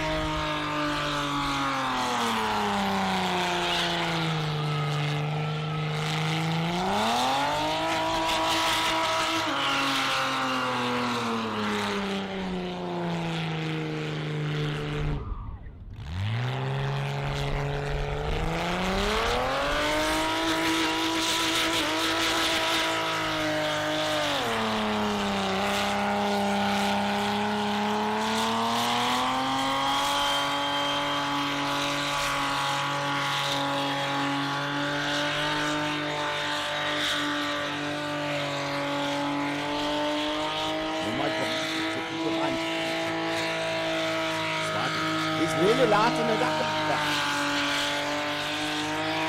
Come on, folks, give it a bit of chili we got. Biscuit. Give it 150% out there for you people. That's for the Falcon, that's a lot. Just on the point of man. Just on the point of man there.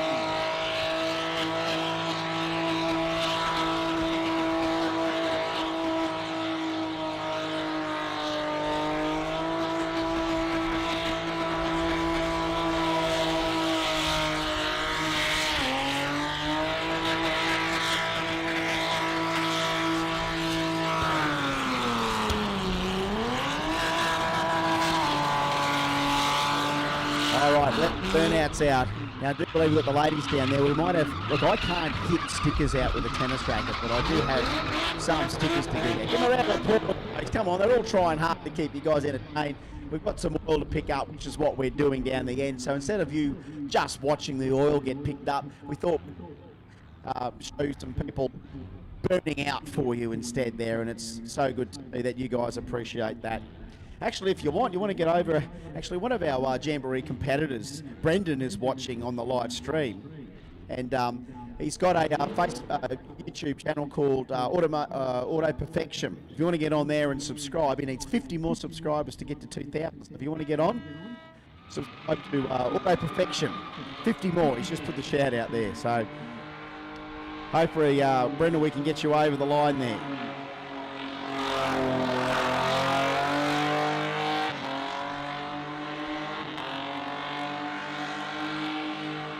Check out the little Vitara, I think these are.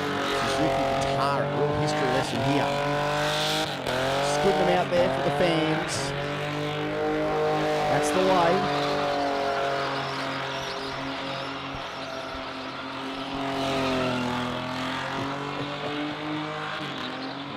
Ryan Reinhold's put on the picture of Jan. That's right, That's right. Jan is here, Donnie.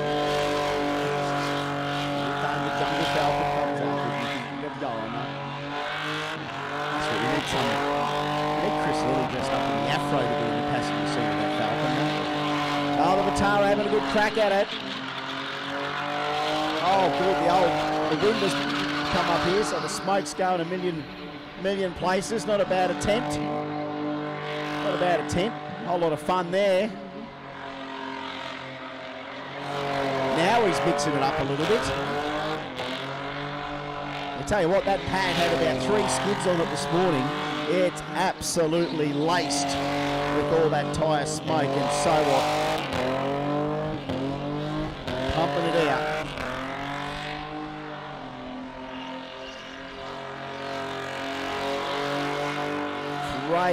Crazy scenes here at Dragway at the bend.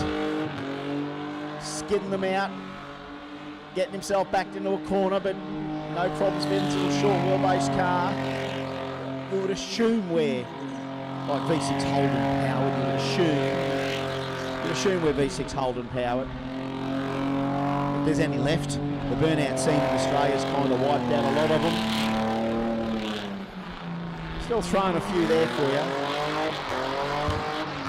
Popping the odd tyre. There you go, give him a round of applause. That's a good effort. You appreciate a good burnout here, don't you, Adelaide? Good stuff, good effort. Not a bad effort at all. The Suzuki Vitara. What else would you do on a Saturday afternoon with your friends? Notice they've all got passengers in them as well. And that's another set of tyres knocked off for the Vitara there. So, look, not a bad effort at all. I just don't think that's the standard Grand Vitara V6 engine, you know. I do think that might have a bit of Echo Tech on board or something like that. Now, look, folks, you've been really patient. We've got our lovely ladies here with a few Jambo stickers. I want you to put these, you know, on the toolbox or on the back of the car. If you're really going to appreciate things, just come down and we can't throw them out. We'll just dish them out for you guys. So let's just give them out one at a time to start with, people. Make sure you get these Jambo stickers and put them somewhere nice. Right, so get them on your lunchbox, get them on your toolbox. And yeah, I might have to head down there, Leanne. I'll have to maybe head down there, eh? I know we've got the lovely ladies giving out the stickers.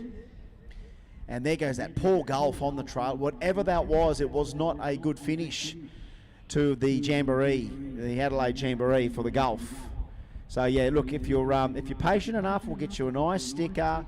I'll see we've got some more stuff to give out down there. Let's see if Bazooka Pete can gas that thing back up there again. Other than that, we'll play quarterback or something, or come down and see if we can help you out shortly. We might just play a little ad or two there, Dangerous Dave. We get the odd ad out there just for a couple of minutes, and then I might head down there, see if I can't get some stuff sent skywards, eh? But hey, Adelaide Jambo, we got plenty of drama and attrition here, but that's kind of what comes as part of the Jambo package. So we're just cleaning that oil up. We're not too far away from doing that. We'll give a few stickers away, play some ads from our great partners, and be back here soon. I'll see if we can get down and get you something.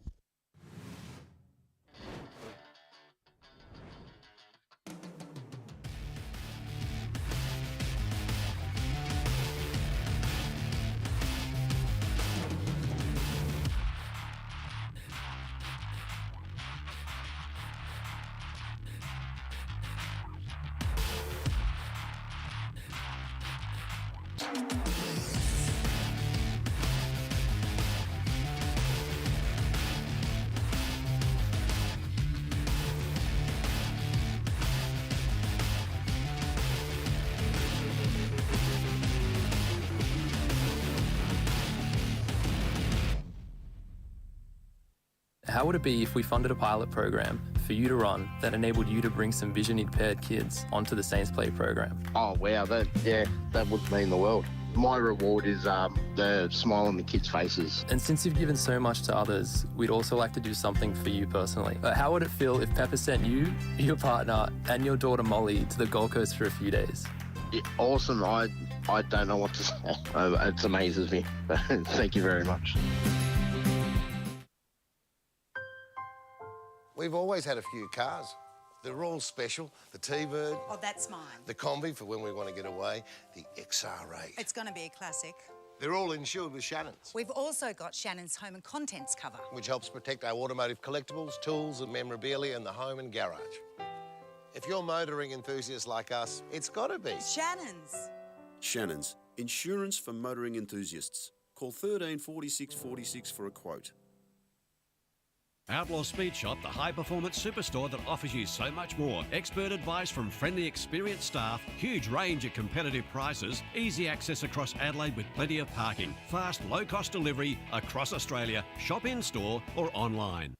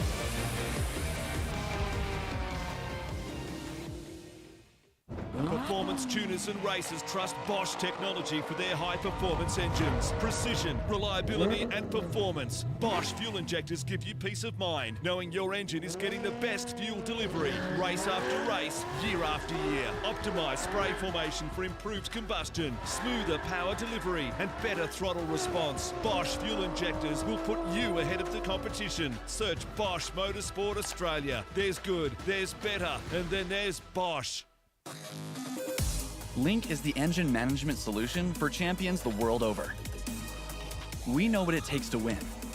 Pushing boundaries, performing under pressure, and having the best people on your team. Our tech support are performance specialists, available 24 hours and ready to talk one-on-one about your winning formula.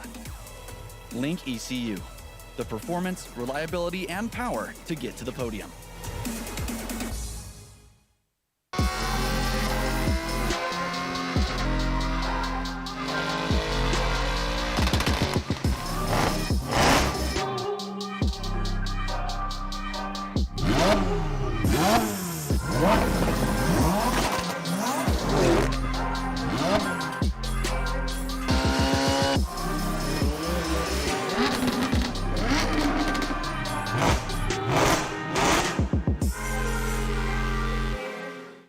We have one goal, drag strip domination. Quicker ETs, #1 qualifiers, final round victories. We earn these things for ourselves and our racers with engine management designed to work the way people actually use it at the track. Our systems are constantly updated with new functionality and free updates because progress never stops. Always learning, always improving, always striving to make the best.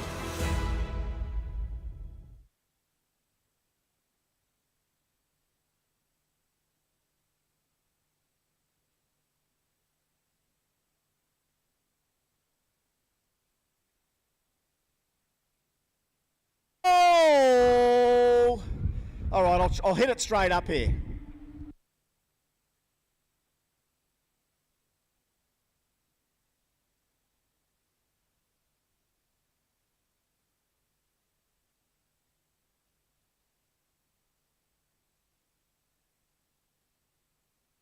That's the ones I like to give out the most. That's the bloke just sitting there, not expecting to win a prize.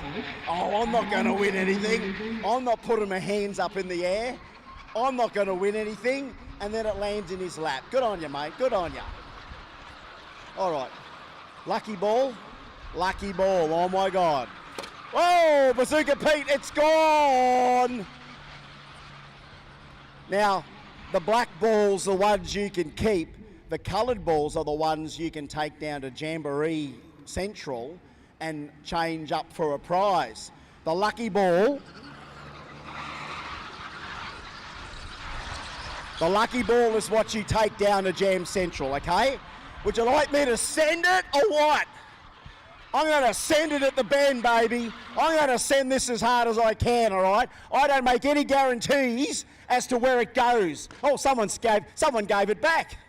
Who gave the black one back? Someone just gave it back. Someone just gave the black one back. Someone will have that, won't they? That's just a little, well, it's walking away here. I can't. You guys want this one? All right.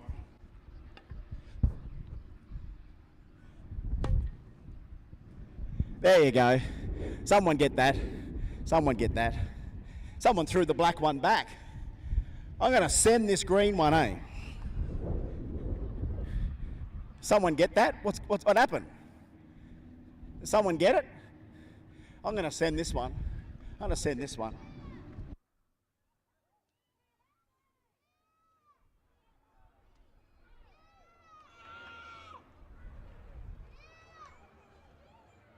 Shall I just hit it gently or shall I send it? Shall I just hit it gently or shall I send it? Send it? Send it?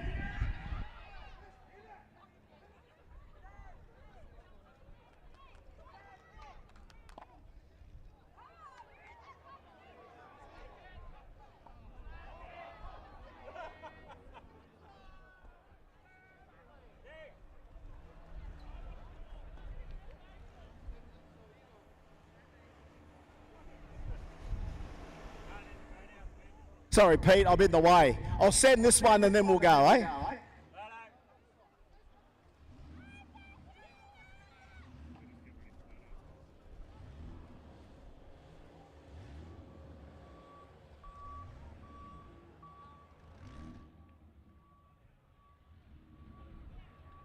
Someone get that?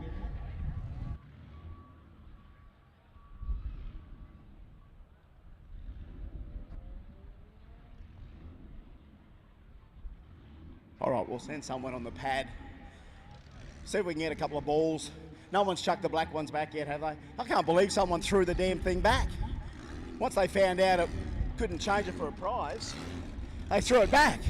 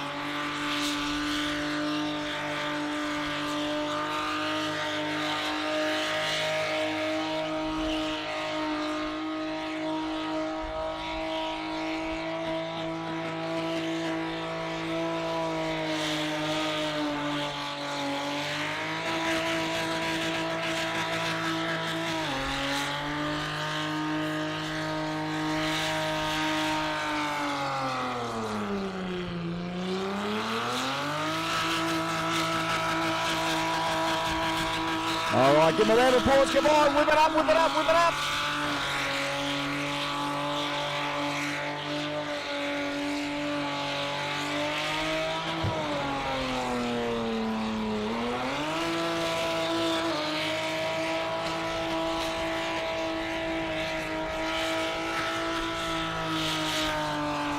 You gotta love a bit of screaming barra on a Saturday afternoon. What's up, Tits? I don't know. I've been calling them. J275 round 2 to the lanes. Which other categories would you like? Give a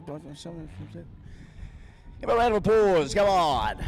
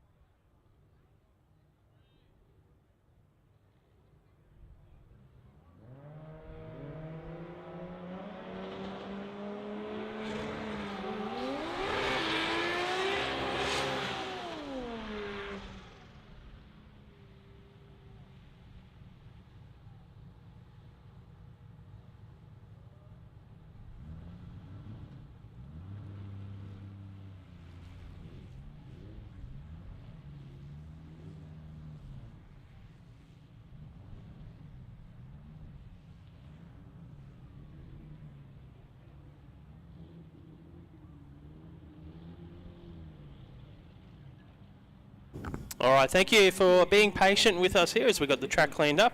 We're all good to go. We're back into round 2 of Modified Compact. Big thank you to Bosch Motorsport. And on track we've got Mark Barber in the Holden Tirana to take on Daniel Storti. Daniel Storti's dollar at 10.00. He will leave first. Half a second later, we'll see Barber to do the chasing. We've got a deep stage from Daniel in the Supra. He's got to watch that red light. Best light we've seen today so far is an 010. No 00 lights yet. Definitely won't be happening on this run either. 097 for Barber. 934 reaction time for Stewart. Nearly a full second advantage to Mark Barber. A lot of smoke in the braking area. It might be just the dust from the cleanup we just had, but a 10.03 win for Mark Barber. So Barber takes the win over Daniel Storti. Next up, Modified Compact brought to us by Bosch Motorsport. Corey Hunter, the Holden Gemini, dialing in at 8.32. Sarah Heaney in the Ford Falcon, the EB Falcon dialing at 9.00.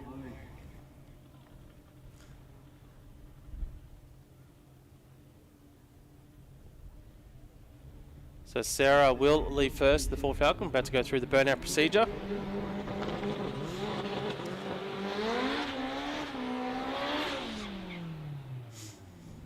Looks like we've got a little bit of a tailwind now. Crosswind, tailwind form. Just looking at the way the smoke's blowing. So it might be more of a crosswind.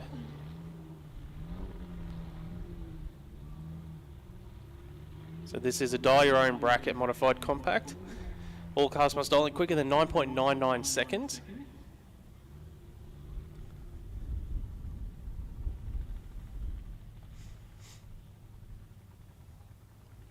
How they go on round 1? So Corey had a win, and so did Sarah. So both these drivers are on 1 win. So one of these drivers will go 2 wins from 2 starts. Will it be the Gemini or will it be the Ford?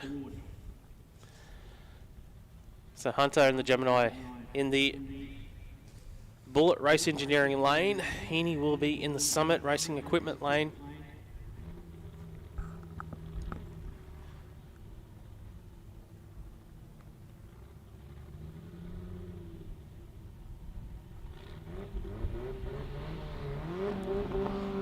See, first part of the race, reaction time. Advantage goes to Corey Hunter, 3:47. Sarah goes 2.214. We've got a bit of smoke from Hunter's car. He's pulling over. He obviously suspects there could be some damage there.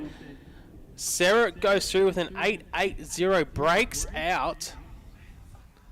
Corey Hunter just, well, I'm not sure what happens here because Sarah's broken out. Corey hasn't actually made it to the finish line yet.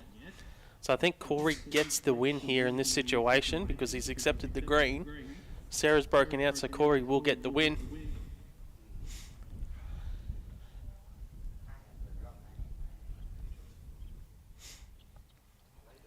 So yeah, there was a lot of smoke out of the back of Corey's car. But he goes 2 from 2 in this situation, but as we saw a lot of smoke, and obviously he knew there was something wrong. He's pulled it over. He's done the right thing. This is what we encourage our drivers to do. If you feel like there's something wrong with the car, you pull over safely, where you feel it's safe to pull over. Obviously don't want you to lock it up to pull over, but if the car is leaking anything, at least where it stops, it just puddles up there in one spot and doesn't keep going down the racing surface.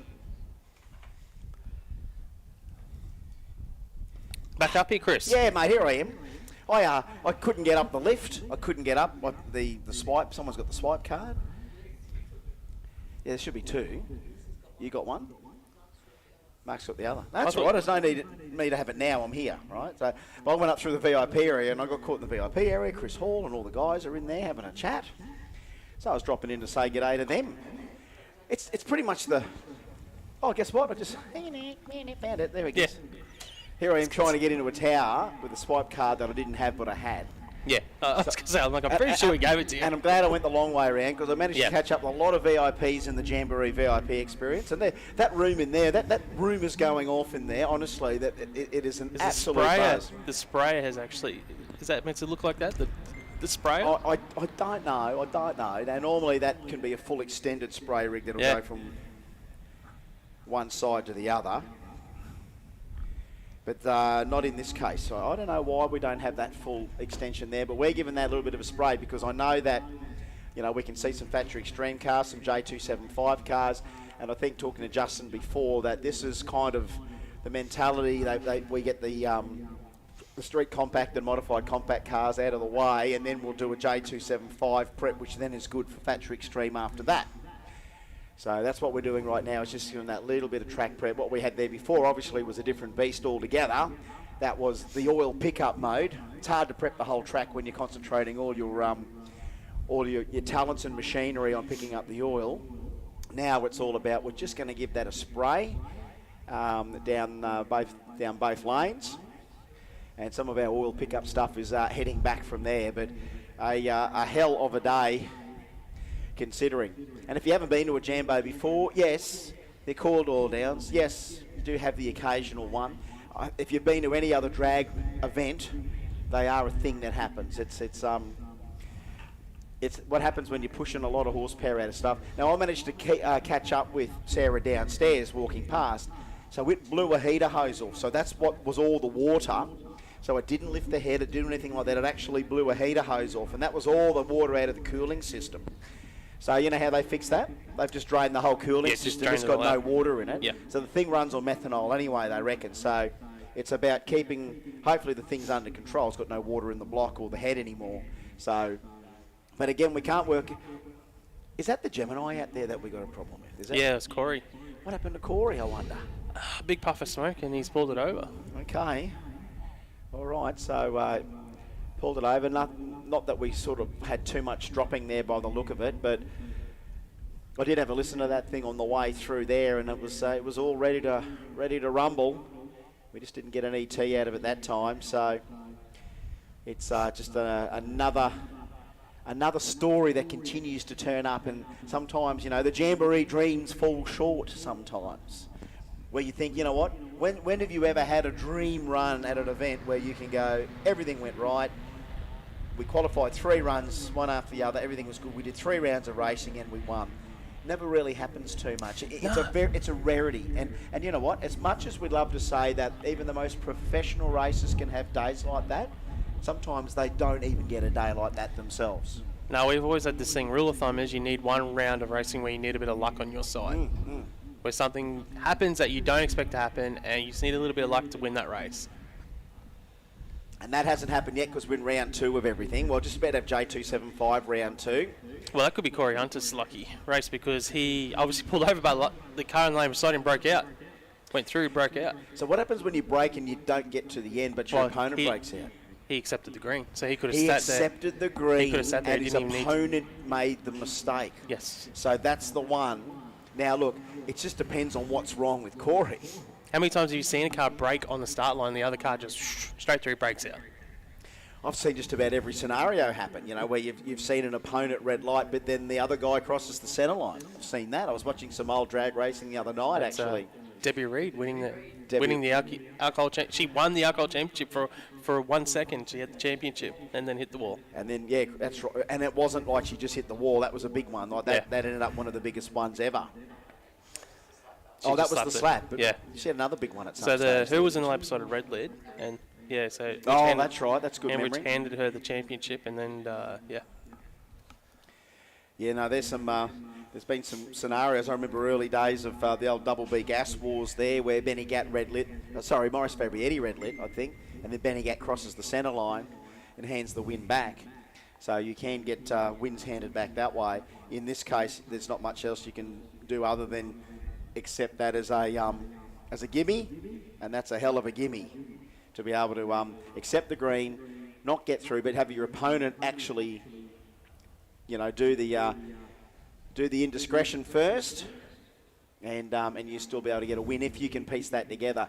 You know, at the very least, if he's won 2 rounds, that's two. That's 2 from 2. So it just depends on what happens in round 3. If he's seeded, and I don't know, have we seeded to round 3 yet? Yeah, it's all been said. So he has. So he actually has to run. Well, Russell Wild hasn't turned up either, so maybe he does get 3 round wins if Russell doesn't turn up. Now remember, he just has to accept the green. Well, remember in the previous. So in this round, Russell Archer's supposed to race Russell Wild. But if Russell Wild has sort of finished for the day and they've seeded him and they haven't included him in, because remember, Chicago Shootout, it still kind of lets you, if you break something, it allows you to fix it, miss a session, and come back. Corey's the only driver with 2 wins. Right, so he's so far 2 So from 3. if he was to stage in that 3rd round, he'd be the only driver with 3 wins. Just thinking out loud.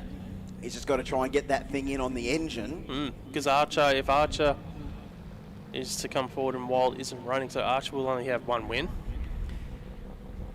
Well, that could be, Corey, 2 from 2. So Corey, and I'm just saying, and a wet sail into round 3. In theory, Corey would be the only driver with 3 wins if he was to stage and accept it. So he wouldn't have to worry about the count back. Or unofficial, obviously. Mark, you always. sound like you know what you're talking about. It sounds like you know what you're talking about, mate. And you know what? It's only from years of Jamboree experience that we have to think this laterally to work out who might end up in a final somewhere. Yeah, but if our sums. I'm just saying, if I was Corey Hunter, I am staging the car. I'm not sure what the issue was with the car, but I'd be looking to stage it in that 3rd round. Yep.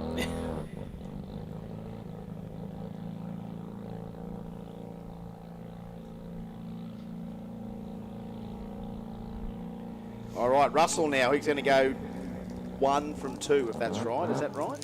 Yep. Yeah, Russell did not get a win in round 1.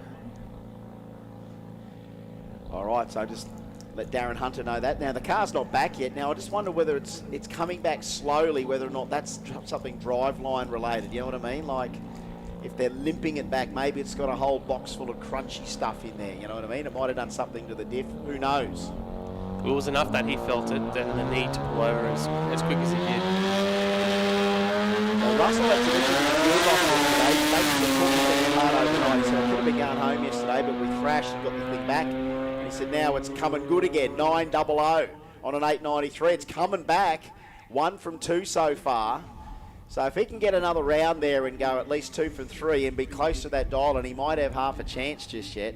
But that Gemini is getting limped back as well. Are we all okay? He's got thumbs up there. He's got the thumbs up, whether or not that's good or bad.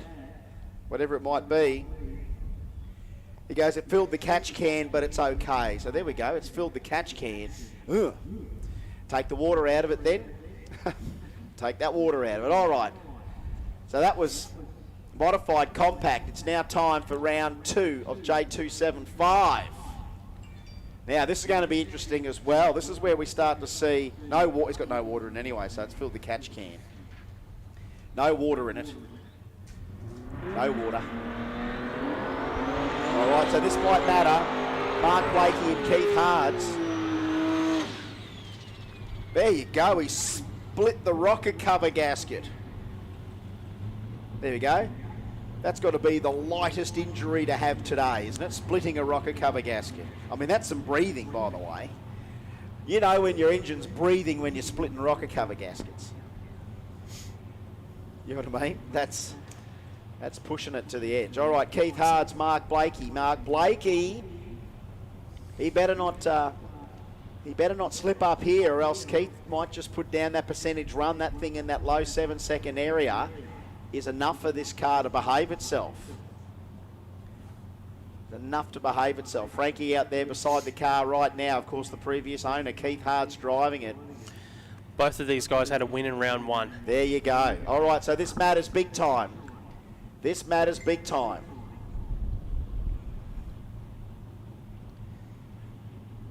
This matters big time. Mind you, we've given that a little bit of prep. It's had a bit of spray, the track. As we said, the sun is now starting to sort of not make an impact on the track, and it's coming round, I think. So, second round.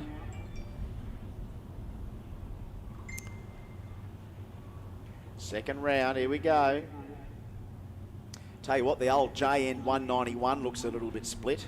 I'm talking about the rocker cover gasket for the Gemini, because I remember the old part number off by heart. Didn't know they still did cork ones for them. I thought there was a rubber one they could use. Oh, that's the new cork. Oh, no, Mark Blakey. He got the whole stage procedure wrong. Big time wrong. He went to Bump City, but before the lights were thrown, off he goes. He let go of the button. And that is a fizzer. That is the Phantom Amber. That's a massive Phantom Amber. I didn't even... Did you see the amber? No one saw the amber. Mark Blakey saw the amber. He probably caught a reflection of himself. Yeah, Hards was hard up on the two-step there as well. Hey, it's good to see you bring spare rocker cover gaskets for your Isuzu, because they got a brand new rocker cover gasket spare. Probably got every gasket spare for the thing.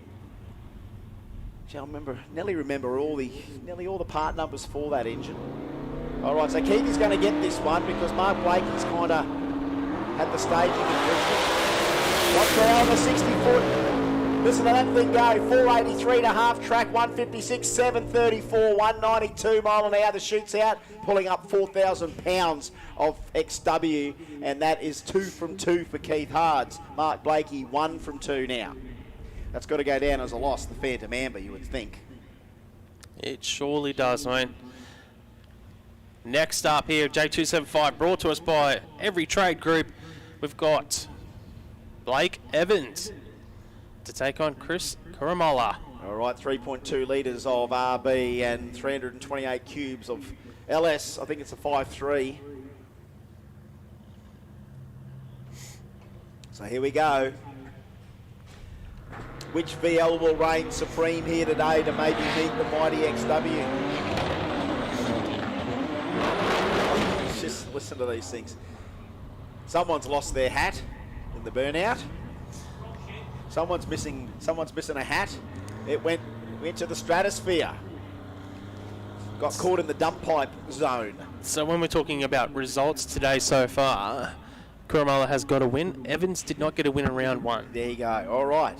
So Kuramala, that's right. He took out Georgie round 1. He did. He took out Josefsky round 1. Yeah, he got a 36 down, I think, in that run, Kuramala. So I don't know. Do they keep that setup in it? I pretty much think that you could probably safely keep that setup in it. Blake Evans has kind of been nudging around the 790 area, so you could soften that up to 760s and still be in with a chance. So let's see how this one ends up.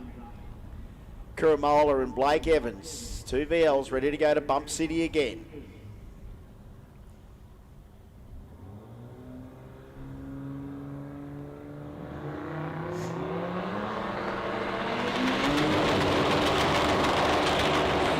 Oh, they both stick. He got the whole shot on Kuramala with a bit of a horsepower.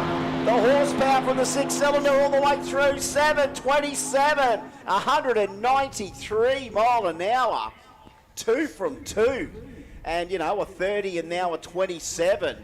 Karamola, that car is coming round big time. Yeah, they were really happy with that run. You can see the crew were cheering on the start line. Yeah, the boys are happy now. So he goes 2 from 2. Got the adrenaline up. Got the big adrenaline up now. So that's Keith and Karamola, 2 from 2. All right, here we go. This is the Monza.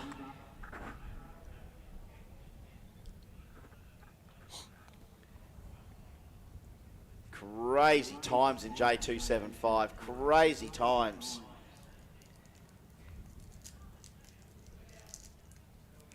So we're just having a look at what the second round is. All right, there's still a couple of nice little matchups to come.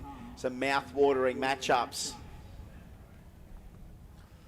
Just having a look down there near the finish line. Just having a bit of a scout through there just to make sure everything's okay. We might have a little reflector done something. Just having a bit of a look in the centre there. So that's all we're doing at the moment, but oh my goodness, the drama builds up, you know, round after round, the drama builds up a little bit, and then we get that little relief for a little bit. But right now, it's the gravity of this round is yet to be felt, with only a couple of pairings down, but everything's starting to work well track-wise. That spray, that little bit of glue at the right time there kind of did the trick for those first two pairs anyway. We're just having a little bit of a survey down there, just near the finish line. So this is every trade group J275. It's the quarter mile radial class.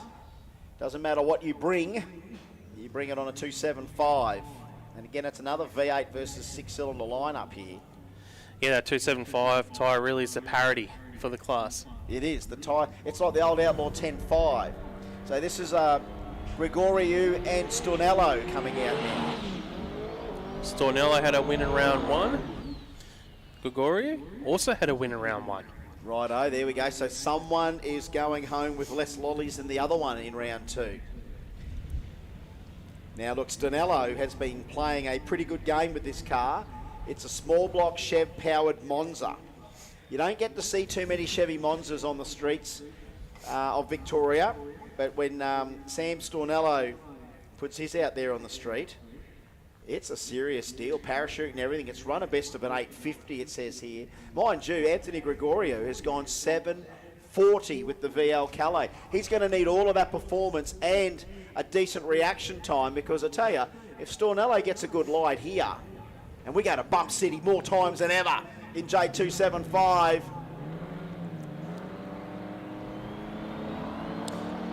he's jumped through. I think Stornello's gone we've got to throw the red. We've got to throw the red. We've got the red throw, and we've got to throw the tree. The tree's gone. Tree's gone. Yep. He's got to let it rip. 138 to 60 foot. Half track now for Gregorio. 4.525. Early shoots 8.65 at 123 mile an hour. Whoa, drama. Just. And so many times this one thing happens. It's called the bulbs. It's about keeping both bulbs on. It's one thing, one minute thing in a drag race. That's to stage the car. You can have a million things you need to do in the car between rounds and get it right. Get the car right. The conditions are right. Everything's perfect. And if you roll that thing an inch the wrong way, that was a deep stage for Sam. He literally, when he hit that bump box, that thing moved way more than he thought. It was a big jump. It's a big bump. You're almost in that situation. I know you can be an expert in hindsight, but you'll learn from that. If he has to race in round 3 and try and recover anything, and remember, at the moment, there's 2 guys that are 2 from 2. He's now 1 from 2. Gregorio, I think, is... Did he get a round 1 win? Yes. No, yes, he did. Yep. So he's now 2 from 2. So look, Sam's behind the 8 ball when it comes to trying to make the final. But maybe his next tactic will be to avoid that happening again. Just put both bulbs on. Like, just get in. Don't double bulb your opponent, but just put both on. Because that's another thing that's not appreciated too well. Well, it doesn't by matter. You can put both bulbs put on both anyway, bulbs, because you're right. the timer doesn't start until the other guy has his pre-stage That is on. right. It is right. Putting two on is probably easier said than done. And it's if you're not going such to do a that, bad thing. and if you're worried about it, you just say, just let the guy know, like, hey, I'm going to bump straight in. Look at Kuramola's car here. Like, the XW's got a few lumps and bumps on it, but you can't even pick this VL as a 720 car at 190 mile an hour. You can't even pick it. And sometimes I think it's just the brown colour as well. It's like, nah, that can't go quick. Brown cars can't go quick. I'll tell you they can. All right, Chris Velkovisky. It's Velkovisky, 5.3 litres of VS. He's going to get a gift here. So this you will hear be the VIP area from there? It's like a party room in there. It is, yeah. Yeah, so It's this will going be Chris's first win of the day. He had a loss in round 1. All right, Chris, got to make it stick here. Come on, mate. That's better. 160 foot. Half track now, 5.57. It's going to be a nice number for him. There we go. 8.67 at 159 mile an hour. So a little bit of percentage working the trick. Bit of percentage. Gets himself a win. So I think he lost in round 1. He's 1 from 2 so far. All right, Brad Schreiber. Rowan Gordon. Talk about brown cars. Here they are. Here comes Sam. He won't be pleased with that. That was a big, deep bump from the Monza. Just a bit unfortunate, just an inch in it. Oh, it looks like there might be a bit of fluid underneath that car of Gordon's as well. All you right, can see the crew, the crew's shutting him down. All right, we got some leakage out of the Tirana, not good. Yeah, I could see it from here. It looked like there was a fair bit there. Wonder what that was. Whatever it is now, hopefully we can just keep it under control. Schreiber's going to get a win. How did he go in round 1? Got himself a So win. he's going to go 2 from 2. All right, so it's going to it's really in J275. It's going to come down to who's got the quickest ET in round 3 to determine whether or not you're going to get into a final. There's a few people going to go into round 3 at 2 from 2. Schreiber's going to get a gift here because that's unfortunate. Wrong time of the day to be shut down with leakage. Tell you what, it doesn't mind it either. Half track, 5.38. Good run coming here from Brad, a little bit off the 36. 8.34. 8.34. Getting a whole lot of love back. Getting a whole lot of love back, considering that's the VB that got built, as he said, all at home except for the transmission. And then he's done the whole week. He nearly drove 2,000 Ks for Drag Challenge and then comes out to Jambo. All right. Bachevsky and Jazewski. Jazewski and Jazewski. So these guys did not get a win in round 1. So one of these drivers is going to go none from 2. And the other one's going to pick up his first win. Interesting that George has actually swapped lanes this round, this time around. Actually, he probably didn't have lane choice, so he probably had no option in it. I wonder if we got the call for Pro Compact to the lanes yet. I think we might have had a call for Pro Compact to the lanes, just seeing a little bit of chatter that we maybe should be expecting them in the lanes. Yeah, Pro Compact, you guys should be in the lanes. Pro Compact to the lanes, final call. Pro Compact to the lanes, please. Pro Compact to the lanes, please. Pro Compact to the lanes, please. All right, Majewski and Jazewski. It's like SBS, isn't it? We're calling a soccer match here. Majewski. Twin turbo small block Ford. Single turbo billet RB in the VL. And as we said, this thing has gone 660s on a perfect nighttime Sydney track at 214 to show you how much horsepower the billet RB is making. He's racing next weekend in Sydney with his radial car. Trying to run some 350s or 360s next weekend. Just to unwind after running your 6-second VL. Bump City, come on, boys! Oh, we got the gate. We got the gate big time with possession. Tell you what, the horsepower's working this time for Georgie. Big run for the VL. 719, 207 mile an hour for George Jazewski. 719, 207. That wasn't a bad line either. I think he went 1.9. Have we seen any better than 010 yet? We've been keeping an eye out on it, I know. No one's gone double O's yet, mate. We saw a trip zip in qualifying. Yeah, didn't we, White? I think that was nearly the same bloke. So what are you looking at there? Oh, what's happening over there? Not sure, I don't really... Kids are recycling the cans, are they? Yeah, maybe. There's 90 cents sitting over the fence there. I'll go grab them later. I get about 2,000 cans up, then I go to the recycle mob. All right, Rob Tarabay in the water for round number 2 of Factory Extreme, you would assume. Brought to us by Precision Turbo and Engine.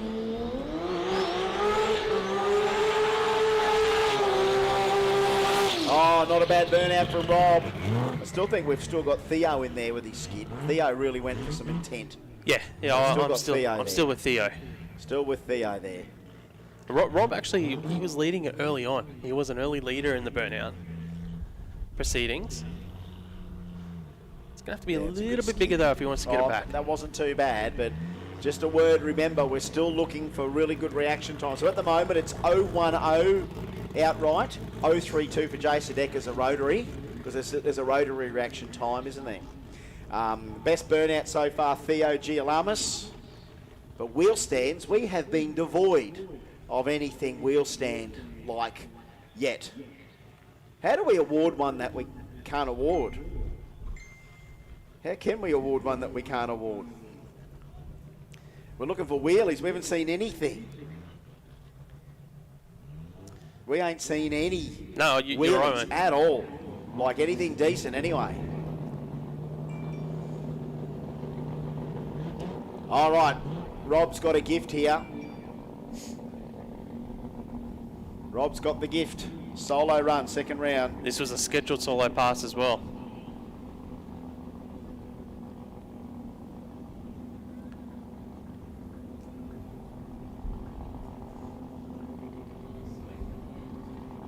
Yeah, some stuff cooking down the end.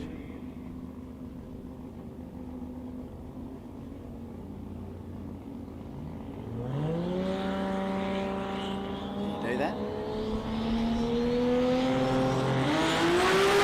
Oh, not bad. 104 in the 60-foot half track, 417 here for Rob. He's already 180 mile an hour early shoot, 633. 633. 016 on the tree as well. 016 on the tree. He had a shot at it. 016 on the tree. Great run. Great pass from the team. 633.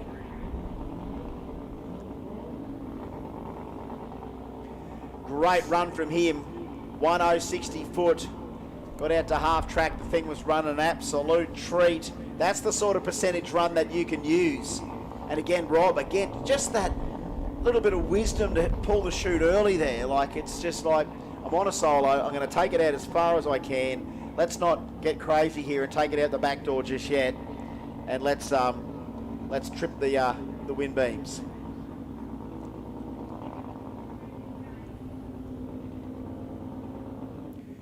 All right. Couple of debutants ready to go. And when I mean debutants, both of these guys have done enough laps in enough cars to not be called rookies. But when you look at the cars they're driving, they're essentially debutants. Mind you, Rob has done some testing, and as Craig Burns said just on the line there before, they've tested this thing at Sydney. It's got 950 in the 60 foot. This thing's actually ballistic in the 60. So, Rob Marjan, Jay Sadek. Jay Sadek already quicker than he's ever been. But I think he went a 55 before. Rob Marjan. Round one, remember, it just did not want to light the boost up. Did not want to come up. Didn't want to come up on power.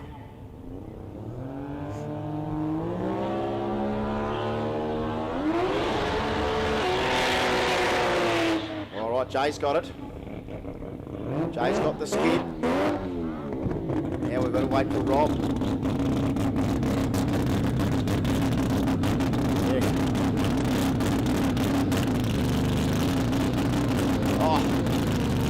Oh, yes. All right, we've got ourselves a drag race, Mark Allen. This is going to be a good race. There's a lot of potential between these two teams. Oh, incredible potential. Jade Sadek, Billet Pack 20B, 3-speed auto. The tried and true combo that's run in Pro Turbo in the RX3. Now it's been slotted in the Factory Extreme here. It's almost like bringing a knife to a gunfight in a way in the scheme of things. Rob Marjan, Billet 3.2 litre RB, tie drive, so torque converter, 5-speed Liberty. So it's got all the fruit. It's got more fruit than all of our famous fruiters in Australian drag racing. Anyway, Dom Lupino, the Totterellos, Pete Capiris, yep. Rob Campese. Like, we've got a lot of people in the fruit market. More fruit in Rob Marjan's car than the whole Granite Belt. But this is a decent race. Now remember, I think Jay got a round win in round 1, didn't he? Did Jay get a... In round 1? No, Rob got him. Rob got him in round 1. So they're both winless. No time recorded in round 1 for Rob. Okay, here we go. Bump City.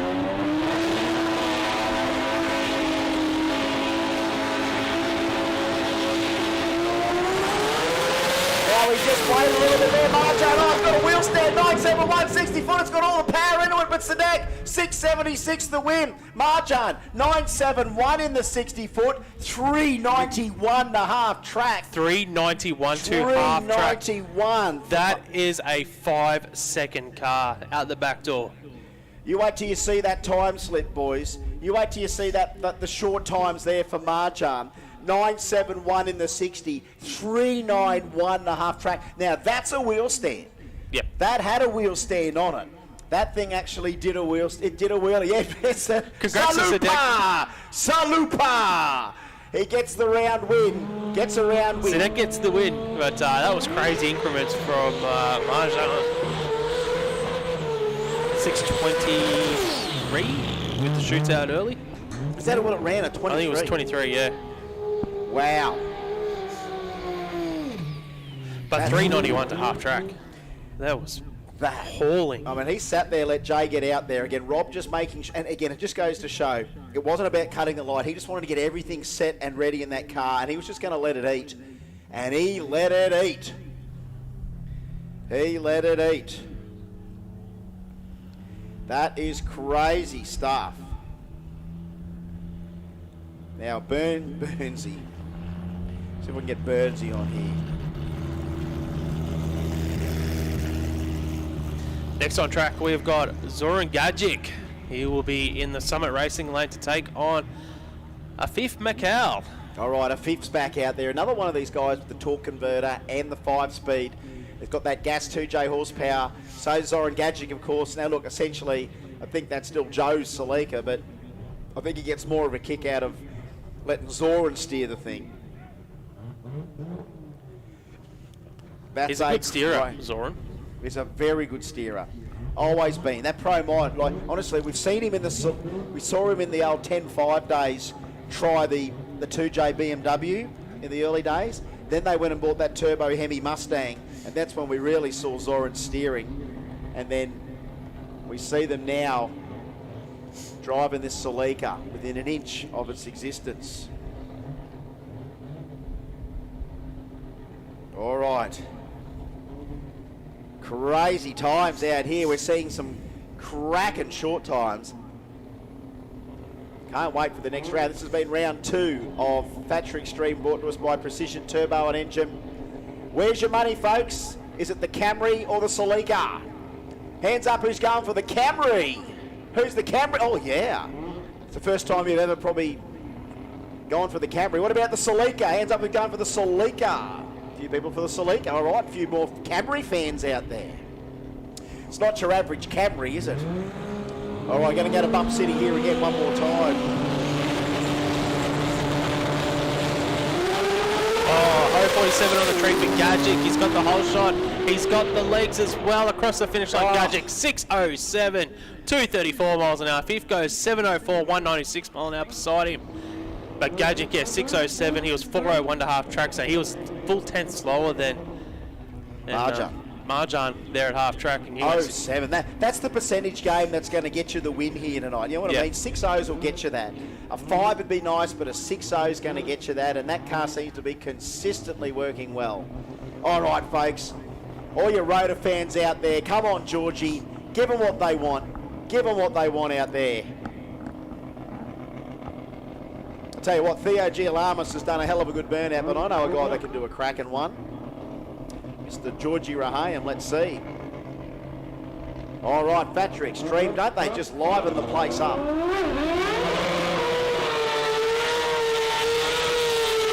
Oh, yes, folks, you love that or what?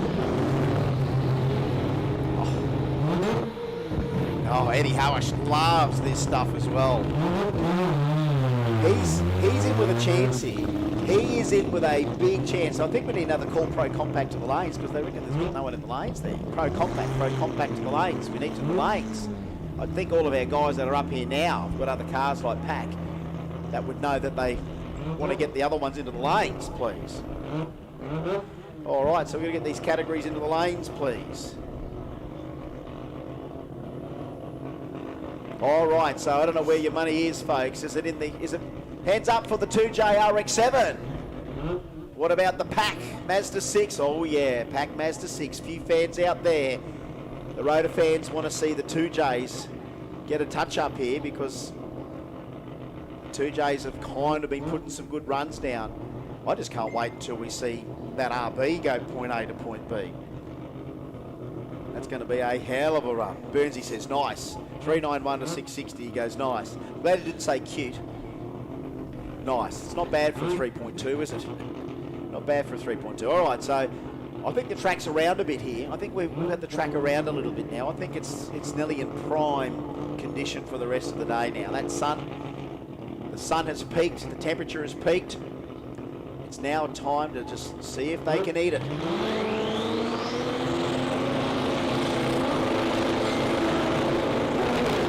Oh, Eddie goes first. No, it was Georgie went first. I don't know, they both kind of rolled. 024 there for Eddie. They're going to put it out the back door. 677, 703. 677, 703. An early red light. I think Georgie might have been rolling or something. I don't know on that there, but it's sort of through the red light minus. Look, I tell you what, when you have a look at the time slip, 024 light for Eddie, minus 0136. Minus 0136 there for Georgie. So the thing's gone into stage and then they've gone to leave and it's an 0136. I mean, it is a minuscule red light. In the scheme of things, it's a minuscule red light. The 60-foot shown 155 in the 60. But he sort of rolled.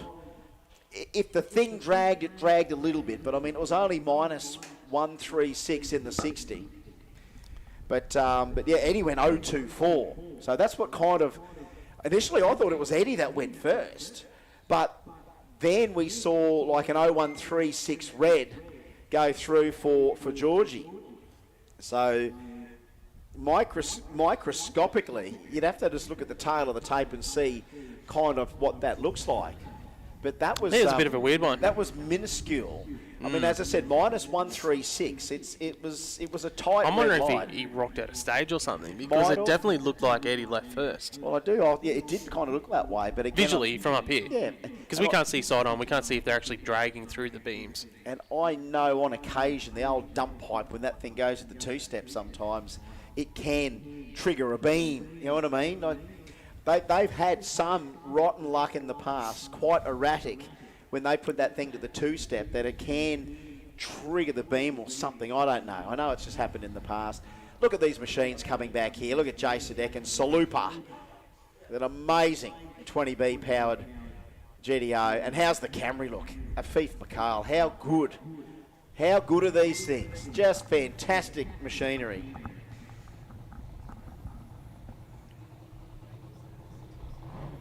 Oh, look, it's happened before. It's happened before. The two steps caught them before on red lights. It really has. And I guess the only experiment you can do there is try a different position, but that sort of stuff's easier said than done. All right, we need modified 10-5 to the lanes, round 2. Modified 10-5 to the lanes, round 2. Modified 10-5 to the lanes, and dial your own round 2. Dial your own round 2 to the lanes, please. Dial your own round 2 to the lanes, and modified 10-5 round 2 to the lanes, please. All right, Frankie's back. One-man band today. Lost his blower, mate. So what do you run round 1 to 578? So yeah, like a 79 or 259. 259 mile an hour. So we need quicker than 260. Put your hands together for Rob Marjan Zeus. 971 60 foot, 391.5 track, like 391.5 track. The thing was on a mission. If we're going to try and give a bloke a wheel stand award, that's the one so far, because the thing's carrying them to half track. Like it was power standing. It was power standing, all right. As we've said before, folks, sometimes we've given wheelie awards to wheelies that are only a foot high, but they're 300 foot long. You can either give one for a 9-foot wheelie for 10 foot, or we give a 1-foot wheelie for 300 foot. Height, hang and haul. I go for the 3 H's: height, hang and haul.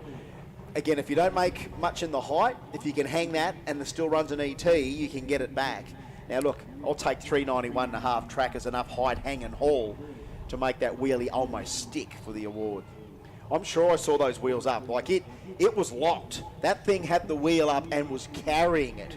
So it technically could be half a wheelie. But here we go. Come on, Frankie. We need 260 point something to be the fastest door slammer speed here at the bend. It's a hard act to follow. Gregorini at 260.1, I think. Yeah, I'll just see if Frank told me what his PB was. Speed 266 mile an hour. Yeah, he's gone 266. So he has gone 260 plus. So the power's there. It's a matter of getting it to the track. The conditions are better than what it was when he came out when the 570. Oh, a bit of straight for the rail. He's going to get it back on, is he? Getting it back on. It's still 416 and a half track, 660, 171. But you can see the thing rattle a bit further out there. I mean, it started with a bit of rattle. I didn't catch the short time. Did you get the short 997. So 997. So that was fine. Like, that's fine. That's a good 60. Rattled a little bit. Put your hands together for the Pack flagship as they come back again all the way from Sydney. And it's so good that they've come to show you guys what it's all about. The quickest rotary cars in the world here at the Adelaide Jamboree. All right, here we go. McKern Pro Compact round 2. This is where stuff can get crazy. After we saw the crazy antics of Terry Waterman on the previous run. Rodney Rahayem, now's the time for this thing to show us what it's got.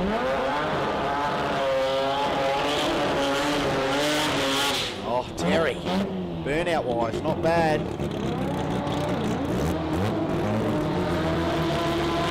All right, last call, modified 10-5. We need 2 more cars to the lanes ASAP. If you're not there, you miss out. As we said, we're calling out the categories. If you're not there, you miss out. Now, Chicago Shootout means you may not be so stressed about losing one round. You can come back for the 3rd round, but don't make a habit of it. Don't make a habit of it. So Rahayem had a win in round 1. Waterman did not. So who did Terry run in round 1? He had Pepe. Ah, of course, Pepe went 660 beside him. So here we go. Terry, he doesn't want to let that slip too much down, but mind you, Rodney got through okay. Rodney against Dodsey, that's right. Again, that was a pedal fest, both sides. No one really ran a big number. A 72, yeah, but in the scheme of things, that was an on and off sort of run for him. It did rattle a fair bit off the line. Let's see how they go now. Let's keep an eye on the short times here. Remember, it went 54 out of the hole here today, first run.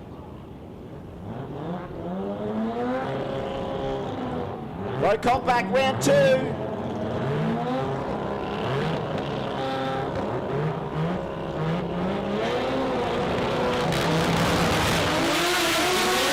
Just slipped a little bit there, Rodney. 093, 106 to 116. Got enough horsepower there. He gets off the throttle, does he? 694 beats a 715. 694 beats a 715. It wasn't a perfect run both sides of the racetrack, but that's a win for Rahayem. That's 2 from 2. 2 from 2. 2 from 2 for Rodney. None from 2 for Terry. And I'm sure Dodsey didn't want to probably come up against Marcus. All right, so there we go. We've only got the one pair of modified 10.5s out here in the lane. So we're going to run them and that's it. All right, Marcus Pepe, Alan Dodd. Of course, Marcus.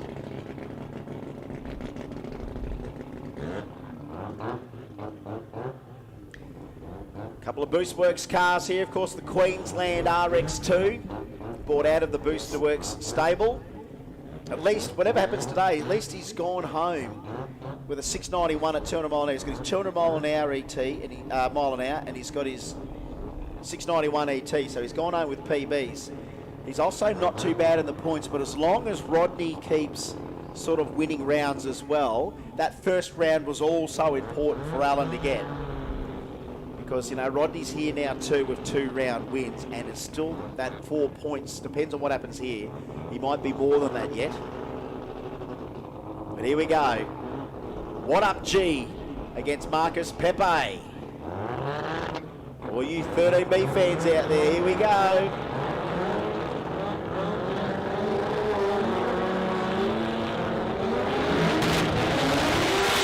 Dodsey on the pedal and off there, Marcus Pepe off the throttle. Alan Dodd's going to get the win after a huge pedal there. 7:43, still not bad. 1:13 in the 60, had to get out of it. 1:06 for Marcus Pepe. Decided to get back in it, then decided no, that was it. We're going to give this one up. So Dodsey gets 1 from 2. Pepe gets now 1 from 2. So we've got people like Rodney with 2 from 2. So Rodney, the only one 2 from 2. So let's see what happens in the third round. Whether Pepe... So Pepe will be facing Rodney and Dodsey will be racing Waterman. So the 2 RX2s will be racing off. The 2 RX8s will be racing off. So Marcus could be the fly in the ointment there for Rodney. And that would mean Rodney would end up, just say theoretically, now you're not wishing, let's just throw a scenario in here, right? Just say Marcus gets his act together, gets a decent run close to that 660, and Rodney does what he did last run there where it wasn't perfect, and Marcus just pips Rodney. So that means Rodney ends up 2 from 3. It depends on that ET in round 3. If Alan Dodd can win against Waterman, that's still 2 from 3 there for Dodsey. That's going to depend on that ET for him. And Pepe would also have 2 wins. And Pepe then would end up with 2 wins. So that can be a couple of cracking pairs there in McKern Pro Compact in round number 3. So that scenario is going to definitely pan out here. That scenario could very well pan out yet. That's just one. I don't even want to look at what Factory Extreme's going to end up like. We've got a pretty decent... You know what? It's the first time in a long time we've actually had Factory Extreme outnumber Pro Compact.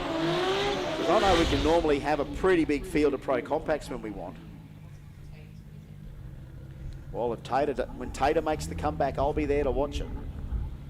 Kim Dreisner and Joshua Moore. Of course, Janie's just about #1 card-carrying Chris Tate fan. She loves the Tater. We all love the Tater. He used to be called the RZ King for about 12 months. Did he? So Tatey's working on the car today. I suppose when you can't be at the event you want to be at, the best thing you can do is work on the car that you want to be at the event with. He loves fishing too. That's his problem. He's got to give up the fishing.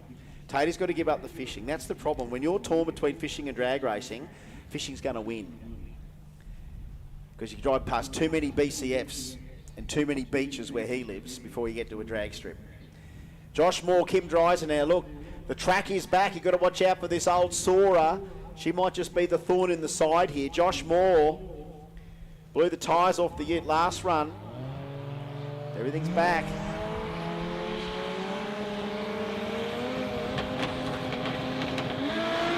Oh, blows it off the ute again. The old Trayback not loving it this time. This time, though, this Sora's on a bit of a scream. Kim Dreisner, 864. It's having a scream of the old Sora. Dust the cobwebs off for the first ever South Australian Jamboree. and rack some wins up there. All right, another call for Dial Your Own to the lanes. Dial Your Own, have we got them in the lanes? We're looking for Dial Your Own round 2. We've seen round 1 of Dial Your Own. We want Dial Your Own round 2 to the lanes ASAP if you're there. Dial Your Own round 2 to the lanes. I think we called them out before. Dial Your Own round 2 to the lanes. Dial Your Own round 2 to the lanes ASAP. P, which is as soon as possible, please. ASAP P to the lanes. All right, 6748. Have we got that there? 6748, Janie? That might be 10-5. Just check 6748. Is there a 6748? Ricketts. Is that on a buy? He's supposed to race someone.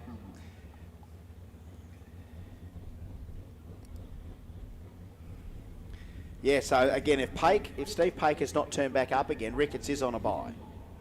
So there we go. So that's what happens when we get a few no-shows that don't let race control know about it. They get factored into the buy that we don't know about. So Ricketts is going to get this second round win. Is that second round? We are in second round, aren't we, Janie? Yep. Ricketts, that 1040 dial.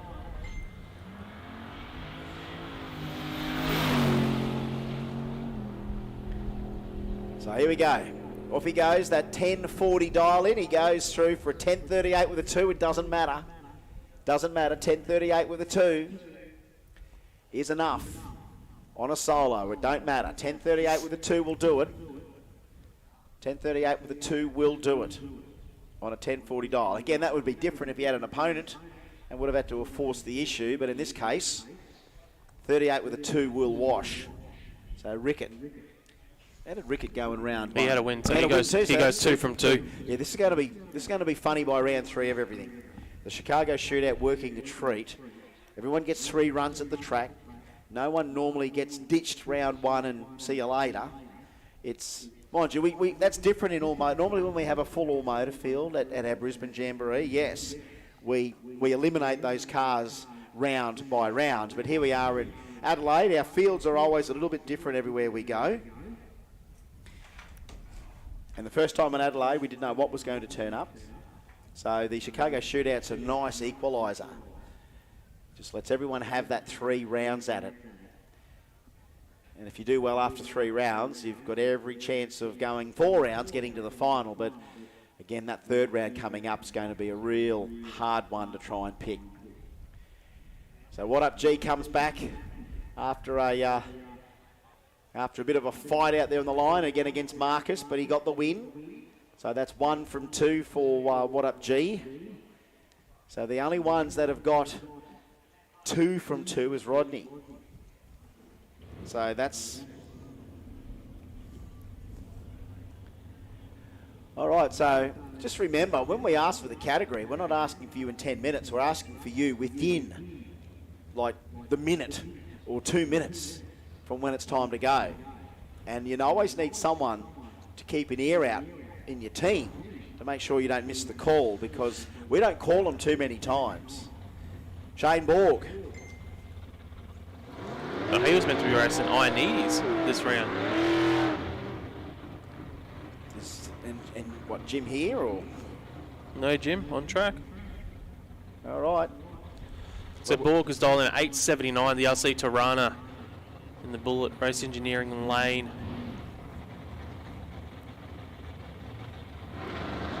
There's a little bit of a pedal there on the hit. Shane Borg, I don't think he's going to run close to that 879 dial in now with that little pedal. Tiny pedal, wasn't it? 887. Yeah, still goes 887 though. It's not bad. A little bit in reserve. Little bit in reserve. Vlado Chiric now. Vlado already on paper not doing too bad as far as light of the night. 0-1-0 in racing. It was a 20 package. 20 package, which was pretty killer. Nearly as close as you could get to perfection. We've still got Jason Eck at 032 for the Rotaries. We've still got Theo as the Burnout. And I think we've got an idea for the crew, haven't we, Janie, already? Yep, so she's had a good look around. It's so hard every time. Everyone's just really stepping their act up when it comes to crew. But here we go, Corey Reed, that little 340 cuber with plenty of sniff on board. There it is. So Reed Stolen at 790. So he'll leave first, half a second head start. Then Vlado, who had the best package of anyone racing in round 1 of all the die your own brackets. We'll take chase. He's $738. So he's dropped his dollar by a couple hundred to what he ran in round number 1. So he suspects the car's going to pick up a couple hundreds here from what he ran earlier. All right, Street Compact round 3. There we go. We've had the call. Street Compact round 3 to the lanes. Here we go. 38 chasing a 90. Street Compact to the lanes round 3, please. 02201 H is Vlado. He's not bad, is he? 4th hour difference on the reaction times. Vlado with the slight advantage. Winlight will go to Corey Reed though, because it's a breakout from Vlado. Oh, Vlado. Breaks out by 19 thousandths of a second. Reed goes safe 795 on a 790 dial in. 76 thousandths at the stripe. 95 on the 90. Just couldn't. He put everything he could there. And again, look, that 022 to the 018 light was just enough insurance for him. But Vlado, well, he didn't lift at all. 188. No, yeah, so Vlado went across the finish line first by 700s and, yeah, obviously broke out. It's hard at that stage of the track to think how you can tighten that up. When it's that close, when your reaction times are virtually nearly identical by 4 thousandths, and then your opponent's only, half a tenth off the dial and you're smack on it, how do you even pick 2 thou breakout? 20 thou breakout, rather. That's tight. That is tight.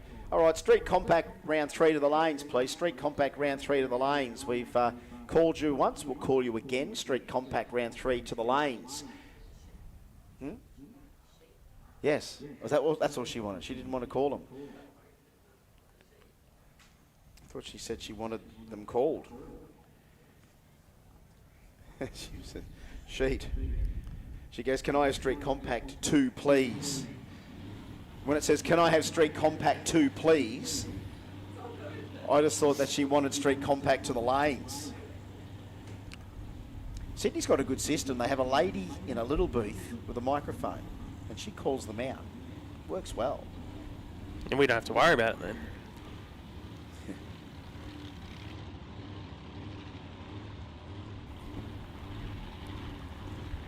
Can't buy me love off. Everybody tells me so. All right, Shane Kramer. Oh.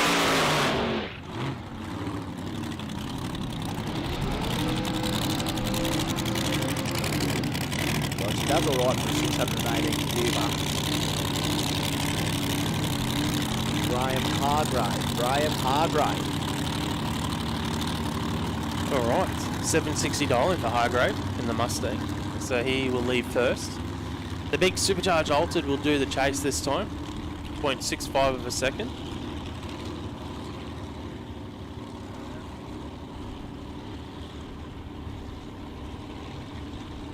All right, Shane Craver, Graham Hargrave, that is the difference, yeah. 1.5 lights stagger on the Christmas tree going to the Haas Mustang.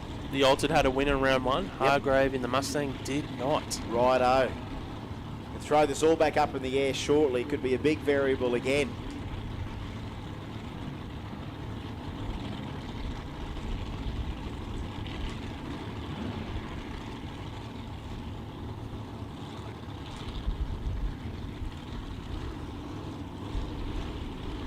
All right.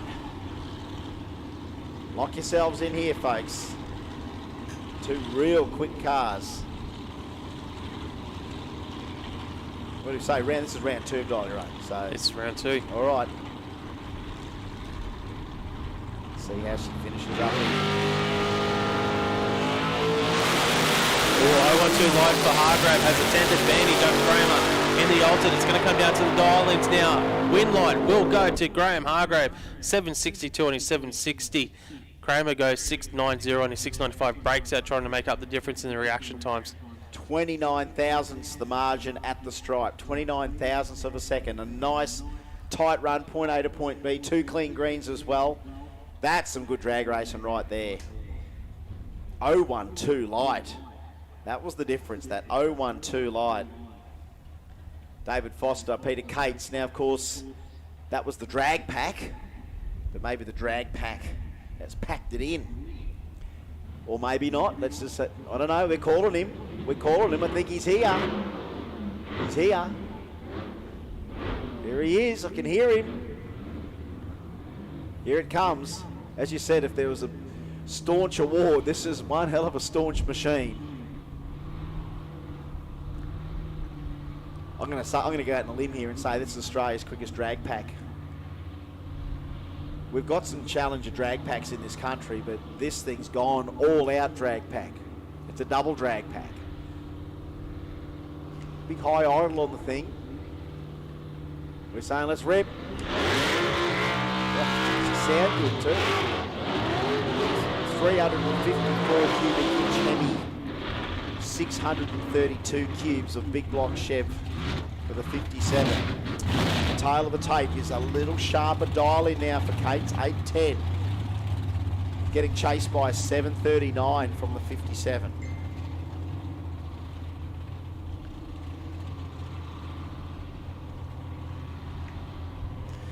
Yeah, so I was talking to Graham Horner. So he's actually helping out on this Dodge drag pack. It's the only one in Australia, one of 50 in the world. Is that right? And they're trying to get it into the 7s this weekend. Well, I'll tell you. For Peter Cates. That's a hell of an investment, though. You want to talk about an investment in South Australian drag racing? How about you get yourself a drag pack when the new track opens up? I'm going to turn up with something no one's got. That's essentially what this thing is. And as you said, not many made. Yeah, only one of 50 in one the entire of 50. world.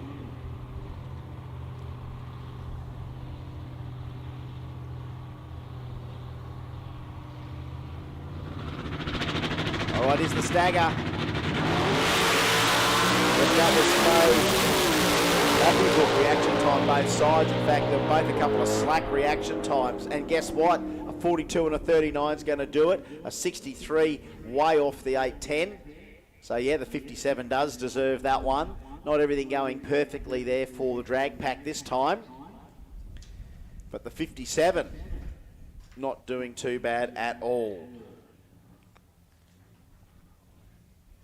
The whole world is going drag racing this weekend. We've got Holden versus Ford at Heathcote. We've got World Cup finals in Maryland kicking off shortly.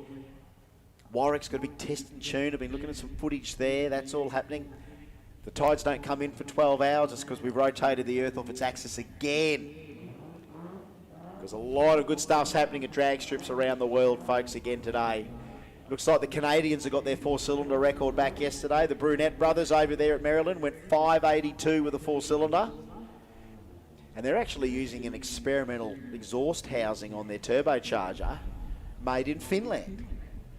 Takes 10 kilos off the weight of the turbocharger with the new back housing.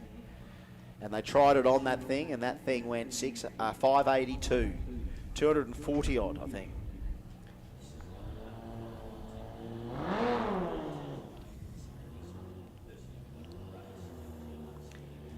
All right, Giovanni's going to get this. This is modified 10.5 run. It was just like a solo for Giovanni or his partner, his pairing didn't turn up. So Giovanni's come in here to just get the run. So we're finding that modified 10.5 back. He was supposed to race for Matty. He's not there. So Giovanni's going to try now. And as we said, this thing's got as much grunt as George's VL.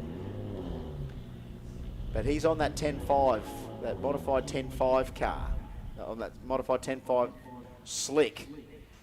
So let's see how the guys go here. Still got Burnsy behind there. Yes, so Burnsy again just overseeing. He's probably the best guy you can have in your corner when you're trying to get your suspended car, like your sedan, down the track. Because what this guy doesn't know about setting up a car for drag racing is not worth knowing. So let's see if they can get this horsepower down for Giovanni. Calais VL Turbo. No, just zings the tyres on the hit. It is no good.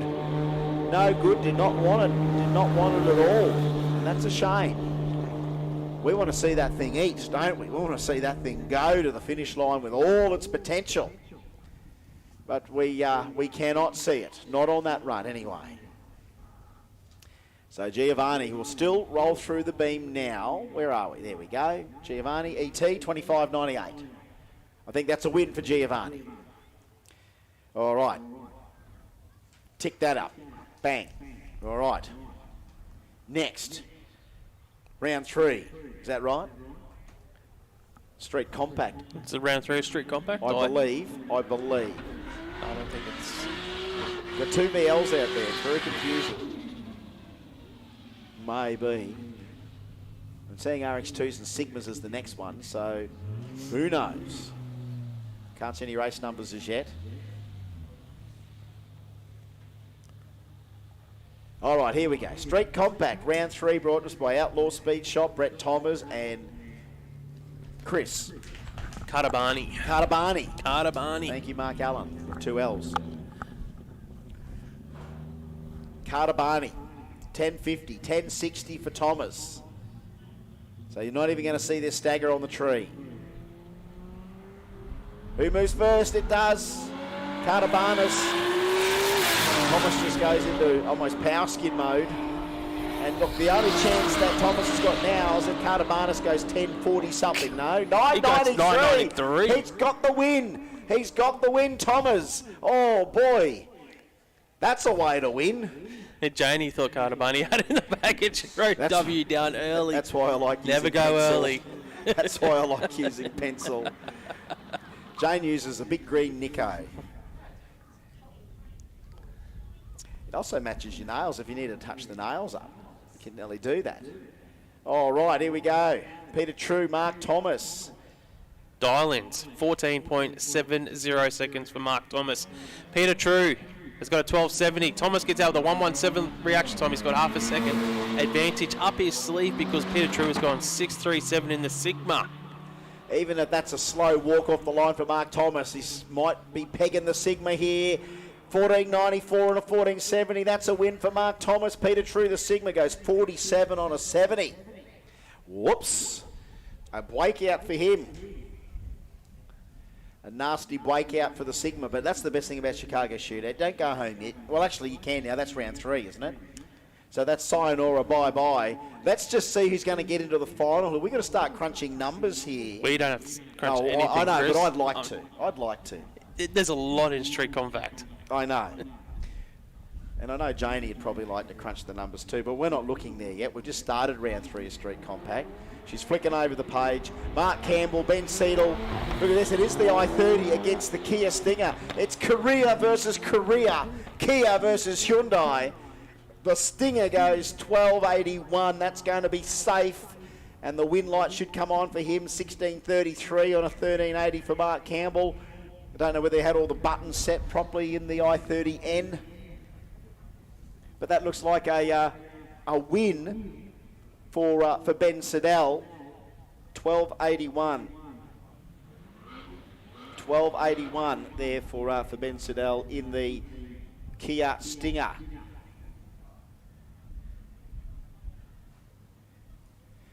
All right, James Hutchinson and Davor Pribicevic. 12.30 and a 12.90.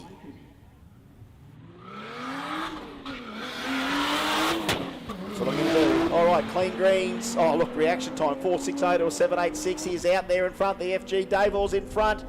Maybe too quick, 75. It's going to go back to the other way. James Hutchinson, the 33, gets the win back. He got slower reaction, made it all up on the run, and then broke out getting there in front. Well, he actually got to the finish line first by nearly 4:10, so he had time. He had time to had plenty to of back off. time. Yeah. Samir Mubarak and Theo Gialamas. Now, of course, Theo. Heads Let's up see what this Theo race. does. Come on, Theo. Heads up, 10.50, both sides of the racetrack. Theo. Theo. Well, he's already leading the burnout so far. Put your hands together for Theo. Put them together. Put them together. He's still going. All right, ladies and gentlemen, hands up. Would you still think Theo's in front for the best burnout? Yeah, crowd's got the hands up. Hey, we found our Adelaide Matuk. That's what we found. Because, Anthony Matook, of course, comes up and goes, who's got the burnout so far? And then we go, it's our burnout to there, Anthony. And then next 5 minutes later, Anthony Matook sends it further. Theo Gialamas, I think he's caught on, Theo. I think he's caught on. I think he's got our attention. 10.50. 10.50, side by side now. Samir Mubarak, Theo Gialamas.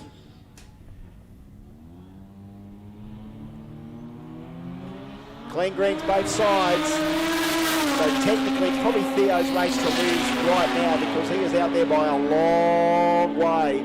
Theo, 35 on a 50. That's enough for Theo Gialamas. Yeah, so Gialamas there got the win. All right, so apparently there's the odd buy coming up here somewhere that might make things easier. Rick Bartley and Maz Mina, 10.50, 10 flat. Now remember the little Starlet. Iconic little car, been around the Victorian scene for a while. It's a real treat to see it here in Adelaide. And why wouldn't you make the trip down for the first ever Jambo if you've always wanted to do a Jambo? And look, we had one at Calder many, many years ago. We had one at Heathcote even more years ago than that. We haven't had one since in Victoria. So yeah, why wouldn't you come down to South Aussie and have a run? So he's rolled off the line here. He's got a clean green. Maz Mina. Now, Rick Bartley, if you want to play the dial your own game, you better not make that thing run a 9 something. Yeah, 10.56, that'll do. So Bartley will get the win. 150 mile an hour from a 1.5 litre. It's front-wheel drive, isn't it? Yeah, front-wheel drive. 150 mile an hour from 1500 cc. That's pretty stout. Street car, that is. All right. I'm not going to call that to the lanes because I think that's the sheet they're looking for, not the actual category. Got in trouble there before when they got to stop reading the messages that come through on the phone. Matty Spratt and Sammy Mubarak. Clean greens again, 5-second reaction time there for Sammy. Can't expect to be too many. 10.95 for Matthew Spratt. Lots of smoke from Sammy. That's not good. That's not good. The wind comes on in his lane, but that little 1300 did that last time. What's it doing out there? Remember it had a big puff of smoke on the lift-off halfway down, then it did exactly that on the runoff. So hopefully there's no alarm bells out there for that little 11-second car. It's a fun little car. Matthew Spratt went across the finish line first by 4.5 seconds and broke out by 500ths. You'd kick yourself a little bit, wouldn't you? You'd give yourself a little uppercut, wouldn't you? You ever given yourself an uppercut after a run, Mark, when you've made a mistake? At least twice a meeting. Nah, gives himself an uppercut. At least twice a meeting, mate. Mate, I wouldn't, and I haven't raced in a long time, but mate, during my normal working week, I'd give myself an uppercut a couple of times a day. You know what I mean? When you just got to snap yourself out of it and go, come on, mate, you're an adult. You should be able to make good decisions. But yeah, some of these things we're seeing is just crazy stuff. Breakouts like you wouldn't believe. Here we go, 150 mile an hour Starlet. Look at that little Toyota Star. It's so cute. Look at him. He's so cute. Rick Bartley, here he comes. Yes, but it's 150 mile an hour Starlet, for heaven's sake. Yeah, it's a Roland Freak Show. Jamboree's a Roland Freak Show. Come and see the 150 mile an hour Starlet. That's right, we got one. Come and see 100 VLs. What's that? We got 'em. About 250, 260 k an hour? 150 mile an hour is enough, mate. 150 mile an hour is enough. Nice skid there. Here we go. There we go, Mark. Yeah, 240. 240? You know you're alive doing 240 k an hour in a Starlet. Mick Farrell and Corin Wickham now. 10.50 and 10.50.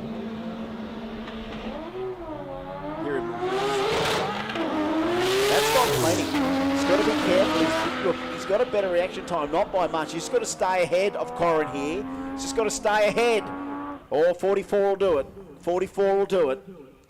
Geez, if you really wanted to push yourself to a margin, he's going to have trouble, Mick Farrell.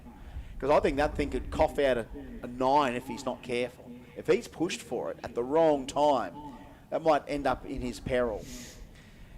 But hey, you know what? That's for them to fall into peril. That's only us to highlight that there's potentially peril there for some of these competitors that are playing the dial your own game. They are You know, and you're a die-hard, die-your-own guy, Mark, so you see these guys stancing on the fine edge with too much performance that they can't hide. Here we go, 0.99 reaction time for Dave Orr in the Escort. The Escort is back, 10.96 the win. So whatever happened to that Escort last round, it is back with a win, 10.96 on a 10.80. Great one there for Dave Orr. Yeah, gets a win by 0.103 of a second there. Scott rather much broke out trying to catch up. Next up on track, we are still in Street Compact round number 3. Philippos. Aristomenopoulos.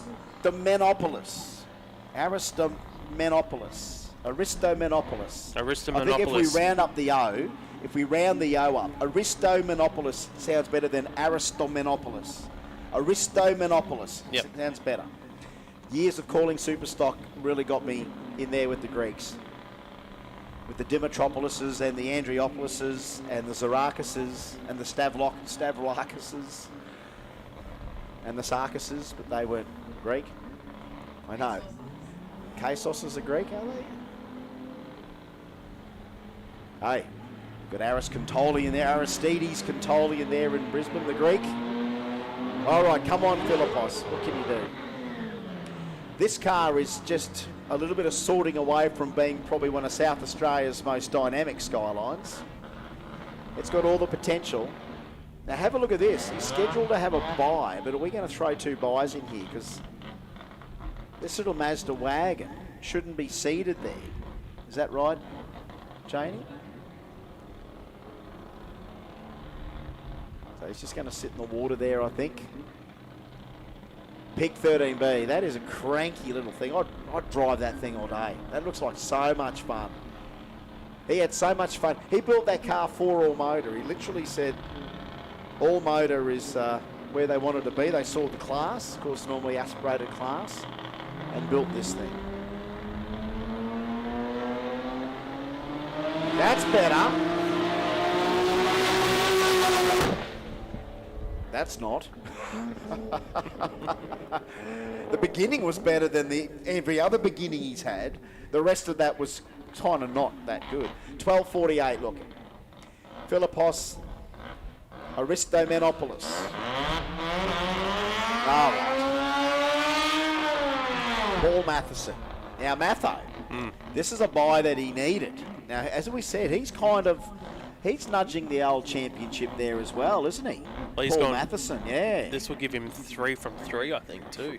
3 from 3.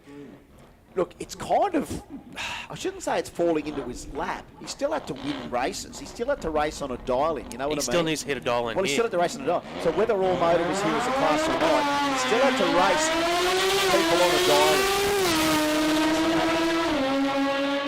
Because he wants to get through to the final, because you still get more points if you go through to the final. That's a high winding little 11.40. That's Aspo good. 13B. 11.40.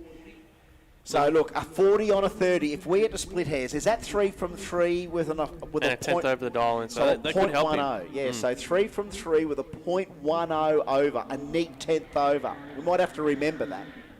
3 from 3, 0.1 over on his dial. Might have to remember that just yet. So look, here's a couple of buys that have come up. Christo Stojanoski.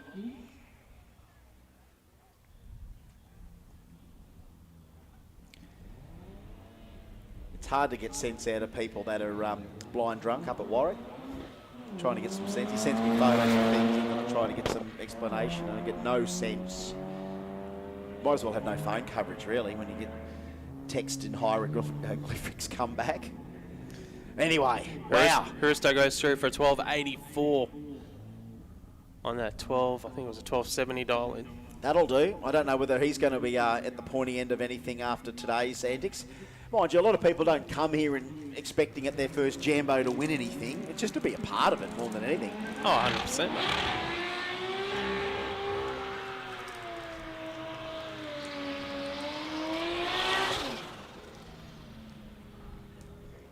Big shout out to Brucey watching on the stream. Shifaza.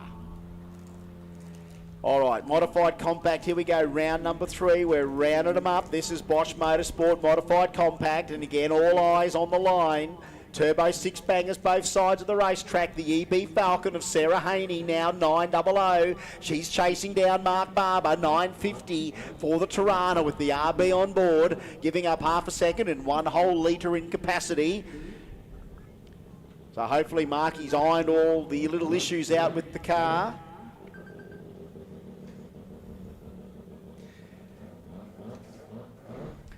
And Pup is watching the stream as well, so no offence, mate. I didn't know he's watching the stream and washing cars and been to the test and tune and done all sorts of things. All right, here we go.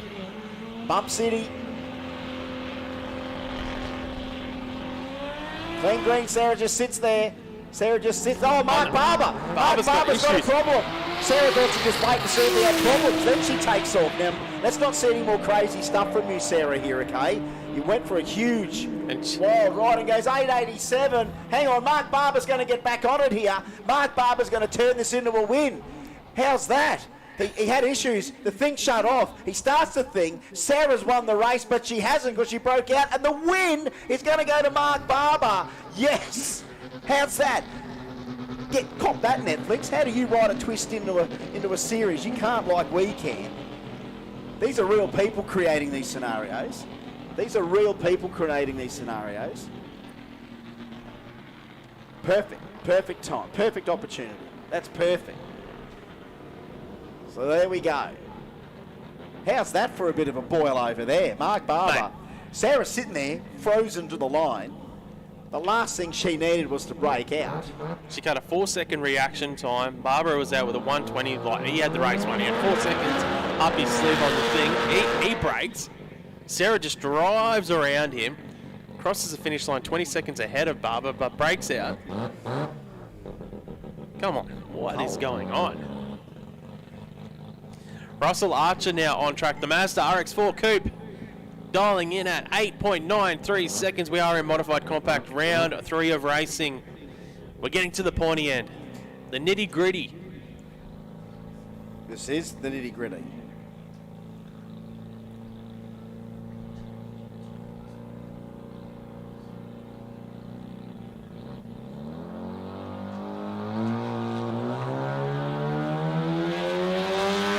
Russell. It's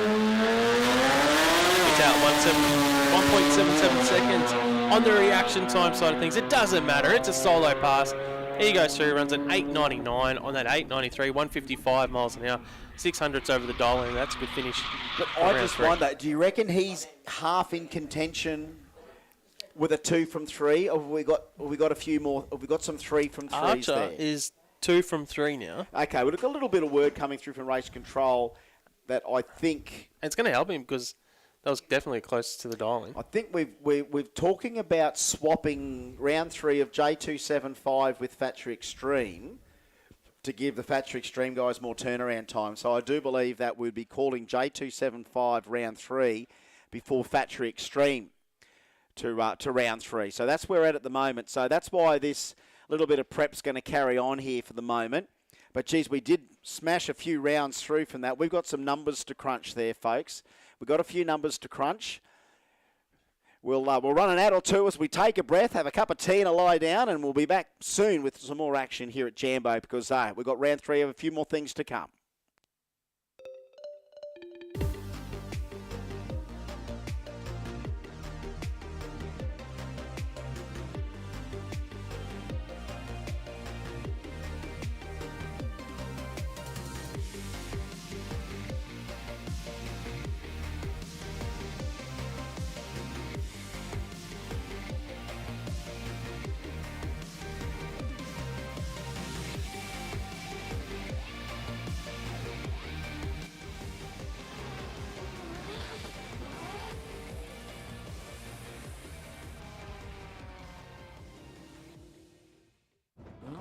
Tuners and racers trust Bosch technology for their high-performance engines. Precision, reliability and performance. Bosch fuel injectors give you peace of mind, knowing your engine is getting the best fuel delivery. Race after race, year after year. Optimised spray formation for improved combustion, smoother power delivery and better throttle response. Bosch fuel injectors will put you ahead of the competition. Search Bosch Motorsport Australia. There's good, there's better, and then there's Bosch. Link is the engine management solution for champions the world over. We know what it takes to win. Pushing boundaries, performing under pressure, and having the best people on your team. Our tech support are performance specialists, available 24 hours and ready to talk one-on-one about your winning formula. Link ECU, the performance, reliability, and power to get to the podium.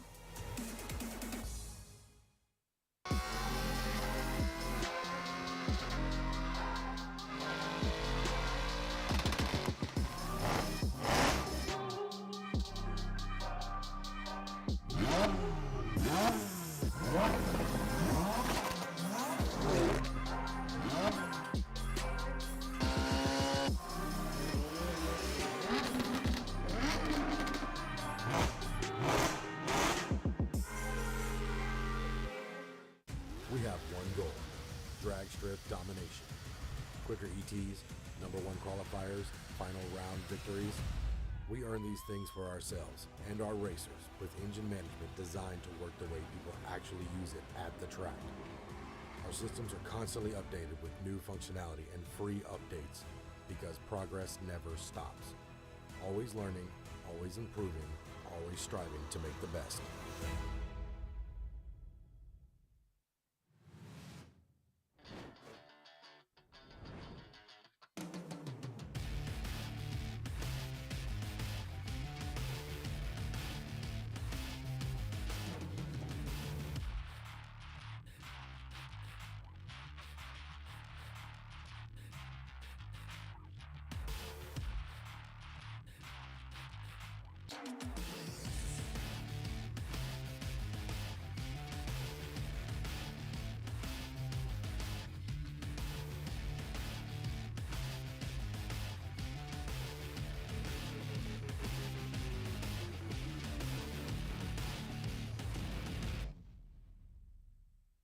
How would it be if we funded a pilot program for you to run that enabled you to bring some vision-impaired kids onto the Saints Play program? Oh, wow, that would mean the world. My reward is the smile on the kids' faces. And since you've given so much to others, we'd also like to do something for you personally. How would it feel if Pepper sent you, your partner, and your daughter Molly to the Gold Coast for a few days? Yeah, awesome. I don't know what to say. It amazes me. Thank you very much. We've always had a few cars. They're all special. The T-Bird. Oh, that's mine. The Combi for when we want to get away. The XR8. It's going to be a classic. They're all insured with Shannon's, We've also got Shannon's home and contents cover. which helps protect our automotive collectibles, tools and memorabilia in the home and garage. If you're motoring enthusiasts like us, it's got to be Shannon's. Shannon's.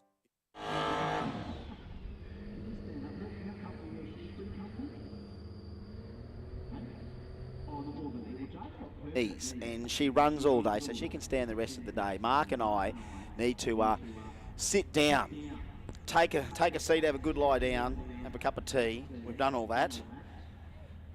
And it is Brad Schreiber and Anthony Gregorio in J275 round 3. Sorry, Jane, we hijacked the chair just for a moment. You are the fittest of us all. We'll have a running race to prove it. We'll give you a 5K head start, and then we'll start. All right, go. It's like playing hide and seek with kids and not looking for it. That's my favourite game. That's my favourite game too. Okay, let's play hide and seek. You hide 1, 2, and they run, and then you forget about them. Aren't you coming to find me? Go, found you.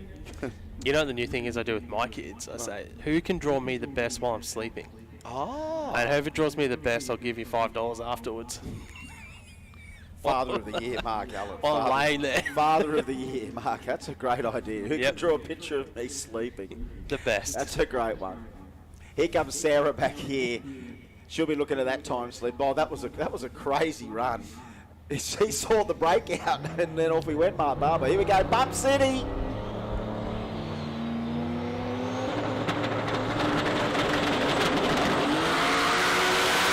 That's a little bit of a wheelie. Half track now, Gregorio. That's a good run. Tell you what, RB Parrott's got some this run. 7:76. They're happy. 7:76, 172. Schreiber 8:32 at 165 mile an hour. J275. That's a great picture of Mark asleep. It's a great picture of Mark asleep there. And how old's she? 8. That's not a bad picture for an 8-year-old. That's a very good picture of Daddy asleep.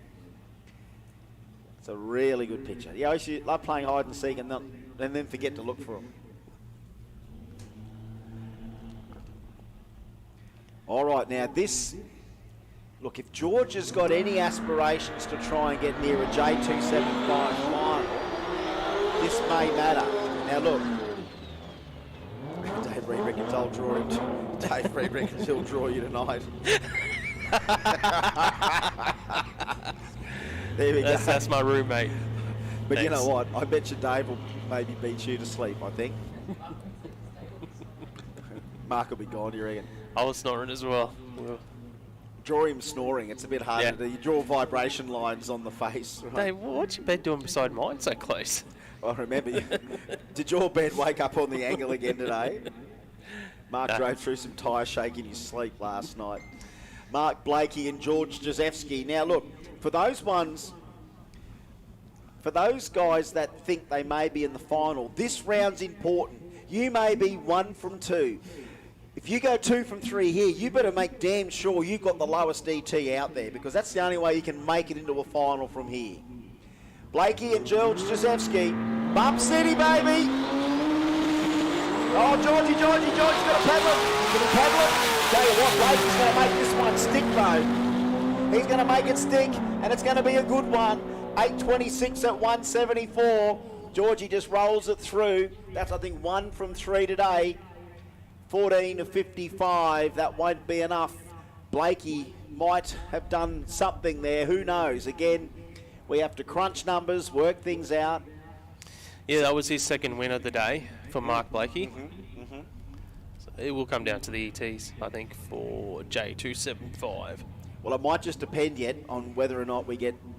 If this XW goes 3 from 3, we can narrow the chase down to 1 contestant. Yeah, Hards, yeah, obviously he's gone 2 from 2 Hards. Yep.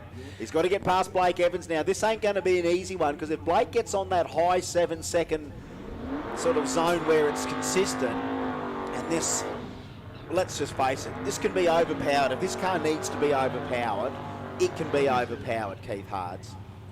It does 2 things, right? One of them, it can kind of knock the tyre off, but you know what? At 4,000 pounds, it very rarely ever does that. What it kind of has done with Frankie steering it is go into a massive power wheel stand. But Frankie, I think, has got that sort of solved. All right, so there we go. We better call that out. Is that right? Yep, call him out. Factory Extreme to the lanes, Pro Compact to the lanes. Factory Extreme, Pro Compact to the lanes for round 3. And Pro Mod. So and Pro Frank. Mod. So Frank. Yep, Frank. So Frank. So Factory Extreme, Pro Compact to the lanes, and Frank. Not Anne Frank. She wouldn't be here. But Frank Tatabay. All right. So J275 round 3. Yeah. The only way I think Old Fair XW can suffer here is if it goes into these cranky power wheel stands that Frankie used to steer through. I've got some photos of this thing on the bumper. So this thing can go the other way if they crank too much into it. But I think this thing's in a pretty decent spot at the moment. And, you know, Keithy, what a steerer. I mean, Frankie's a hell of a steerer. But here we go. Where's all the Ford fans out there? Where's the Ford fans? Still there? All right. Even Keith's a Ford fan now. He was a Chevy bloke before he bought this car. He's had to be a Ford fan. All right. Let's go to Bump City. J275. Every trade group. Also to Hards. Oh, nice run for Keithy. Half track now. It's 481 at 156. That's a big run for the XW. 732. 192 mile an hour at 4,000 pounds. I love it. Australia. 732, 192 mile an hour, 3 from 3. That's a pretty dominating performance up till now for Keith Hards in J275. You can almost say on the surface that might be enough to get into the final. That's pretty much the first guy to go 3 from 3 that we've seen, I think. Is that right? Gregorio. Oh, really? Yeah, and he went 7.26. So Gregorio's, hang on, 3 from 3 with a 7.26. So if we get one more 3 from 3, and they're quicker than the it's got to be 7.32. it's got to be between a 32. Just say it's got to be quicker than 32. And a what did 7.76, didn't he? 7.26. I think that was I thought it was a 70. Was it a I 76? don't think Was it it? was a 20. I think it was a 70. I'm just looking at the handwriting here. Janie has got great handwriting. You know what works really well? A sharp pencil really works well. Sam Stornello, because then 2s don't look like 7s and 7s don't look like 2s. Oh no, Sam is dragged He's done through it the again. beams. Yeah. Oh, he's a victim of the bump. It's another bump, victim of mistake infringement, a rough infringement, and that's 2 from 2. He's lost just by the bump. Maveski goes 784, 180 mile an hour out of the XY.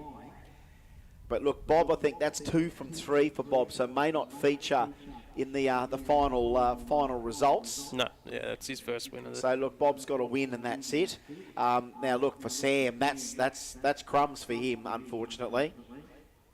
That whole bumping thing, like when you're in battle, if that car especially when you light the thing up, and that's the thing about a vicious bump, is that when you've got that thing all locked up and the thing's making boost, so effectively the car's gone from maybe aspirated, idling, bringing a few pounds of boost up, making 800 horsepower, and then it gets the boost up and it's making maybe 1,500, and it's starting to percolate, and you want to move the thing an inch, that bump's really hard to get sorted sometimes, and you saw him lurch forward again and take all the beams out. All right, Rowan Gordon back, so whatever that leak was, they fixed, you would hope. Chris Velkovsky. Chris got his first win the previous round on a bye. He was in with a good chance there on the bye to take that win, actually, Chris. He came around for the week for Drag Challenge as well, I think. I forget who he was crewing with. Definitely took the opportunity to give it to me any time we saw him. Loves dishing it out, does Chris Velkovsky. Rowan Gordon, the RB-powered little Torrey. On paper, you think that Turbo LS 5.3 might have more potential, but anything is proven.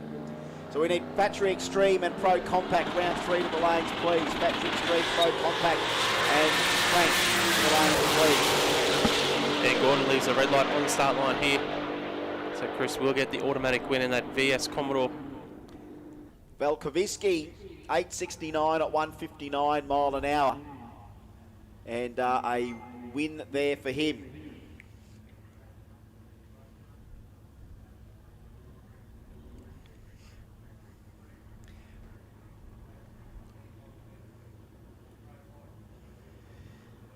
There we go, so the calls have been coming out. Calls have been coming out for Factory Extreme and Pro Compact round 3s to the lanes. Factory Extreme, Pro Compact, and Frank Tarabay to the lanes, please, for your round 3. The sun is going down. We're even talking about the G word, the grudge lane. Talking about a grudge lane. If we need that chance to fill in, we're going to need some fill-in time, folks, because we get to round 3 of everything. Then we've got to decide finalists. Then we've got to give them a little bit of time to turn around, and then we run all of our finals one by one. But you know what, folks? For the people that have been here right from the beginning, you deserve to see how it all ends.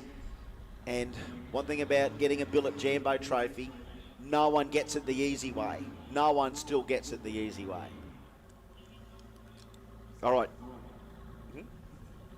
Yeah. Chris Kuramola. Now, what's Chris? Is he 2 from 2?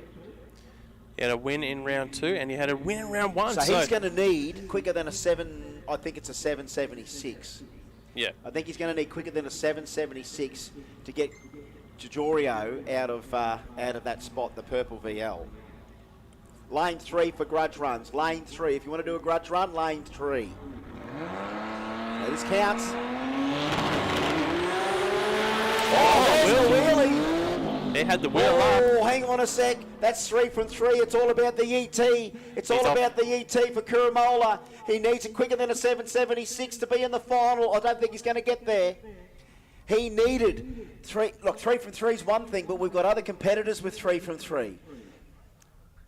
So he needed quicker than a 7.76. The thing ran a 7.20 on the last run. So he had the potential, but that big power wheelie kind of cost him. What do we think about the wheel stand, though, Yes. in the short term? Yeah, no, that was a power wheeling, definitely.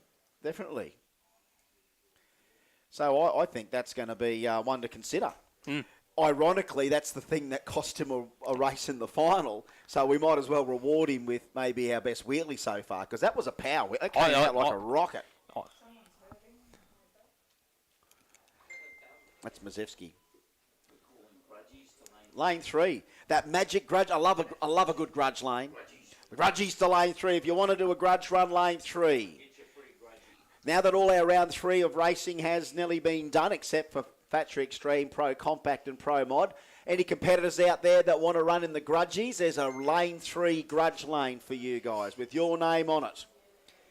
Lane 3 grudgies. So lane 3 for grudge runs. If any competitors want to do a grudge run, lane 3 is that. So folks, we are now just one group of pro cars away from finishing all of our competitors up for 3 rounds of racing today. We have all of our other categories done in 3 rounds. It's now about crunching the numbers to work out who's going to make it into the final. And I'm pretty sure just on that run, Chris Kurumola cost him, like swinging for the fence. That thing's power wheel stood towards the centre line, and effectively he's had to get out of the thing. So he's had to pedal it, and then that's cost him the opportunity to go to the final, because we ended up with 3 competitors with 3 wins from 3 rounds. Kurumola just needed that sweet spot. He needed another 20-something. If he ran a 20 like he did the previous run, he would have got lane choice over Keith. Yeah, So if he went quicker than Keith in round 3, he would have had lane choice. If he went between a 7.32 and a 7.76, even if he ran a 7.75, he'd be in the final. But look what happens when you try too hard. That's another twist right at the end that we see so many times in Chicago Shootout in round 3, where a result just changes in an instant from someone going to the final or not. So look, that was a ride and a half for Chris, let me tell you. That was a power wheelie on its way to the centre line. We've got to reward him for that. That's a good one. Now, I did have sort of Rob Marjan there with that small power wheelie on the 391.5 track.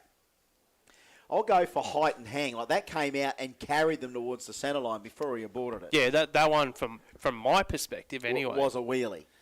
That one's probably the best one I'd seen today so far. Now, look, the award's called Sky's the Limit. Now, look, that was enough limit before him to get off the throttle. So that's enough.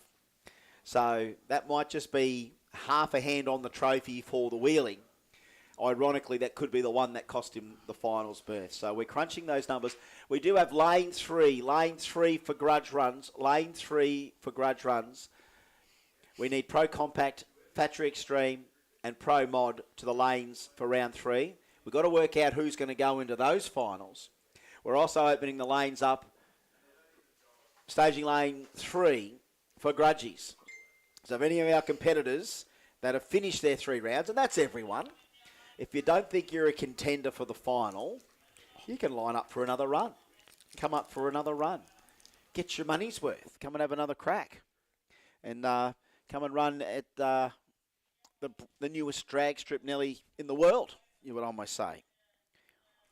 Oh, I've got a couple of grudgies already in the lanes. That's good. That's good to see. Good to see we've got a few grudgies in the lane. So look, right at this moment, we'll have to just hold them up for a moment, because you can see out there, our track prep crew, Justin's out there right now, doing what you would normally do at this time of the day, and that there is an excessive build-up of rubber there that when you notice that, if it starts to ball up and get a bit too thick in that area, what he's doing there is we're heating it up and we're giving it a good old-fashioned scrape. We've got the big metal spatula there, almost an oversized paint scraper, if you may. Heating up all this rubber that was laid down, any of the high stuff, and again, that's normally where the groove is, because, traditionally, people like the stage right in the middle of the lane, is that we've had a lot of that high horsepower stuff go down that area.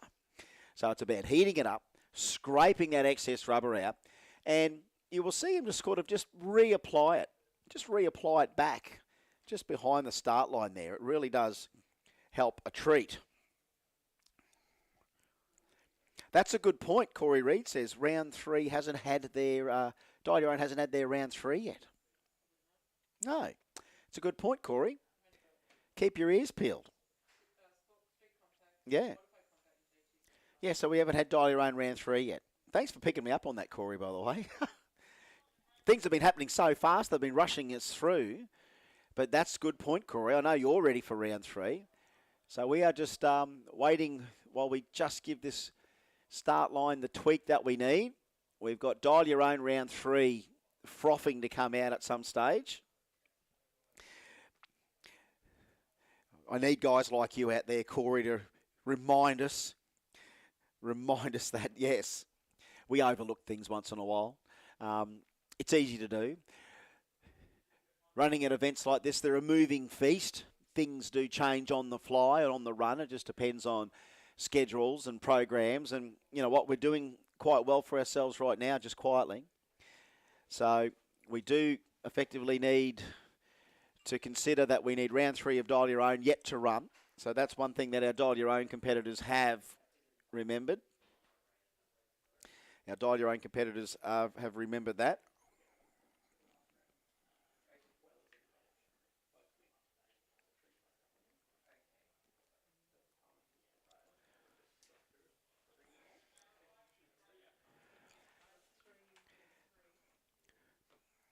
So, yep, that's right. According to our Dial Your Own competitors, they have yet to do their 3rd round of everything. Everyone else is kind of up to date, except Thatcher Extreme, Pro Compact, and we want to run you want to run those bigger brackets first, yeah, so they get more time to get back to the lanes for the finals. So that's what we're doing right now, is just getting that excess rubber scraped and figured out.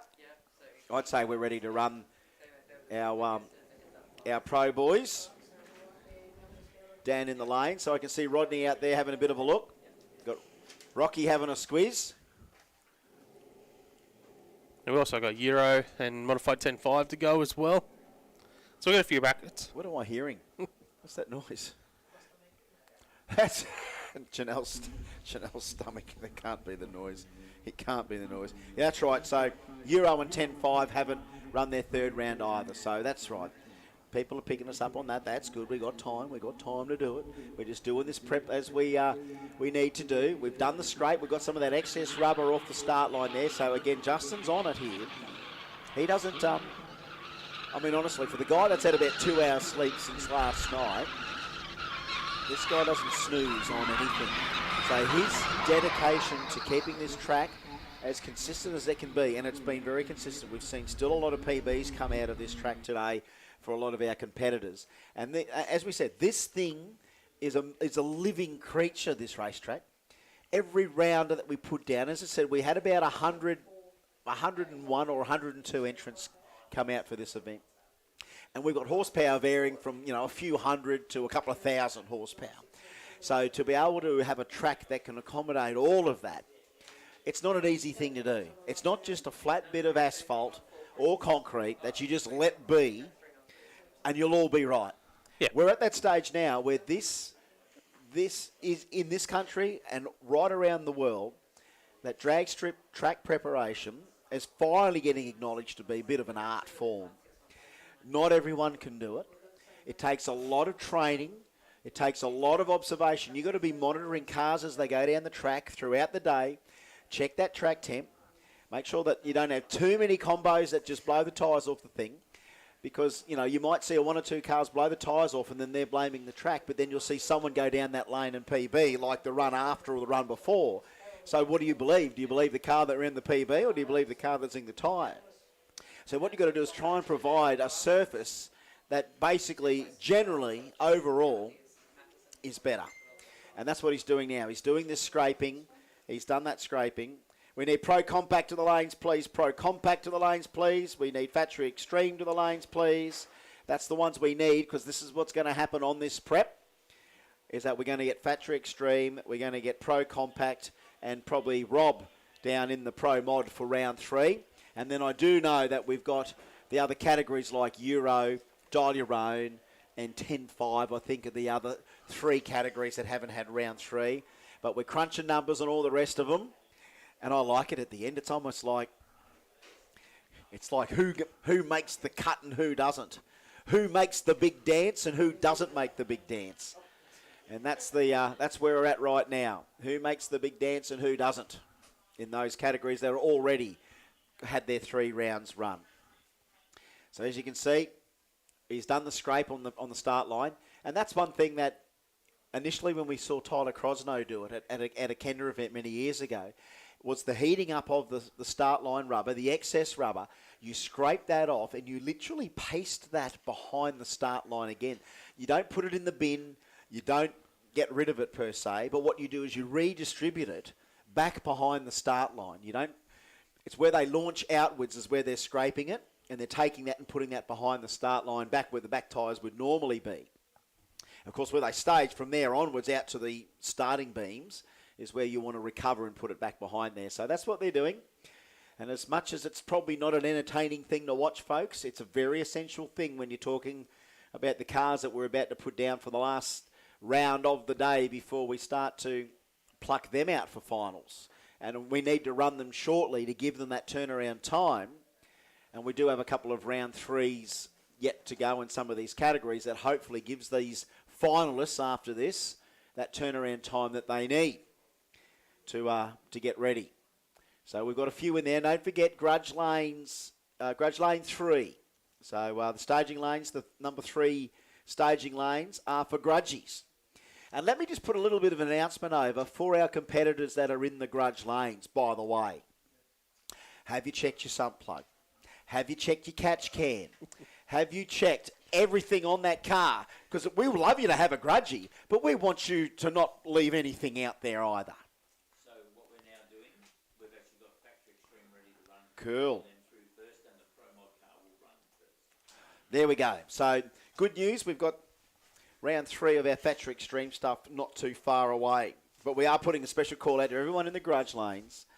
Check everything on that car, because the last thing we need right now, because we've been pretty good people here, we've hustled when we need to hustle. Because of this 10 o'clock curfew, we are hustling. The last thing we want to do is not get the results out, because we've got a championship to award here as well as a great trophy presentation, and we want to be able to do that at a decent hour. So again, we've hustled when we've needed to today. We've had the odd delay. We've managed to work our ways through it. We're at that stage right now where, we're going not too bad.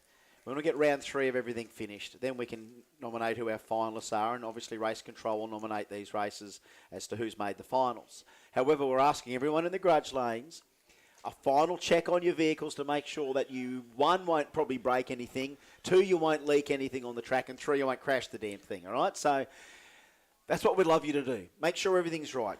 Catch cans, they're a thing. Boosted vehicles, they're a thing.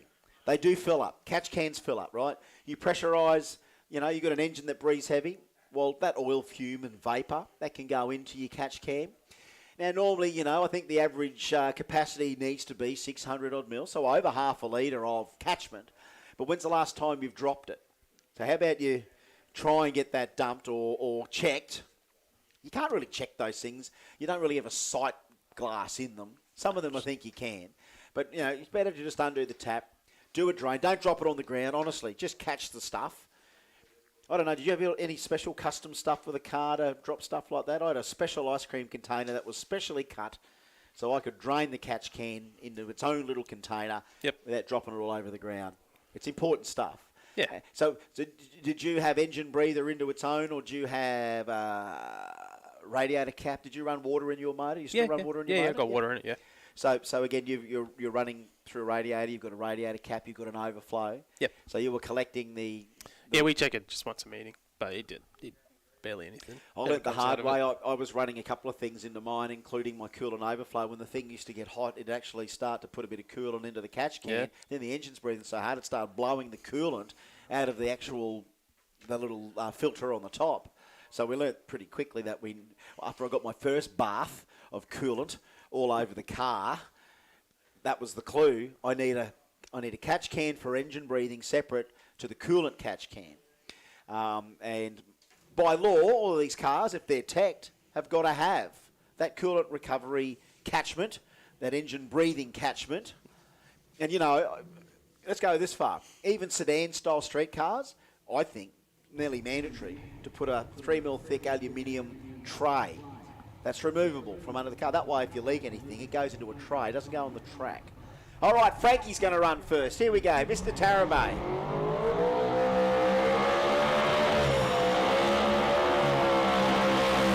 Oh, nice. Tell you what, Good that was a good Frank. burnout. That was a good burnout. Now, look, let's throw a bit of spice into the scenario. I got caught out quite quickly that 259 mile an hour might have been the quickest door slammer pass, fastest door slammer pass here at the bench. We then had Shagger and Mitch and a few guys get on and say that's not quite true. 260.1 by Gregorini here a couple of weeks ago. They'd let me keep going through the seating sheets We on would've the got Andrew to page. it. I would have seen We it. would have got to it. But it's good to see we've got these avid statisticians that can pop out, know that they're watching the stream, and a big shout out to everyone watching the stream. We need you guys to keep doing that for us. That's what keeps the info accurate. And unfortunately, from what we gather in the last few weeks, that info hasn't been flowing to everyone. How good is it that we are hooked up enough that we've got the right stats coming through to us when we need them? Tell you what, that Gregorini's 260 mile an hour is pretty fast. That's doing well for a blower car. That's fast. That's making some good speed. Considering, Zap goes 251, but goes 61. And then Gregorini goes 260. What he ran in the 70s, I think he did, didn't he, Gregorini? Yeah, and what's his name? Was it Canulli? Yeah, he only went 253. 253, righto. 254, so... Well, Frankie's gone 266, but not here at the bend. 259 for him. Now, this essentially can be the final of Pro Mod right now. I don't think we need Frankie to run again, unless he wants to have another go tonight. But this is the third round for Pro Mod. So I think if he can go 980 to the 60 foot, and we can see him around the mid 380s at half track, watch out. They're the numbers we're looking for, mate. All right.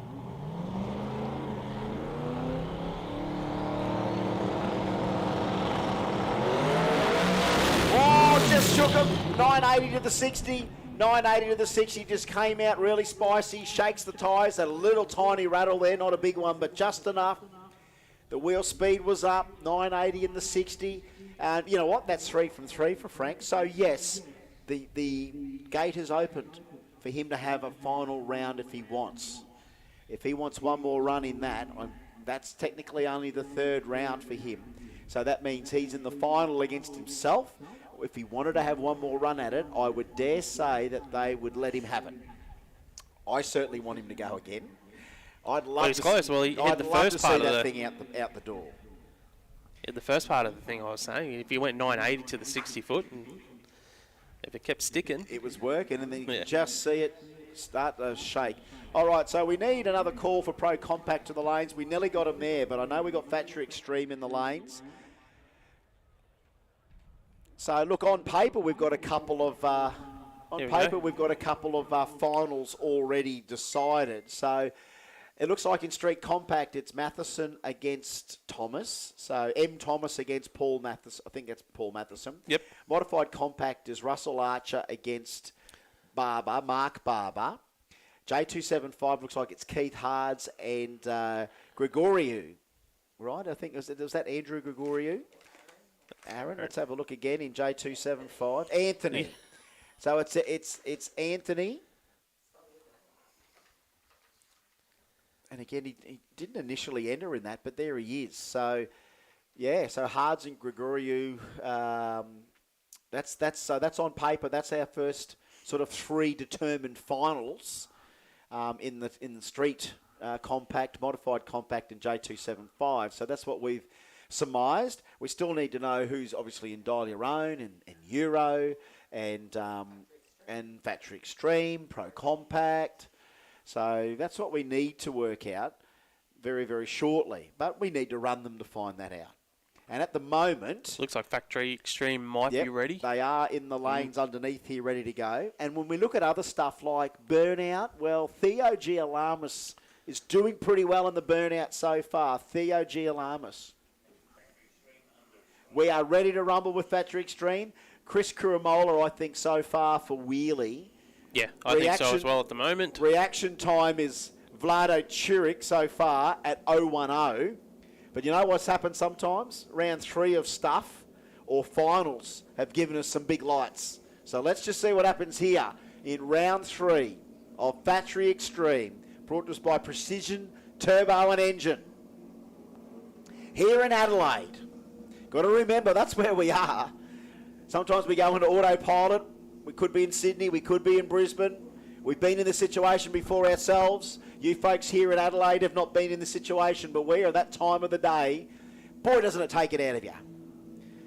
And we've been sitting in air-conditioned comfort. There's people out there been sitting in the conditions, you know, the sun and now the wind.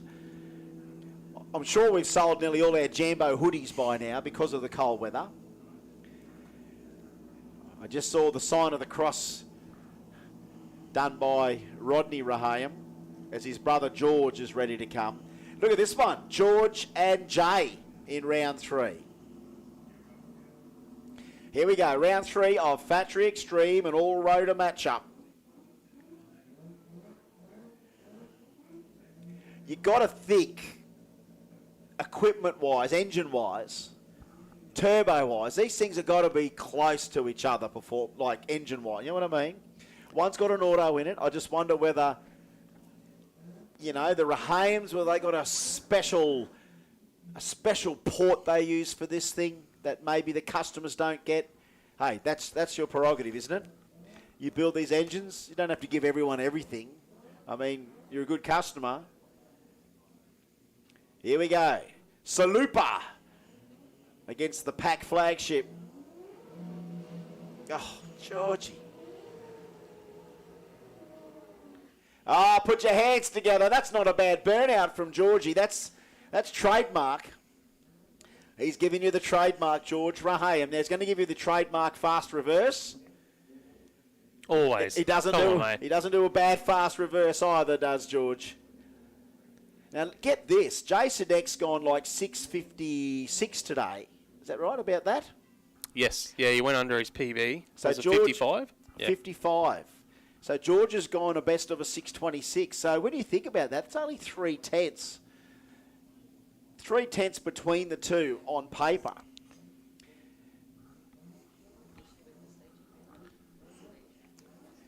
Now, it's good that, let's just see again what happens here, because we did see that red light the previous round, remember? And again, sometimes I think this car's copped the odd rampant red light from its two-step antics. All right, Euro's coming in behind FX, and they're going to run after Pro Compact. There we go. Yeah, so George is on 2 wins. George is on 2 wins. Yep. And Jay is on 1. So they must have sorted that out in one there. Win. Between, yeah, 1 win. Between Eddie and George, they must have sorted that out. Yeah. Oh, they both did. Righto, there we go. I think everyone wants to win the first Adelaide Jambo, I think. Here we go. Factory Extreme, round 3. Sidek's got the whole shot. He's out in front at half track. A puff of smoke. Is Rahayam going back around him? Oh, 41 at 228, 228. That's big speed for them. 228, 692 for Jay. That was on its way down and on a good run there. Now, whole shot, we didn't get enough time. Didn't get enough time. Georgie might have gone in the sand just a little bit. Georgie might have gone in the sand a little bit down there. There's a bit of dust. I think he got the chutes out. He just may not have pulled it up enough. Or Jay, Jay was off the 228 mile an hour. Huge speed. Jay was off the throttle then, so Georgie's come right past him for the win. So it was all Georgie down the end. I don't think there was any case of him having to keep going to avoid Jay. I just think that they've gone straight down Broadway. That's got to be close to their best ever speed in that car as well, I think, 228. And again, someone might be able to pick us up on that. But 228 mile an hour here at the bend, 6:41. And again, the slip wasn't up fast enough to see, but I think it was like a 113 in the 6. I just remember seeing something like a 113 for Georgie. So it wasn't even super aggressive on the line. It's like it was toned down a little bit in order to just get that thing out a little bit. But 6:41 at 2:28. This, I tell you what, until we bring Jambo back here again, you ain't going to see performances like this out of these sorts of cars. It's kind of a Jambo thing. We bring all of these rotaries and 6 cylinders here, and you're just not going to see these vehicles, come and repeat these performances at any other event other than a Jambo here, because they love running in these categories. And again, folks, if you've seen any other form of drag racing in your life and you hadn't seen a Jambo, I'm sure by now you know what it's on about. You know why it's so spectacular. You know why it's so exciting when these guys do run. There we go. So, geez, he went half. So the word is he's halfway in the sand. So he hasn't hit the nets. That's good news, at least, that he hasn't gone to the nets, because we got to normally swap the nets out. Yeah, I just spoke to race control, so he's all good. It's only just gone in, half out. Oh, that's good. There was a lot of dust for that, wasn't it? It looked a lot worse. Well, we do have a lot of wind around.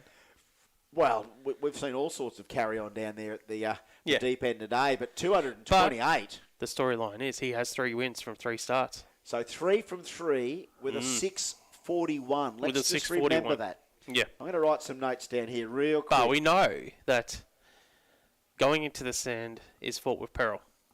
That's right. 6:41. So George, you can damage that front clip. You get a lot of dust, a lot of sand up everywhere. And if you were to try and get a bit of time to turn something around with that potential, you'd be trying to make a beeline back for that. Exactly, and there's only so much 100-mile-an-hour tape can do. Do you remember Jambo in Brisbane this year when I forget, it might have been Rodney, where they broke the gearbox or broke the diff, and they literally speed jacked the car. So they put speed jacks under the tyres, towed that thing as fast as they could back to the pits, fixed the thing in 30 minutes. Like, honestly, it was the biggest thrash ever to make if any the final. team can do anything, it's that team. So I remember the thrash they've done earlier this year when I think it was they broke the diff or did something in the RX-8, and they literally, it might have set a new speed jack world record for towing something on a speed jack. But they managed to get that thing back, swap the diff out or whatever they broke, and got to the start line for the final. So, I mean, they've done some superhuman stuff in the past, the Pack boys. They know how to do it. They know how to do it. And that was another moment in history that will go down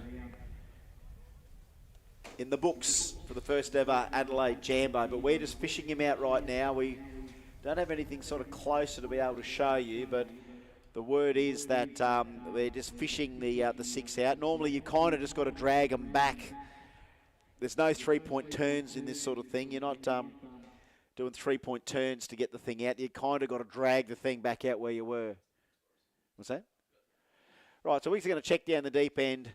Take a breath for a second, folks. We'll be back here once we get Georgie out of the sand.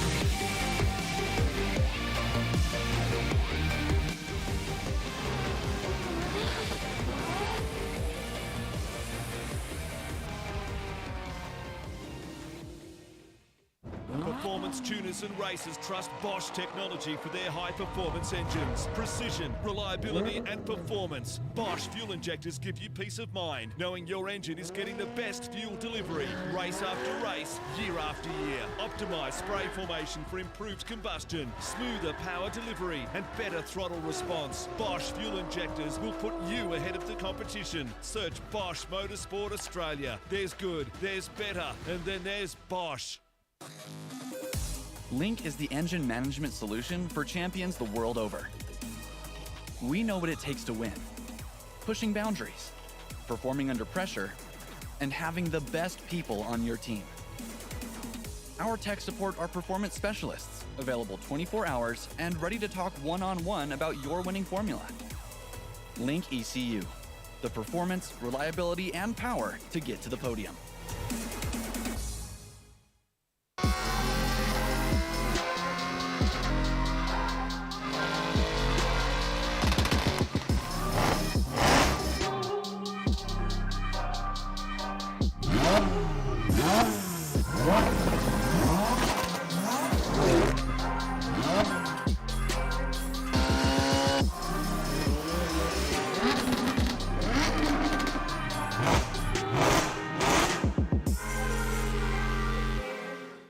We have one goal, drag strip domination. Quicker ETs, number one qualifiers, final round victories. We earn these things for ourselves and our racers with engine management designed to work the way people actually use it at the track. Our systems are constantly updated with new functionality and free updates because progress never stops. Always learning, always improving, always striving to make the best.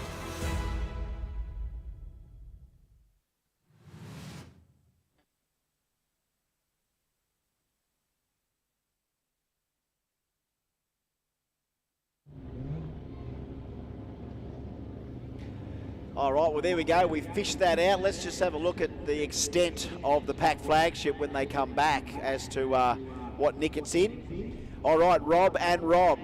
Rob Tarabay, Rob Marjan. So what's the tail of the tape after 2 rounds? Is Rob Tarabay 2 from 2? Yep. So Rob, none from 2. Rob Marjan, none from 2. Rob Tarabay, 2 from 2. So we've got Georgie 3 from 3 with a 641. Let's have a look here.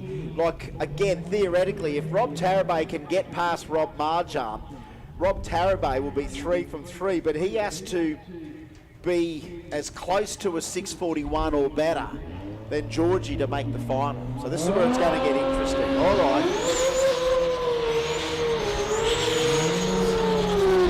Geez, they're a big car, the 35s, aren't they? Have a look at this little Scion. Whoa, whoa, whoa, whoa. Not the time to not have it all go right for you. It really kicked out on him, didn't it? It did. Normally he's been able to control that on the line lock. Every time it sort of comes out sideways in the burnout and he gets it straight. But right now, that's not the ideal burnout for Rob Tarabay, and you would not imagine that he's going to have too much time here to probably do another one. So Rob Marjan beside him here. All the numbers have been adding up to something big in this car, whether it happens today or whether it happens whenever. But let's just see what happens right now in this moment. Can we get modified 10-5 round 3 to the lanes, please? Modified 10-5. Modified 10-5 to the lanes. Put your hands together for Georgie Rahayem as he comes back, the pack flagship. It's not too damaged at all. 228 mile an hour, the fastest speed by a rotary in this country. I think it's gone 226 in Calder when it went 626. 228, I don't think they've gone 228 before. I could be stood corrected for the 10th time today. Modified 10-5 to the lanes, please. All right. All is in readiness. This track looks like it's ready to handle something. But is it ready to handle? Well, he's gone a little bit further each pass, yep, hasn't he? All right, here we go. Bump City. RB versus 2J.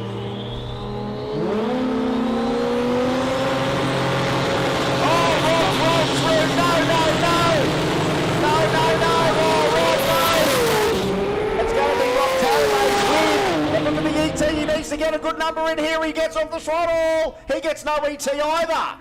Goodness. And Goodness. This is an Andrew event, and if neither of the competitors have accepted a green, no win, as far as I'm aware with the rules. Mark, you spell it out the way it's got to be spelled out. That was weird to me, because I'm sure Tarabay had both bulbs on there. We almost need to look at the old replay. Yeah, he had both bulbs on, but the tree, they can't activate the tree because the other car's on track. Oh. So he's gone. He's obviously up in the button thing. So he's just like, go. So again, Rob Tarabay needed to keep his cool. Needed to get off the button. That's an easier thing to say than it is to do. You're bumping in there. You both got the things lit up. Rob Marjan bumps rolls through, then he decides to take off. Yeah, because if Marjan had stopped or done anything silly like that, the starter can't flick the lights. He has to wait. Oh, what? Folks, just when you think we could throw another twist into the mix, let's throw that twist into the mix. Here we go. Both these drivers are 2 from 2. Suddenly the countbacks become interesting because Tarabay and Tarabay, Marjan, no time. That concludes the calculations. Have a look at a bit of a replay that Dave Reed's given us there. Now look at that. So double flicker, and then Marjan just goes, right? So he leaves. And then, yeah, look, Rob's just gone off in. Didn't see the lights, didn't see anything. So, you know what, I would certainly like to think that both drivers are going to cop that. You got to cop it. We've seen it copped before. I saw a similar race at Kenda this year in Sydney when 2 guys bumped in. They both, like, it was championship stuff, and one guy just left by himself. So the opponent went after him. No one saw anything. They copped it. They both copped it. They were dirty about it, but they copped it. There was both their own mistakes. So just, you just don't know what goes through the old human brain when you're in that situation. That's a high pressure, high adrenaline situation. And again, the most basic form of racing, you take that for granted sometimes. These things ain't easy to put in. I can't say I could put this thing in any easier than anyone else.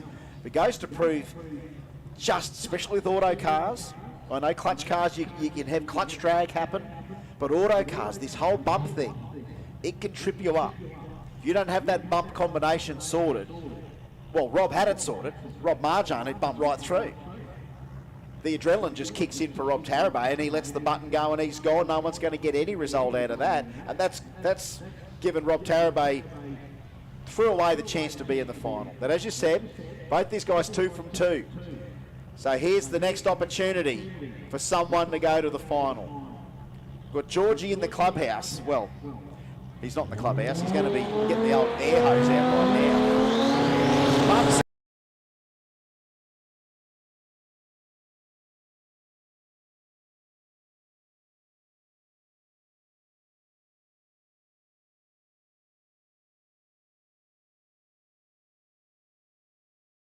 To the final episode, and it's all about to go down, and then Netflix crashes. This is essentially what's just happened right now. It's essentially the same things happen.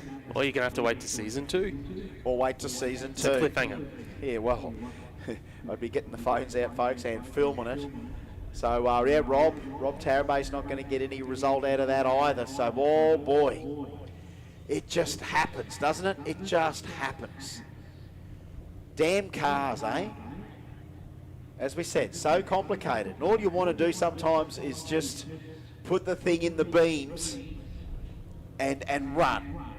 But turbo, auto, bump box, those things trip you up.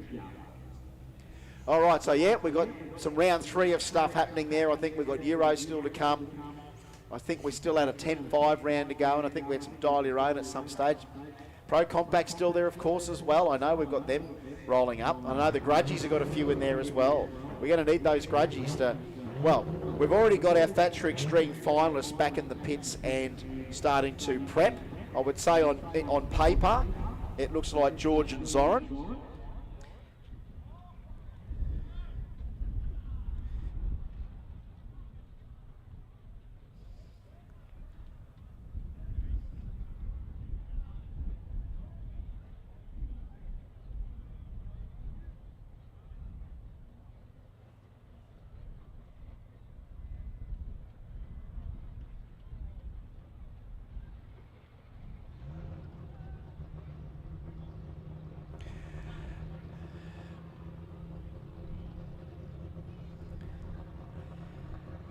All right, so it's got more twists and turns than you can imagine.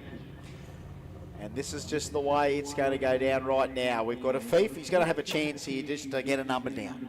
Like as we said, we've got the grudge lanes open, so we've got lane 3 for the grudges. We've got a few lined up in the grudge lanes. We've still got round 3 of Dial Your Own. We've still got round 3 of Euro, and we've still got round 3 of Modified 10-5. Nelly finals.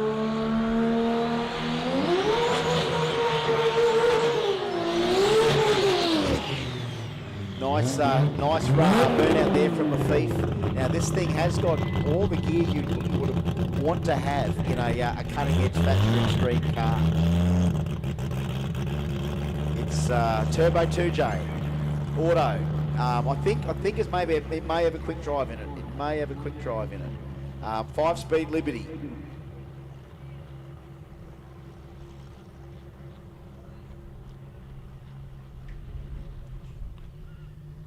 So here we go, a thief on his own. Not probably, I mean, the thing's been wild, mind you. It's not like the thing hasn't been applying some power. So let's just see how it all goes for these guys. I'd love to see them get a good run in here. I'd love to see a good run come here. Well, it's a 5-second car. Absolutely. Absolutely. This has got all the fruit. And it's one of the sweetest rides we've got. I mean, God, we've got some good ones that we've seen here. So let's have a look at how this is all going to pan out for a thief here. Of course, got the Gas 2J on board.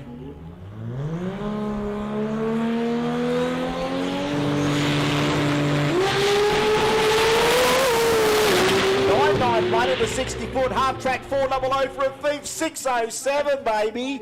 607, 237. 991 in the 60. 991 in the 60. Can we get another call for round 3? Dial your own to the lanes, please. Dial your own to the lanes, please. Mark. Good run there from a thief. 991. Yep. That's got to be nearly a thief's best 62. That must feel good. It was a good drive job because he actually got over towards the wall a little bit there. Got to bang about 1,000 foot, yeah. Got to bang a few gears on the way too. So 991 to the 60, not a bad run. And just another shout out, please. Another shout out for Dial Your Own to the lanes for round 3. Dial Your Own to the lanes for round 3. Dial Your Own to the lanes for round 3.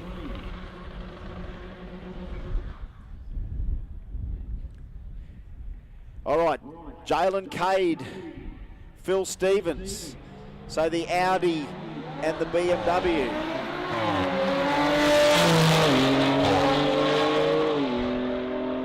So Mr. Cade Tech himself goes on through for a win, a 10.61 for Jalen. 10.61 for Jalen. They had the lane swapped around there. 10.61 for Jalen. Of course, Cade Technologies. But John Munro. Now, I think we had the Gulf fall by the wayside. So we had the Gulf fall by the wayside. Let's just see what the McLaren can do there. It ran a crazy 9-second time. That's a good 60 foot from 163 compared to what we've seen throughout the day. There you go. It was quicker. 946, 151. 151. I suppose for 400 grand, you'd probably want to run 9s, wouldn't you? Yeah. Mind you, it's more about the car. A little bit quicker. It's more about the car. With a Pro Mod. All right, by all indications, put your hands together for Zoran Gadget and the Gas Boys as they come back in the Celica. I'd say they're going to the final. I'd say they're not. We may. Geez, I tell you what, 3 from 3 with a 608. I tell you what, 3 from 3 with a 608's hard to dispute. It's real hard to dispute. Especially even if we put the hypothetical runs in there with, no ETs, it's hard to dispute that.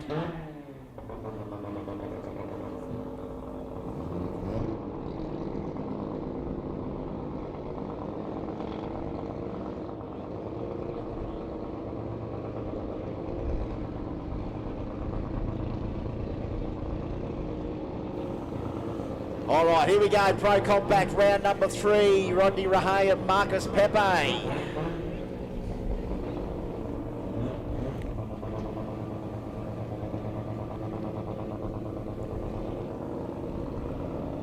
So Rodney And Marcus. Look, Marcus is going to be happy. He's going to go home with a PB. Yeah, Marcus has been awesome. Yeah. That RX-8. I mean, it's had all sorts of dramas. It went back to the pits on a tilt tray one run. Did a PB the first run, tilt tray the second run. Here he is. Once he gets that thing into gear, Marcus is flying. Look at this. State-of-the-art 13B powered RX-8s. This is world-class stuff, folks. World-class stuff. We know it is. Just drifts out in the burnout, doesn't it? It's done that every run. Every burnout's the same. Oh, Rodney means business. Honestly. I mean, talk about professional drag races, and you think about the professional categories in the established form of the sport. These are our pro categories. Are they professional races? They certainly carry on like that. Is it world class? Yes, it is. Really, at the end of the day, these guys live and breathe rotary drag racing, rotary performance. So that puts them a step above what a professional race is about. You're actually not only doing this for yourself, you're doing it for a lot of other people. You're empowering a lot of people that want to do what you're doing. So it's almost a level up from professional racing. Most professional teams do it for themselves and no one else. These people do it for themselves and anyone else that wants to go racing as well. They've become very, very good at this. These guys are just some of the best. Great combat round 3.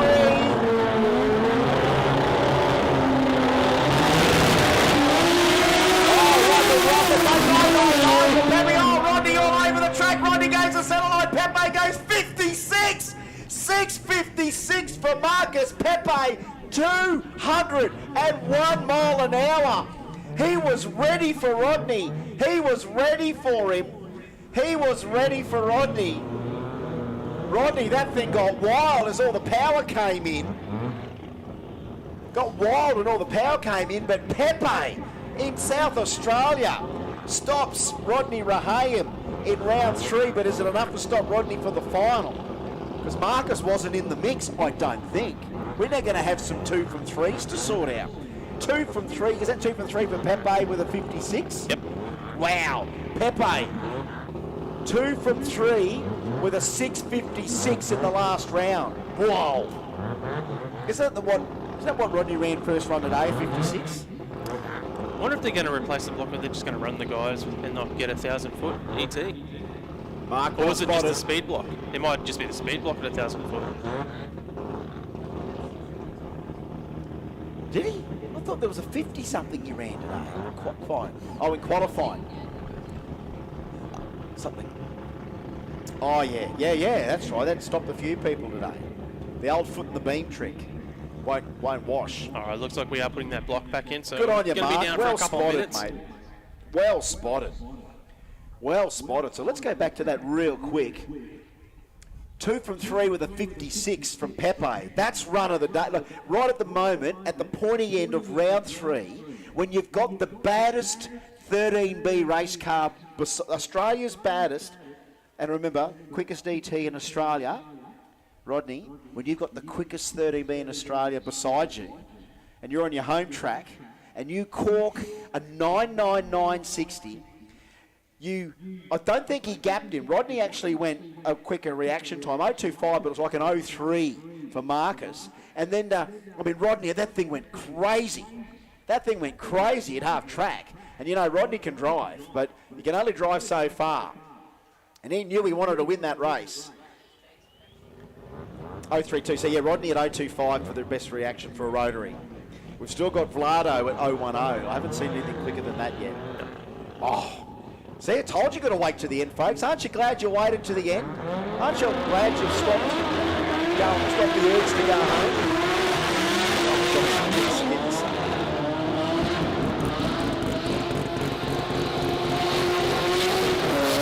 Oh, put your hands together, Rotor fans, if you love a good skid. We ain't done yet. The sun may be setting, but we ain't done yet. Terry Waterman, Alan Dodd. Like brother, I can't say they're brother and sister because Maybe one of them doesn't want to be the sister, you know what I mean? They're both brothers, right? I'm just saying. I don't want to be saying. I'd hate to say, well, that's a brother and sister card. You'd rather just say they're cousins, right? Let's just say they're cousins. Let's say they're bros, right? Let's just say they're stepbrothers. Yes, just say they're of similar ilk, right? So they're both ex-Boost Works cars, I think. Terry Waterman, Alan Dodd. Both 6-second 13B RX2s. What a country we live in when we can say that we've got these guys amongst us. And this is going to be a great old ding-dong battle between these two. And again, someone's going to end up with 2 from 3 here. This could still be one of these in the final, I think. Well, what was Rodney? 2 from 3, but no, an aborted run in round 3. So Rodney ends up 2 from 3 with no ET in round 3. If Doddsy goes 2 from 3, whatever ET he has might put him in the final. Pending centerline infringements. Here we go. This could be a place in the final. McKern, Pro Compact, baby. Oh, we've got bogged down Doddsy. Terry Waterman's out there now. Waterman out front. Here comes Doddsy. What up, G? Can't get him, can he? No, Waterman. 698. 198 beats a 705. That was a big bog there from Dodd, it still went 705 at 196. So we're just got to count the numbers up there. That's Doddsy 1 from 3. What's Terry after that? We've got to see. We still might count it back. Still might be Terry. Still might be Terry. Or do we take the 2 from 3 and put it back in? Because if we got 1 from 3s there, then we've got to look at the 2 from 3, and that's Rodney. So it was only if Alan beat Terry that was a 2 from 3 with an ET. No. We can talk this out. Doesn't have to be. I think it's a Rodney. I think it's Rodney back with Pepe. Yeah. So we can't put a 1 from 3 in there. Nope. But if we can put a 2 from 3 back in there, that means Rodney's in the final. That's all on paper. That's just throwing all the scenarios up in the air.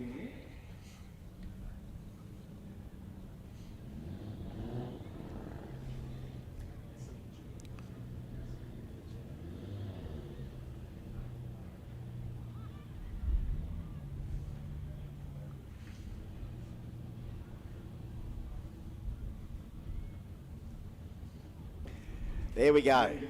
So everything we're talking about, it's all sizzling around us. All of this stuff's sizzling around us, but hey, we're lucky we get to sit here and talk about it. It's either going to end up being true or not. Josh Moore, round 3.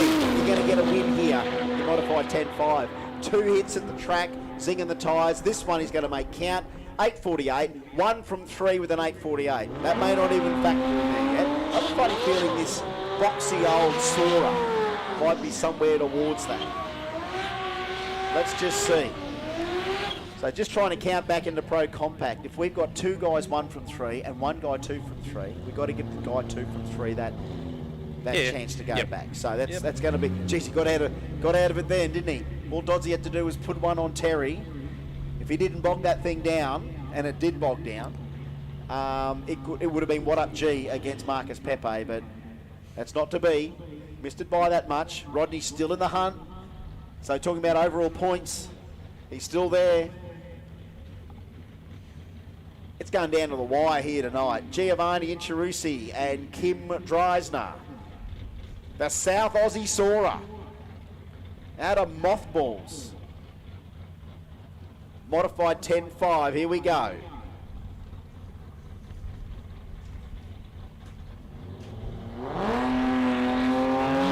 Up City. Nice little wheelie there for Kim and Giovanni. Soften the power up, but here comes that big horsepower from the VL. Good run, 771, 188 mile an hour for Giovanni Inchirusi. So that's not a bad run from him. We'll still be counting the numbers to see who's going to be in the final. I think we had 4 cars in there. That's going to be a hard one to crunch. That's going to be a hard one to crunch. 1 from 3 for Josh Moore. As for the rest of them, who knows?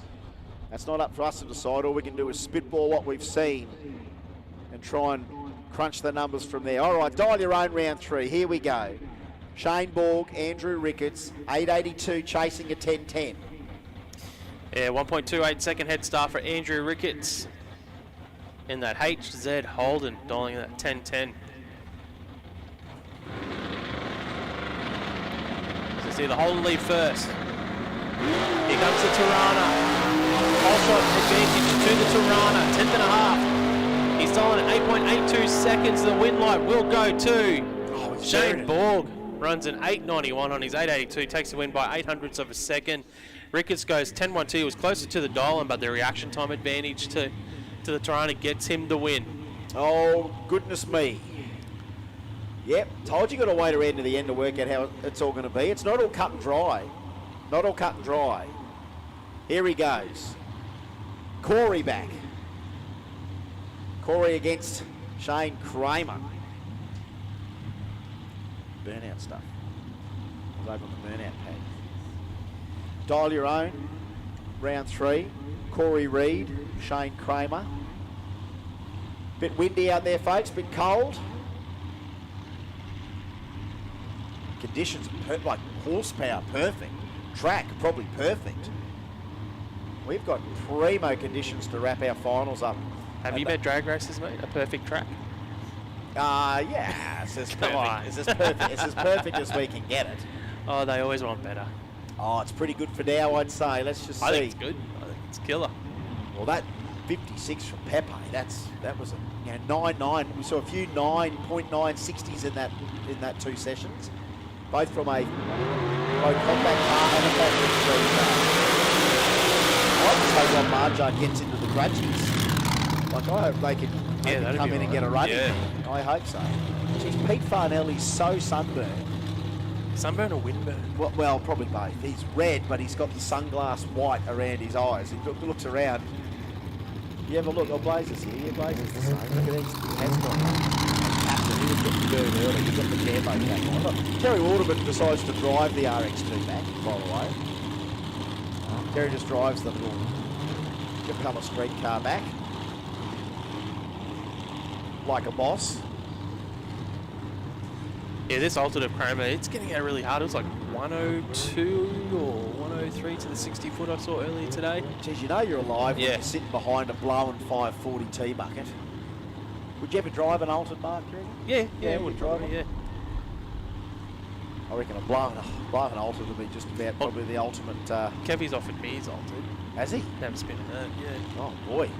Mainly runs night. All right, so Corey Reed. Corey's 2 from 2 here. He could make this count yet. Let's have a look. Red to green, red to green. All right, 680, 082. Oh, look at that, 9.7 to 60 foot Kramer in the altered. That's a good run for both sides. Corey can't do it. 88 Dead on. 88 on an 88. With a 0. 88 with a 0 on an 88. Kramer won that by 60 thousandths of a second. 60 thousandths at the stripe. Corey Reed, he got out on him a little bit. But yeah, when you can run your car to the 0, that's every advantage you can give yourself back there. The driver did so much, the car did the rest. Oh, that is super impressive. That is very 6.880 on a 688. 88 with a 0. 88 with a 0 on an 88.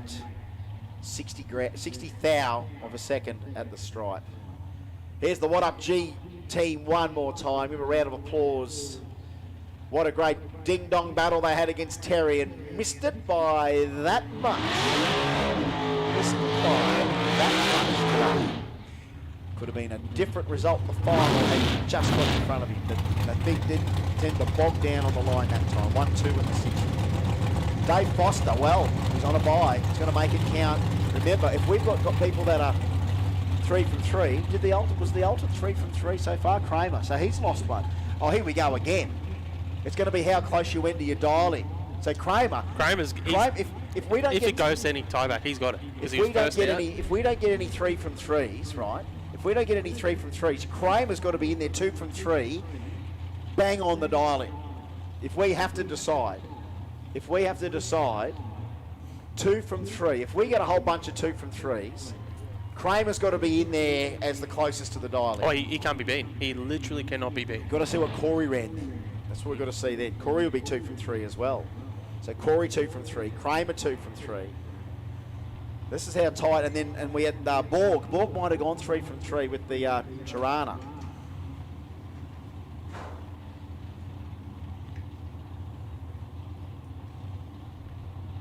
Marcus Pepe, 656, folks, as he just missed him there.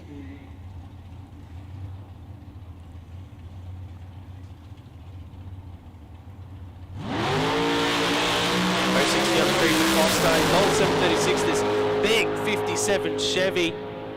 He goes through, runs a 740 at 184 miles an hour. 400's over the dial there for David Foster, but it's a win here in round number 3. And Foster had 2 wins as well, so that's his second win of the day. Pete's asking us whether that's true or not. I'm just going off what we know.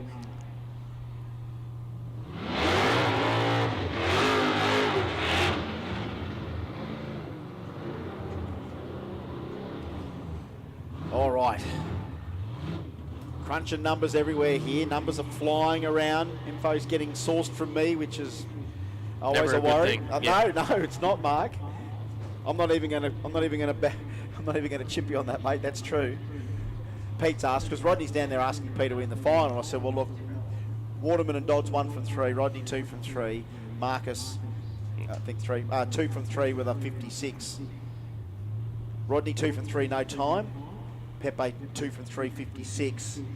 Doddsy and Waterman 1 from 3. That's what we reckon. All right, Pete Case trying to get himself.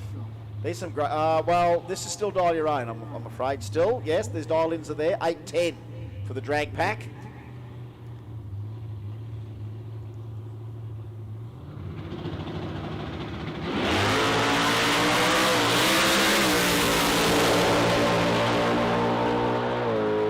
Jeez, he's right in that centre line. 851 right in the centre line. 126 in the 60-foot. Sounds good. Small engine, 354. Well, it's Jamboree. It's not a small engine. It's a big engine at 354 cubes. Mind you, we've had a few at 600 odd in the dial your own class today, but little baby drag pack motor makes all the right noises. All right, so that might have, here we go. So this is some grudgies right now. So that was dial your own round 3 by the look of it. It's looking like we've got some test and tune screen right now. So these are some grudgies for our competitors that have run their 3 rounds and you would assume aren't featuring in the final, no. You would assume. No. So is there other numbers crunched there, officially crunched yet, Janie? Yes. These are grudgies. So are they all in pen what you're seeing?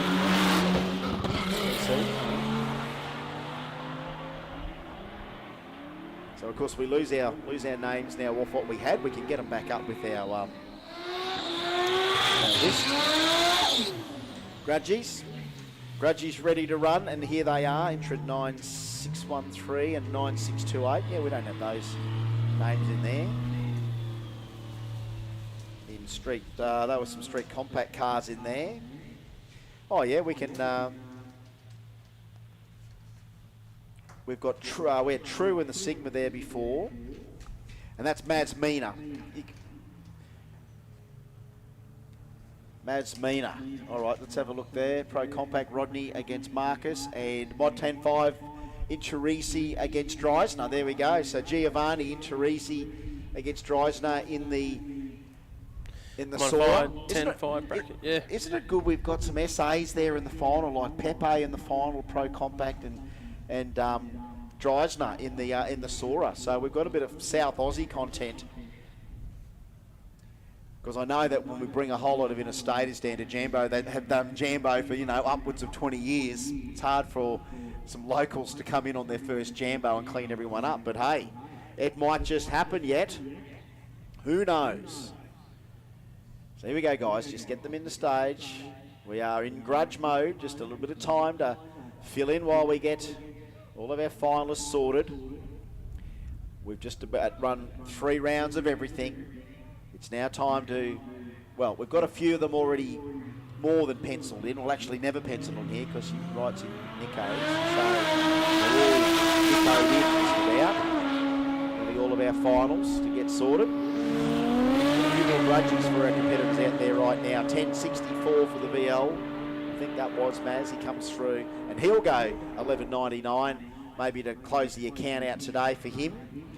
And the news is for Dreisner, that Sora, you guys are in the final. So go back and get ready for the modified 10.5 final. You're up against Giovanni in the VL. So how about that? Out of the mothballs and into a Jambo final here. And when do you see a big old boxy Sora like that, hey? There we go. I thought it was a Malibu when I first saw it. So they are going to be in the final. Two South Aussie races in their respective finals. Here goes the little Lex. Go son. Whatever it was on the earlier run, he either broke something or he just erred on the side of caution. 10.73 from your 4-cylinder stick shift Ford Escort. That'll do. I'll have a bit of that. Of course, we still haven't crunched the numbers for Dial Your Own yet. Thank goodness, race control. Get the old feeler gauges out, the slide rule. They'll work it all out. They come in and they do a bit of a triple and cross check. But here we go. I think, is that double shoots? Yeah, George Zazewski not too far away from having another crack at the track. I see Keithy Hard's gone out for a bit of a look. He'll be in the J275 final. Some of our finalists already ready and in the lanes. This guy's almost got to be in. I'm not gonna G him up and tell him he's in there yet. But that was an 88 with a 0. You can't get a more perfect run than that one, Mr. Kramer. 88 with a 0. That was pretty nuts. That was a very impressive run. Almost one of the most impressive runs of the day when it comes to Dial Road, especially. You see some big numbers, but it's more about the numbers. It's about being really consistent. And that was, to make... I know we've seen blowing cars in the past be pretty accurate, but when you run it bang on with no margin, you're giving yourself every single chance to make that final. But hey, we're not checking that one out. There was a few more in that category to try and suss out than the ones we've seen. All right, so all eyes are on our VLs on the start line. And here we go. Can George Zazewski get this big horsepower VL down one more time tonight?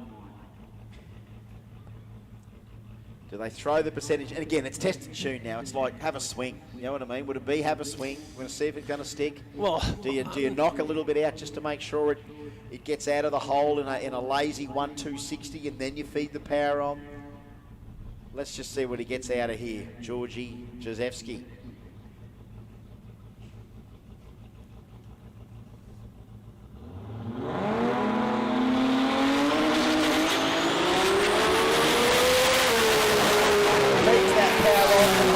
Oh, Georgie, where did you go? He's okay now, but earlier, oh boy, what a move. Did you see that, Pete? What a move. We got to get some replay happening there, Tyler. We got to get a replay on that one. We've got a few moments to ponder as we all pick our jaws up off the ground. What a move. That thing was making some steam from there. And then all hell breaks loose. And Georgie sets the other beams out at 180 mile an hour in the other lane. And he caught that thing. But that was a monster move. Monster move. Here we go. We're having a look at the replay now of Georgie Zazewski. So the guys bump in. The lights go down. And then the thing, look, we've still got the 60 here. 1, 2, 3 to the 60. 463 to half track, right? So 463 to half track for George. So we're lucky we've kept that screen on here. So 1, 2, 3 to the 60. Half track 463 at 162 mile an hour. And then this thing just rockets down the racetrack from there. And then it makes this epic move. It doesn't just go near the centre line. It goes around it. Right here, we get that long shot right here. Big one from Georgie. And you know what? I wonder if there's a GoPro in the yellow one to see that. I mean, look, he was far enough away. It was far enough away. But that was a move and a half. Holy dooly. Massive.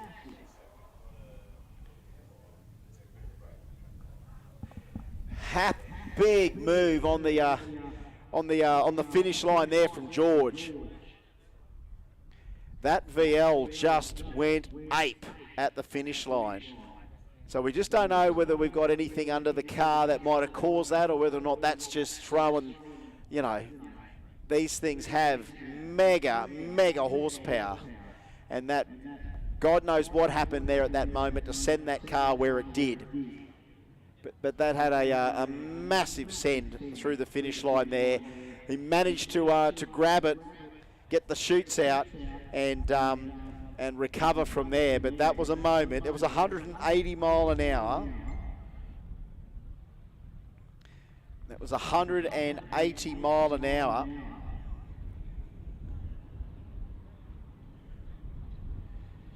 Big move there from George. I think we're all okay. Everything unscathed, and everything looked good at the beginning on that run. Everything looked real good. Incremental wise, it was soft enough to get out of the hole. The power got squeezed in, and then it just went nuts from there. Crazy stuff.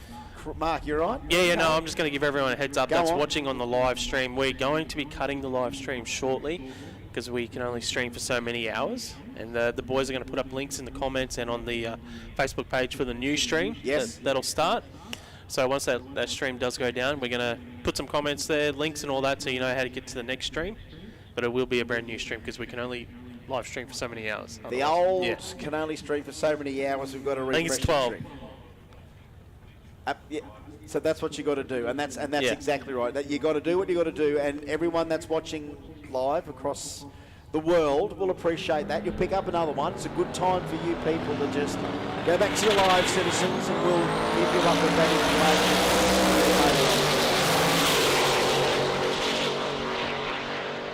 Oh, Rob. Oh, Frank. Oh, okay. Yeah, cool. Oh, well, I hope he's somewhere under there. He's ready to rumble. So there we go. So Mark's given us the heads up there that, due to the amount of time, it's a good trade-off because, honestly, would you rather watch to the end and then never have it again, or would you rather finish it up, see the rest of it? We're also spoilt for streams now. We really are. And one thing about the overtaking lane stream, we're so spoilt.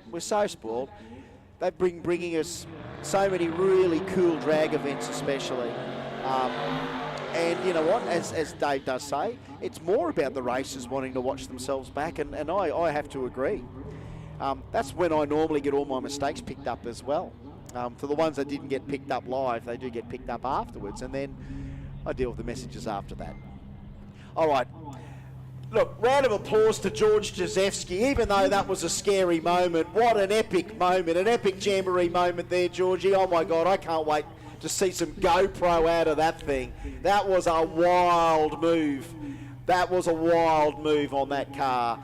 And for him to grab it as quick as he did, you know what I mean? Like, the guy's done some laps, no doubt about it, in a variety of different cars. I mean, next weekend he'll be running mid-threes in his radial versus the World car in Sydney at Midnight Mayhem. So we need all our finalists that have been called to the lanes. Is that right? They've been called? All the ones that we've called anyway. All the ones that we've called. I know we've got turnaround happening in Factory Extreme and Pro Compact, and I do believe Pro Mod's not too far away. Here's right here. Goes for a walk. Does he get a 7 to finish the day? 92. Got to be happy. There you go. 92. 92 to finish up the day. All right. So word is that I think Rob Marjan does want to make a run. Oh, really? Word is awesome. that might be an opportunity. Let's just see. All right. We're what? All right. So we've got to wrap the stream up for those people watching at home and around the world. We've got to scissor the stream right now. There will be links for you to follow the next stream. All right, so check in the comments, and that'll be the links to the stream. So right now, that little bit of